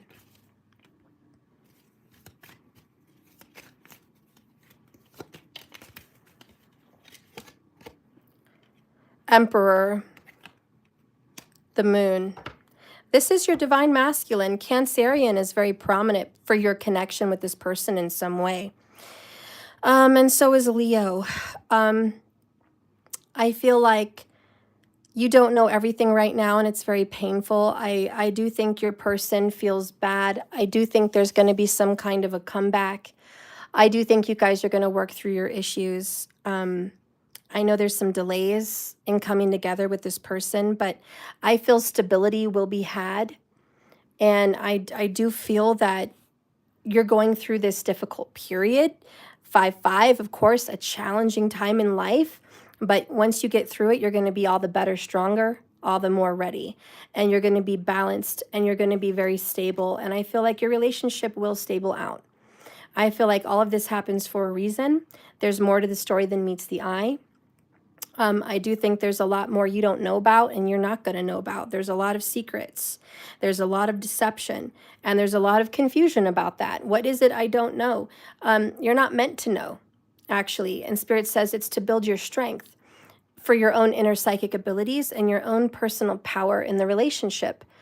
You're supposed to get grounded in who you are and focus more on you than that person and their healing. This is about you and your healing. And so I see stability leveling out for you in your relationship. Let's see what this person wants to say.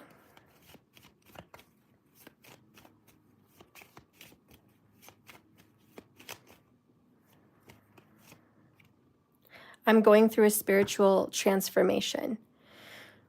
So your person is changing. He's not going to be the same person he was. And that's a good thing. That's a very good thing. We don't want anyone to stay the same.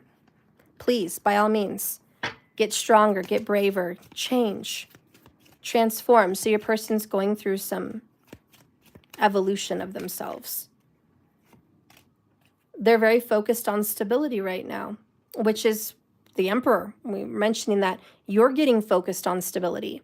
I think right now in your relationship, the best thing for you to focus on is career and personal respect, personal safe space, personal independence, and just feeling good and strong about yourself. So that's what I see. I see for you to focus on yourself right now and be empowered. And that's what you need to do in terms of your relationship and even in terms of career, going towards what you and your powers are, not theirs, not other people's. Let's see what Spirit says. King of Wands, Leo vibes, Ace of Swords. The truth is for you to speak your truth. You're very creative and you're very powerful. Your voice will be heard. Your voice needs to be heard. Spirit wants you to speak your truth without any hair on your tongue and just be brave, courageous, be genuine, and live in your authenticity. Spirit wants you to stop wasting time trying to be a specific way, but more so screw how you think things should be for people. Be authentic. You are a warrior princess. This is the time to be the warrior, for people to follow your lead and start living in their authenticity. You're a powerful sorceress, and you're a powerful creative manifester, and your words are heavy and thick and powerful, and they need to be heard. You do have a voice that needs to be heard. So Spirit wants you to get a different perspective, and don't let relationships, lovers in reverse, dictate who you are. Relationships don't make Witchy Sabrina who you are. Witchy Sabrina is the warrior princess. Witchy Sabrina is the sorceress. Witchy Sabrina is the manifester. Everyone else is your projection. And so there needs to be a shift and a reset button, click, click, reset, that it's all about you. It's not about anybody else. And you're going to become the star, and you are going to have your 6 of Wands. You're going to have a victory. You're going to be well known and popular. So make some of these little changes, and you're going to see how popular you do become. You're going to super exceed your expectations. Your channels are going to pick up on views. You're going to be more well known as soon as you step into your authenticity. So you're destined for glory. That's the new beginning. That's what I see for you, girl.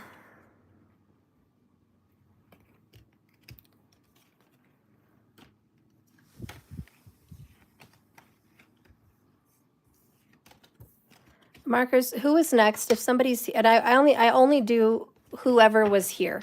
I called someone else, and I don't know if they left or not. It's been a long time, and I don't blame them. I spent a really long time on Sir Cosmos. It just, I followed my intuition on that. I wanted to go with it. And then I know I spent a while on Witchy. But there was a third, correct? And a fourth, and they left. Okay, so we're just going to pick new people. Let's see. Whoever's here, make a comment, and I'll see who I'm drawn to. I just want to know who's here out of the 20 people that are here.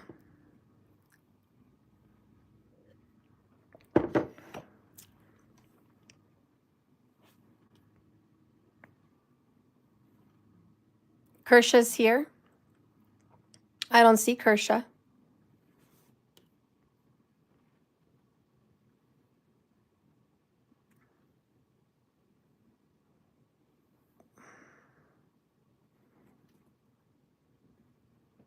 So I've done 3 people. No, I've done 2 people. So I have 4 people left. Well, if you're saying people are here, but I don't see them, I'm not going to call them. I have to see them.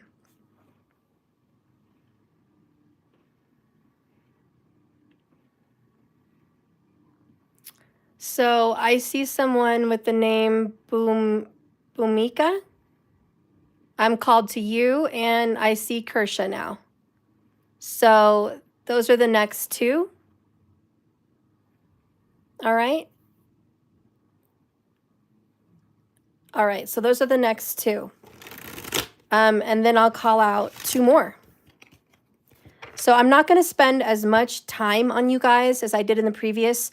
And I'm sorry, only because I'm at 228 minutes. So I cannot drag this out even more. I'm far past the place I wanted to be time-wise. But I am going to do a full reading nonetheless. So what is your question? Okay, so I'm going to do Boomika and then Kersha. So Boomika, what is your question? You understand? Okay, thank you.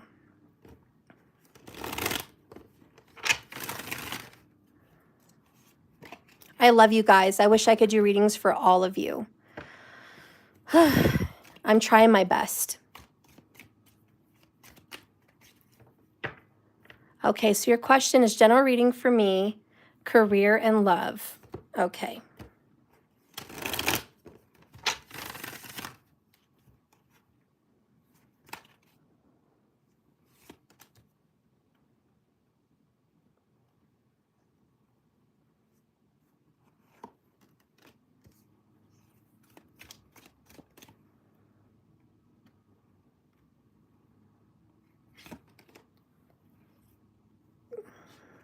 The person you're involved with doesn't know how to talk to you. There's like an issue with communication.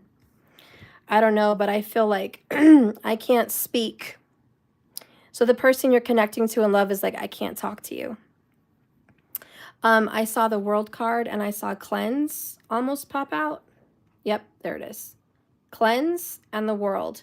So I do get the feeling there's something ending. Something's definitely over. I think the eclipses are marking a huge ending. Witchy Sabrina, thank you so much. Oh, you sent me a tip via Cash App? Because, oh, you want all the money to go to me. Thank you so much, Witchy. I appreciate you. Thank you so much. I love you. Thank you. So you have the Wheel of Fortune and the King of Pentacles. This is career. This is good. So we have career and love, okay? In career, yay! This is a big change. This is going to be a promotion. This is going to be moving to the next level. This is more money coming your way. This is a very, very, very auspicious, financially productive reading, okay?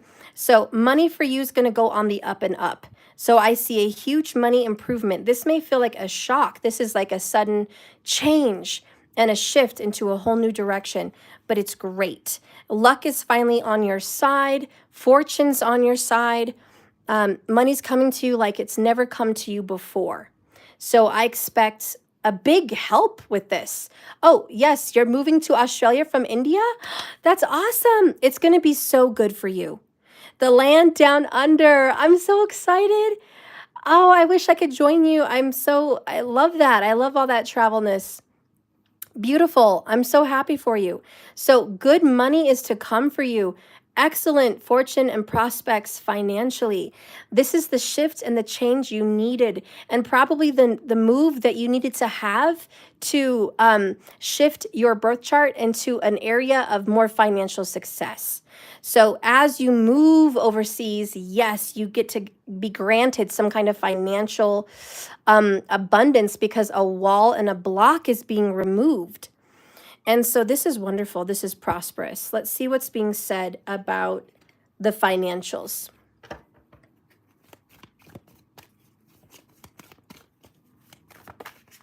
Prosperous abundance.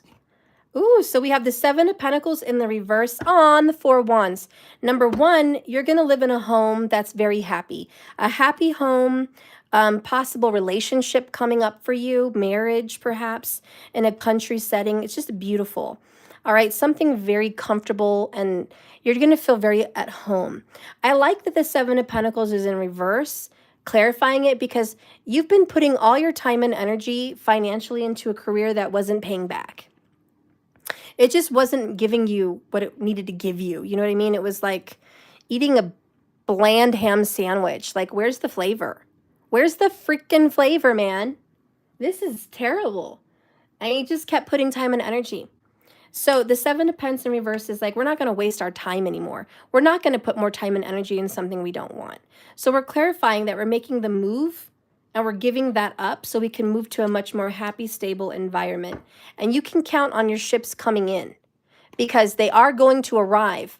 Your ability to manifest is going to happen when you travel. And you're going to be the king of your kingdom. You're going to see how much your luck changes. So you're going to earn very good in Australia. Very good. Very, very good.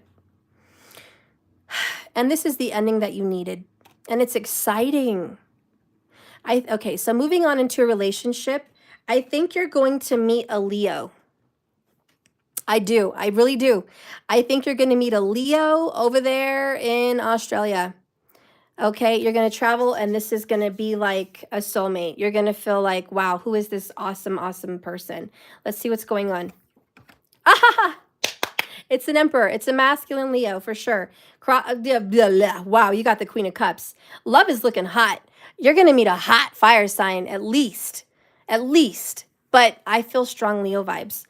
Love is in the air. You're going to definitely fall in love. There's a beautiful marriage that awaits for you. I'm going to keep it real. I'm going to keep it really real.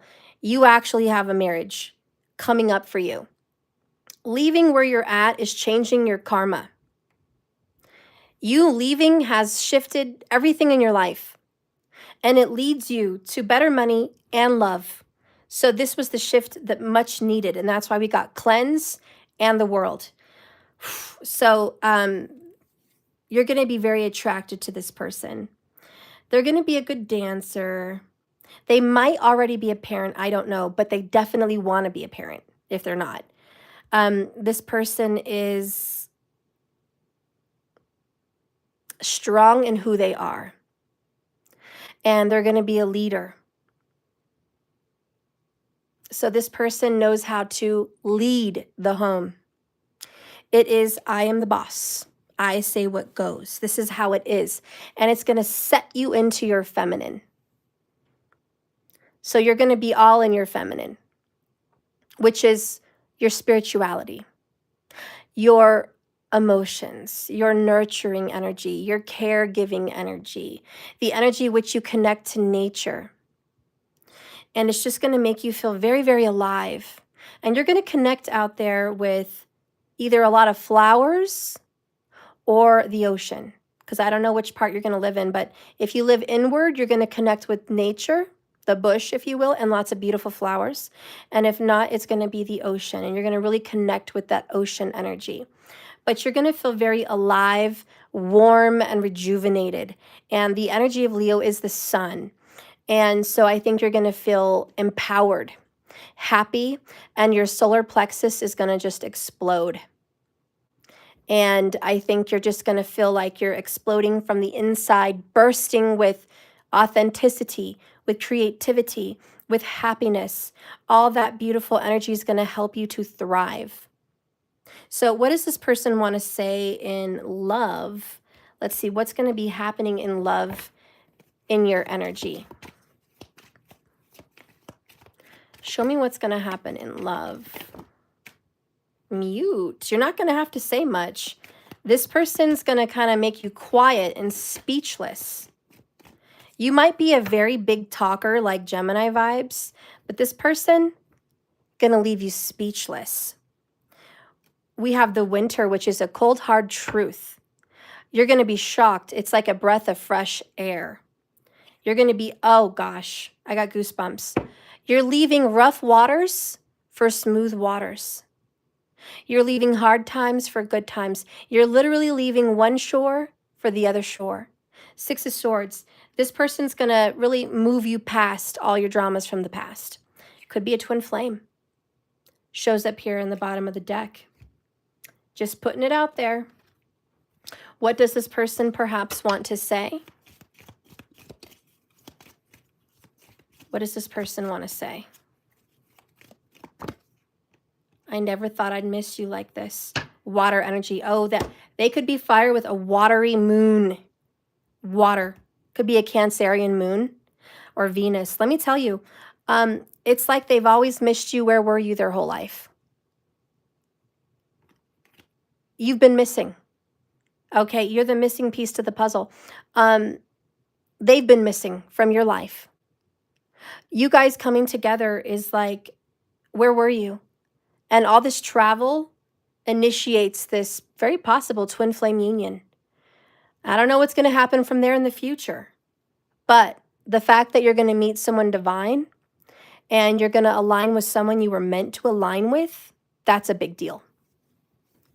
And it's because of the eclipse, it's because of the transits that you are being shifted from where you live elsewhere. Okay? So that's what I have for you. Good luck with that, because that's pretty darn amazing. I wish I could have that. I wish I was moving to Australia or moving somewhere awesome, you know? I really do. Like, I feel like sometimes I could sure use a change. But I have a lot of karma here at my home with my grandma and my family that's buried here. I have a lot of karma here.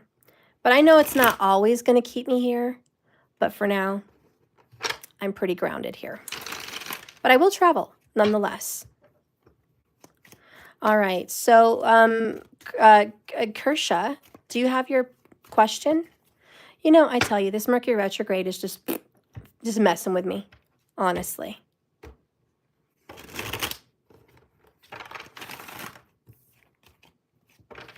Wow, we are going for an all-time world record. We are here on the clock, 239 minutes and 47, 48, 49 seconds. We have been here for a hot minute. Thank you all for hanging out, being here this long. God bless you. Thank you. Kersha, how does Polone view our connection? Let's check. Witchy Sabrina, I love you. You're so sweet. Doja, thank you for being here, honey. And Bhumika, oh, you're so welcome. You better claim that reading, girl. All right. Polón. Doesn't polón or polona in Spanish mean butterfly? Transformations, death and rebirths. That could be a sign. Butterflies could be a sign for you. All right, so we want to know what his view of your connection is. So what is his view? The record is 6 hours and 7 minutes. Marcus, how did I know you would have that darn record written down somewhere?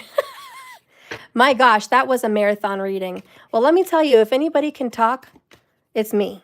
I could probably talk 8 hours. It'd be draining, but I could do it. I could probably talk 12 hours. Anyways.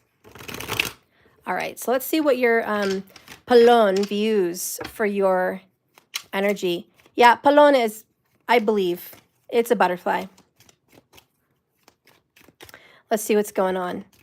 I know because my grandpa and my uncle used to call my grandma Polona, and in Spanish they would always say that was butterfly. So I should know. I'm pretty sure. I mean, I don't only speak Spanish fluently, but I know that much.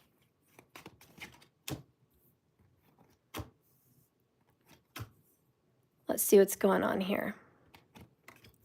Your sister's having a baby shower, and it's butterfly theme. Go figure, then I would say that in your reading. That is so cool. I love it.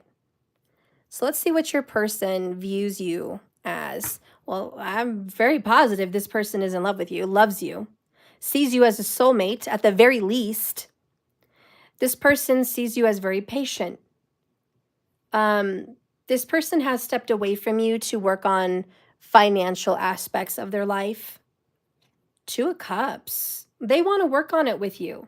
They don't feel they have what it takes. Your person, I don't mean they, I mean, unless that's their pronouns, I don't know. But your person, okay, your one person, hopefully, sees you as a soulmate partner, but feels that they really need to get more settled financially and in their career before they can offer some kind of a relationship, because they're very big on being set up to where they don't need anyone, and to where that they can be offering growth and prosperity in a relationship. Your person gives off vibes of wanting to be more of a provider in some sense. Your person wants to be like, I want to give a good life for us. I want us to travel. I want us to have a nice home. I want us to eat well. I want us to have a good schedule and a good life. And, you know, they also want to work, this person also wants to work on being physically fit and attractive for you. So there is a focus on being more fit and more attractive. Your person sees you as patient and loving and kind, and that you always see to the heart of them. Like, you get to the heart of them, like, you know their truth. They see that you guys will have a future, but it's not going to be right away. 7 of Pentacles. This could take a great deal of time.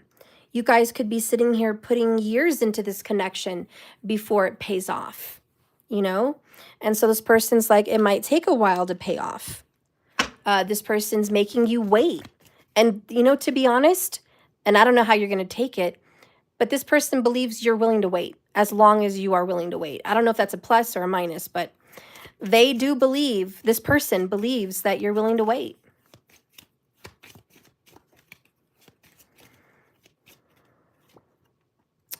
They're being distant so you won't see the truth. So in this hermit cloaked, they don't want you to see everything. They're feeling very isolated. So Virgo vibes very much. They're definitely pulled away from you. Again, they feel they have to do this. They've cut you off in some sense. Maybe they feel like you've cut them off. I don't know. But how they view this is we need space. They do feel there's some kind of resentfulness, but they feel it's necessary.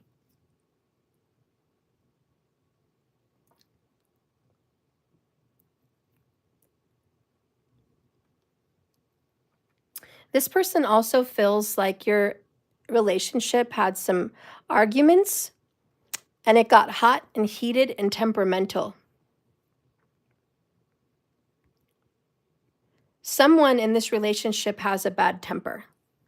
I don't know if it's you or them, but they feel like, yep, one of us has got a bad temper and we need to deal with it.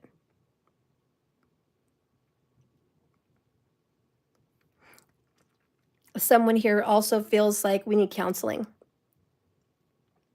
personal therapy, because there's some family issues. There's some childhood wounds that need to be addressed.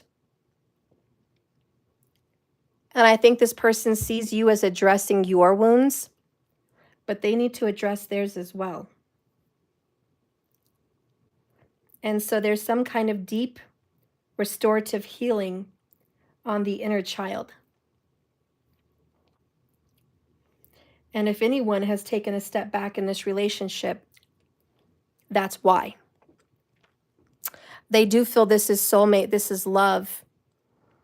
They also feel we need to work on this. All right. Yeah, there's childhood wounds, mother wounds, unconditional love, resistance, 7 of Wands. There's rejection wounds. Someone here has been rejected. As a Page of Wands. Could be a young Leo.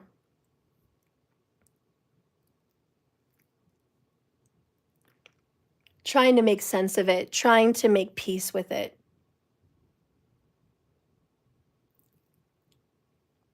Someone's mother didn't accept them the way that they wanted to be accepted for who they were.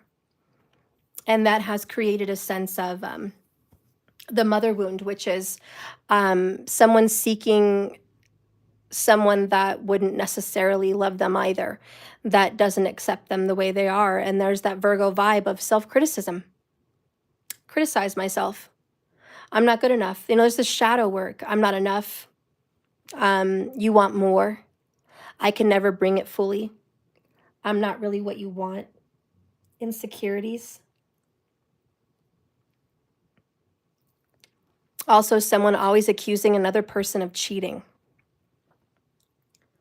And it's like, I'm not, but it's those insecurities that get to talking. It's that inner child. And it's always saying someone else is better. Why wouldn't you cheat? There's better things to look at. Why wouldn't you want to look? And it's like, you're lying to me. You're being inauthentic.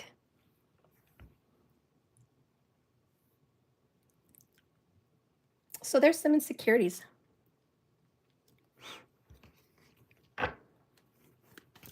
So I do think we're getting through this with Temperance. I think there's a healing.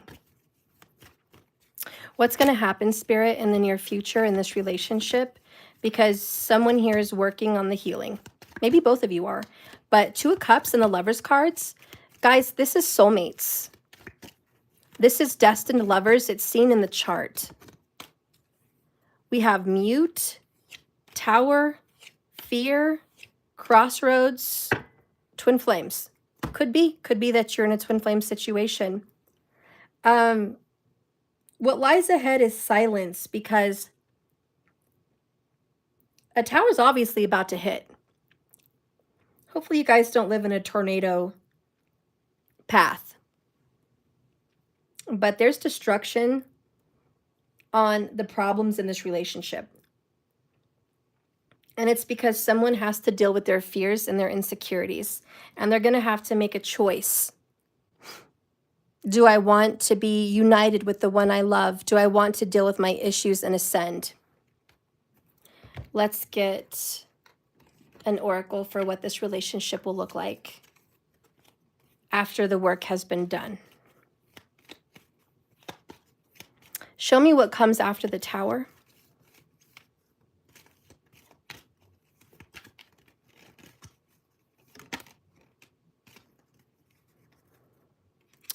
After the Tower, you have power.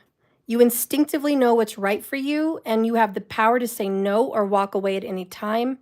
Bottom of the deck, life is a series of constantly shifting cycles. When we resist change, we resist the natural flow of life and create unnecessary stress. Go with the flow, and you will be surprised where it leads.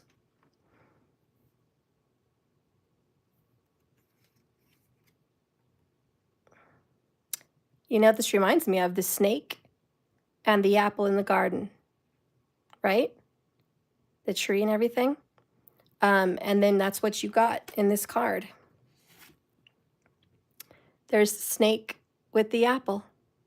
Gemini vibes. Super strong here. Oh yeah, big Gemini vibes.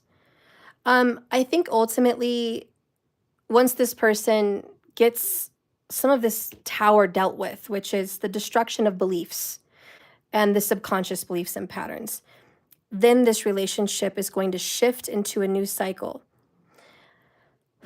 where they can flow and be genuine and be themselves. And I do believe you guys are going to have a nice, beautiful reconciliation or a healing, because I do believe justice is going to come in. And with the Page of Wands, there's still a high attraction to this relationship, and that person's going to want to be reunited with their lover. However, it's a crossroads. It's a choice, and they're going to have to make it. Are they going to be powerful enough to deal with their inner issues? Yes, I think they are. Again, they're just being distant. Your person's being distant, so you don't know the truth. They just, if there's ever any cutoff or no communication, it's because they're working on themselves. And they've got to take care of that. So they're working on self-stability, self-reliance. This is going to take some time, some patience, and a lot of work, but I think it's worth it. 2 of Cups, 3 of Wands. Your ships are going to come in. You are going to get this relationship reestablished, especially with the Lover's card. What's meant to be will be. Temperance, just give it some time. We got to be patient, and someone's got to deal with their issues. And so the space that you guys are having is for that reason. But yeah, that's what I see for you. All right. So let's get into the next person. Marcus, do I have another person on the list, or do I need to pick? And thank you so much, Marcus, for being here this long. Thank you. I'm starving. My stomach's growling. The sun's going down. I've been here all day. It's crazy. It's unbelievable. All right. Who do I have? Marcus, was anybody? You're awesome, Witchy. Thank you, Markers.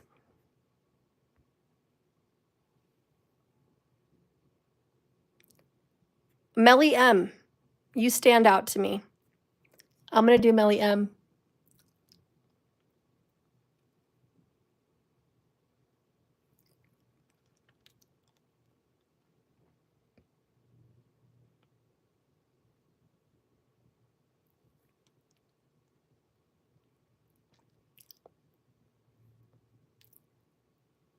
You're making bread?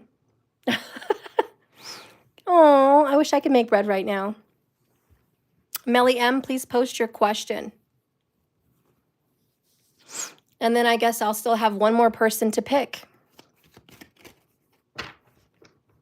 Again, these are all completely 100% free. So whoever I pick, you know, you'll get a full reading.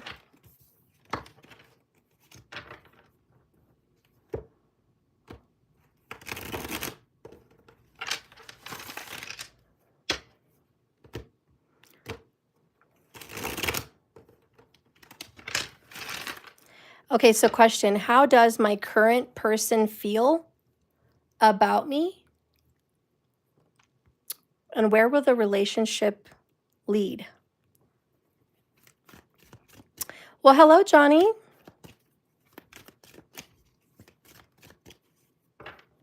Markers, did I do Moonlight Sage? I may have missed her because she left earlier. Moonlight, I think there was a period where I asked for people and then people left. And so I just picked who was there. It could be that I missed you.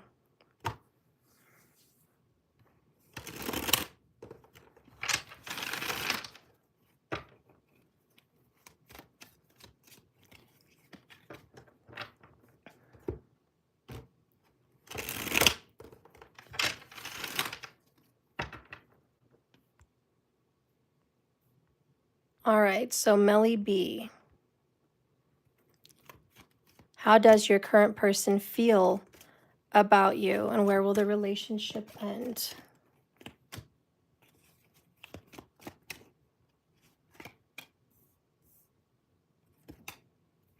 Wow, this is freaking shocking and amazing.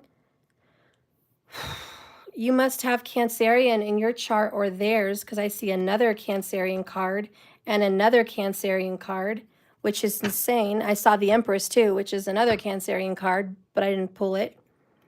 Let's take a look. Oh my. Oh my. Melly B, what is going on in your life? How are you here getting a reading? How do you even have problems? I don't understand how you have problems. Okay? This person's madly in love with you. All right? King and Queen of Cups. Okay? They want to reunite. They want to move forward. This is a past life lover. This is soulmate, 100% soulmate vibes. You are their wish fulfillment. They're trying to make a decision right now, Two of Swords. They have a lot of things they have to put down before they can make this offer. And right now, it's very difficult for them to put things down, whatever it is. But this is going to lead to marriage. Wow. Karmic, Ace of Pentacles, Strength. You guys have unfinished business. You are soulmates with unfinished business.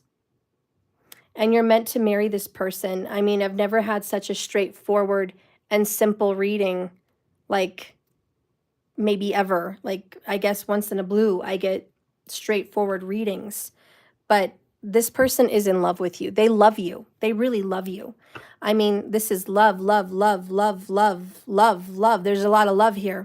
The very fact you have the marriage card and the king and queen of love, the king and queen of water, the perfect royal pair.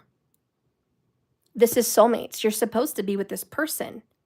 You're going to see a lot of 1111 with this person. That's going to be the most prominent number for the both of you, 1111. And that is walking through a portal and following your path and feeling aligned and being guided to one another. There are angels and guides helping you guys fulfill some of your karmas together. This relationship is going to be healed and it is going to move forward. Tell me about these burdens. What does your person want to say about their 10 of Wands? Because you have, I'm not giving up on us. I told you. I told you. I knew it. They love you. And it's right here in freaking purple and white. So much love in this reading.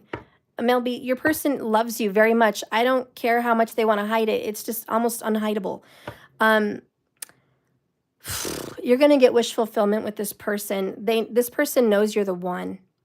And this person's not going to give up on you. All right? So it doesn't matter what you guys have in front of you. This is destined. You're supposed to be with this person and nothing's stopping this relationship. There are karmas to be fulfilled. Soulmate vibes. You do have a past life with this person. In the springtime, look at that, more Cancerian vibe, Six of Cups, nostalgia. This spring, this person is reminded of you and missing you and wanting to be with you. So this is a divine masculine. This person wants to have a fresh start with you. They're stuck on you, period. They've been unawakened for a period of time, but that tower's coming in with the destruction card. I think the only thing that was harming this connection was fear. Fear, okay? Fear kept them stuck. Whatever their fear was, for whatever reason, they had it. There was a little bit of denial, but they miss you, and you guys are coming back together. That's what the universe projects. Let's get a love oracle on that.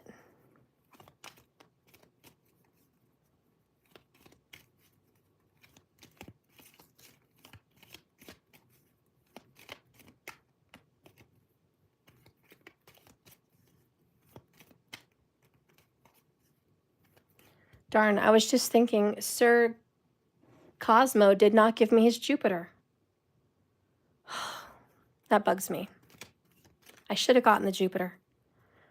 Sorry, guys, but, you know, being a Gemini, Mercury retrograde, my mind's working at 2 different places at once, and I just thought of that. And I'm like, damn it, I didn't get the Jupiter. Because now I feel like my reading wasn't completely accurate, and that bothers me. Sir Cosmo, please send me your Jupiter, because I need to be sure of it. And I'm sorry, let me get right back to the reading here, honey. My mind is in a lot of places.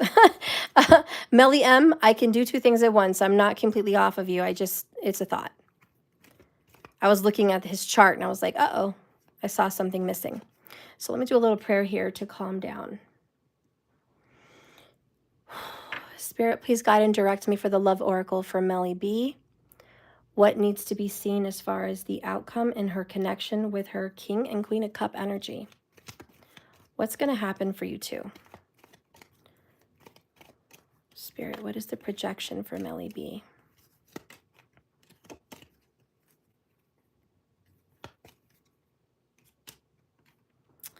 All right, so we have this one. Very much the Merkaba. Masculine, feminine energy, the star, wish fulfillment. I love it. Seeing the truth in those vibes. I'm totally digging the picture. And then we have, look deep within your heart and you will feel my love. My love for you is as deep as the ocean. Wow. Doesn't that fit? Feel my love deep in your heart. My love for you is as deep as the ocean. And then you got, I love you. And then you got all this freaking ocean crap. Look at all this. All these ocean cards. Water, water, water. Their love for you is absolutely as deep as the ocean. Now, you may not feel a lot of those vibes out in the front, but it's coming. Bottom of the deck is soulmates, by the way, and I did mention I felt you guys were soulmates. Your soulmate is already with you in spirit. Believe this, and they're going to manifest physically. So all you have to do is believe in this, because your soulmate is well on their way of being guided back to you. And that's what I see for you. Okay. Sorry yours isn't as long as the others, but I'm getting long in the tooth in this reading. So I've got to kind of try to shorten this up. We're going on like 4 hours.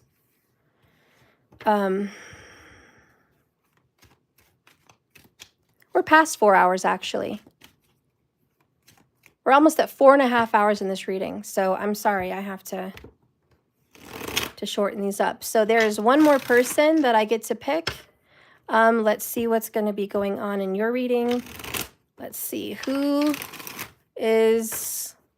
am I called to? Let's look at these comments.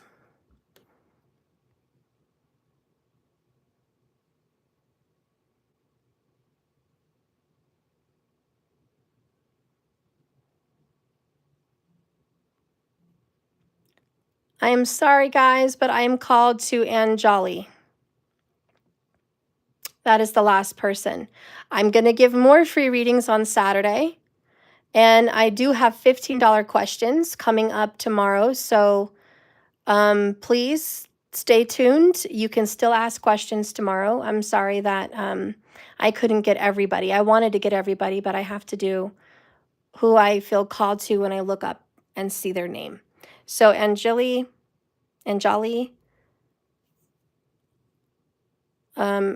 how will your 2024 go?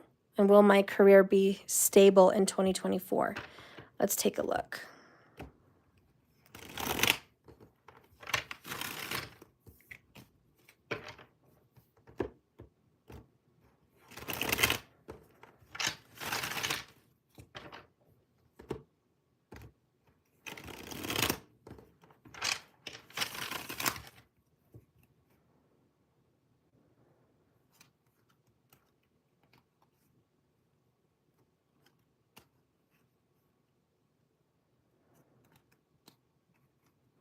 I'm channeling the number 6. So I do think that you're going to have balance coming to you to be restored. Balance is going to be restored.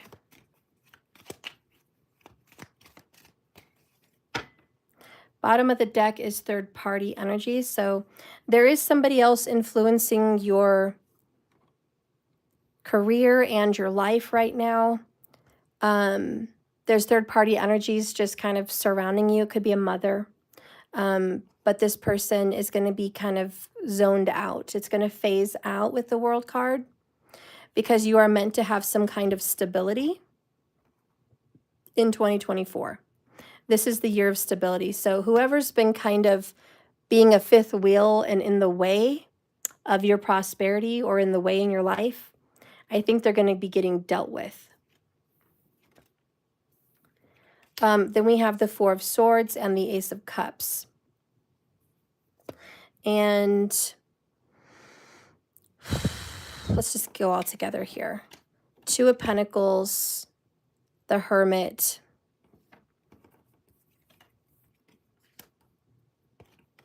all right. I think you're going to be much more creative this year as far as your career. I feel like you might even be partnering up with somebody that has a lot of power, has a lot of pull, has put a good name out for themselves.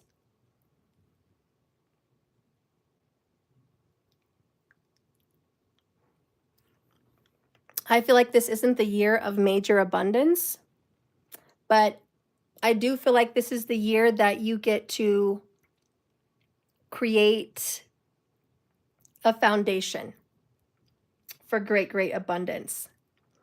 Almost like you are preparing for abundance, like you're making room, you're making way.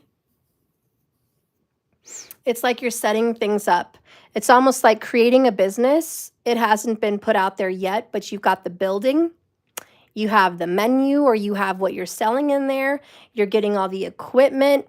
You're getting all the, info. I'm not saying that's what you're doing. I'm just using that as an example. It's like preparing for something big. And so right now you're working on the foundation, which is you, your body, your mind, your prosperity, your manifestation abilities. You have to work on you. You are the foundation.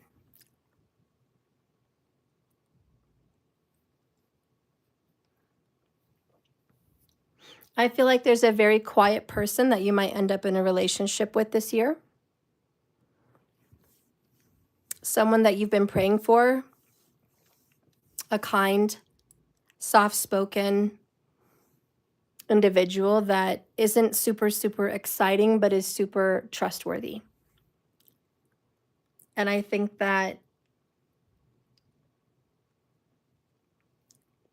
you might even get to meet the person you may marry in the future this year.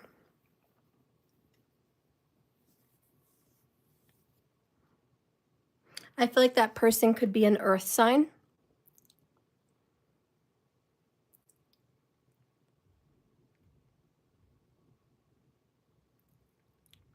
And I feel like in career, you're going to kind of be more quiet on what you're doing behind the scenes.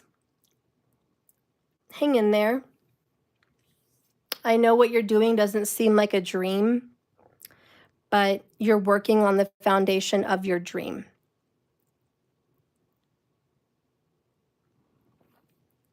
And in a nutshell, this is going to be a great year because the Ace of Cups promises a fulfilling, happy year.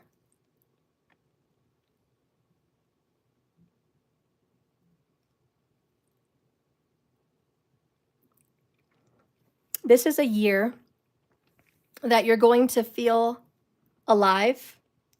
This is a year that you're going to feel attractive. This is a year that you're going to be more artsy and creative than you have been in a very long time. This is a year that you're going to be able to really know who you are.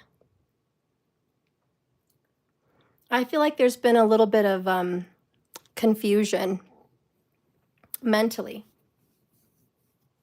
with what you wanted. Two of Pentacles is teeter-totter. And it's the tug of war, and it's like back and forth, and it's okay, and blah, and neutral, and nothing jazzy going on, just very chill, just very, very chill. And the hermit is kind of a loner. And it's like, I just like to do things on my own, go within myself, isolate, just chill. I don't want to be in the spotlight. I'd much rather be kind of behind the scenes and just, my private life is my private life. But I do feel this year you're going to be getting a little bit more attention than you're used to getting. I think that's natural. I think that's what's happening. That's the evolution. You are going to be meeting someone here, Ace of Cups. Like there is a love situation popping up this year. It may not be major, but it could lead to a very committed situation. I don't feel like you like all this attention, but you're going to be getting some attention. So get ready for that because it is coming in. And as far as career, you may be getting more attention in your career than you thought. So there could be a promotion or a raise or a partnership. There may even be a job offer to move and go somewhere else to do this job, a job in which you're going to be a manager or you're going to be more of a leader in a leader position as far as career goes. And that's going to lead you to maybe meeting the one. So we have forgiveness coming in, received, and metamorphosis. You're going through a change, like completely. Like you're not going to be the same person you were last year by the end of this year. It's like, who is this? I'm seeing the movie Miss Congeniality. And that's when Sandra Bullock is this kind of dorky, quiet police officer. And she goes undercover to be this beauty queen. And she's like, that's not me. And they're like, well, we're going to make you into this beauty queen. And they give her a full makeover. And she goes in from being this dorky, quiet police officer girl to being this gorgeous, stunning, beautiful beauty queen. And in the midst of her transformation for work, she ends up meeting another really hot cop. And he's there, and boy, oh boy, does he take notice. And so he notices her, and he's like, I'm fully into you. Like, yeah, I want some of that. And, they get together. She's still herself. She's still a little bit clumsy. She's still, whatever, but she's still herself on the inside. She just went through a transformation on the outside. And sometimes that changes us and makes all the difference in the world. Sometimes we need to go through a physical transformation, a metamorphosis, to become someone else, to go different in every aspect of life, to be further in your career, to be further in creativity, and blah, blah, blah, you name it. Like, we need that. And so I feel like you're going to be going through a spiritual and physical transformation in 2024. I do think as you go through the transformation, you are going to meet somebody. Probably because you look amazing and your vibe and your aura is just glowing. So tell me about this metamorphosis. Nine of Wands, Knight of Swords coming in. I love that. Ace of Pentacles. Yeah, that's an offer. Four of Cups. Queen of Wands twice. You're not used to getting this kind of attention. That's what I'm seeing. You've got her twice. You're not comfortable in the Queen of Wands energy. You don't like attention and all eyes on you. You don't like to be the prettiest person in the room, the hottest, the most attractive, the most loud. Like that's not you. You're very quiet, Four of Swords, but that's what's happening. And as much as you don't want it and you want to reject the attention that you're going to be getting, you're going to be getting it. And this is the offer from the universe. Ace of Cups, Ace of Pentacles. Love and money is coming in 2024. And there's absolutely a suitor coming towards you. Knight of Swords. Could be a young man of 25 years or older. Speedy situation to the finish. This is going to come in pretty fast. Again, you didn't really expect it. So I hope you're ready for that because it is coming in, whether you are or you're not. You don't have to take it, but it's coming in. And I'm going to get one last kind of generic card just to see what's going to pop up for the year 2024. Just a generic. What is the next thing that's going to happen in 2024? The Forest, steady growth. All right, so that's what's going to happen. And this is a new you, a new era, a new you. So get ready for this new life because new things are coming in. You're being blessed. There are gifts. And there is some healing and forgiveness about the past. A third party, that's over with the World card. So we're done with some drama and we're getting into something brand new. And I think this is just what the doctor ordered. So if you've never gotten this kind of attention before, you're going to get it now. All right, so the message is received. You're going to be getting a lot of signs and synchronicities from the universe.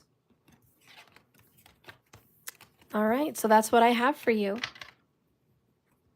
All right, well, I guess that's it, guys. That's the closure for today. If you were not picked, I am sorry. There is next Saturday, and hopefully it won't be this long, okay? But there'll be next Saturday. And I appreciate you for watching and subscribing and liking. And please spread the word like a dirty bird about this channel if you can.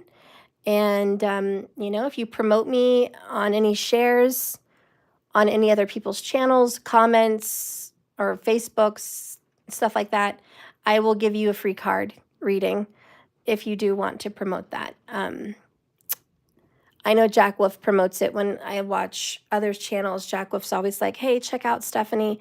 She's a great reader, and he puts a link to my channel. So stuff like that will definitely get you some freebies.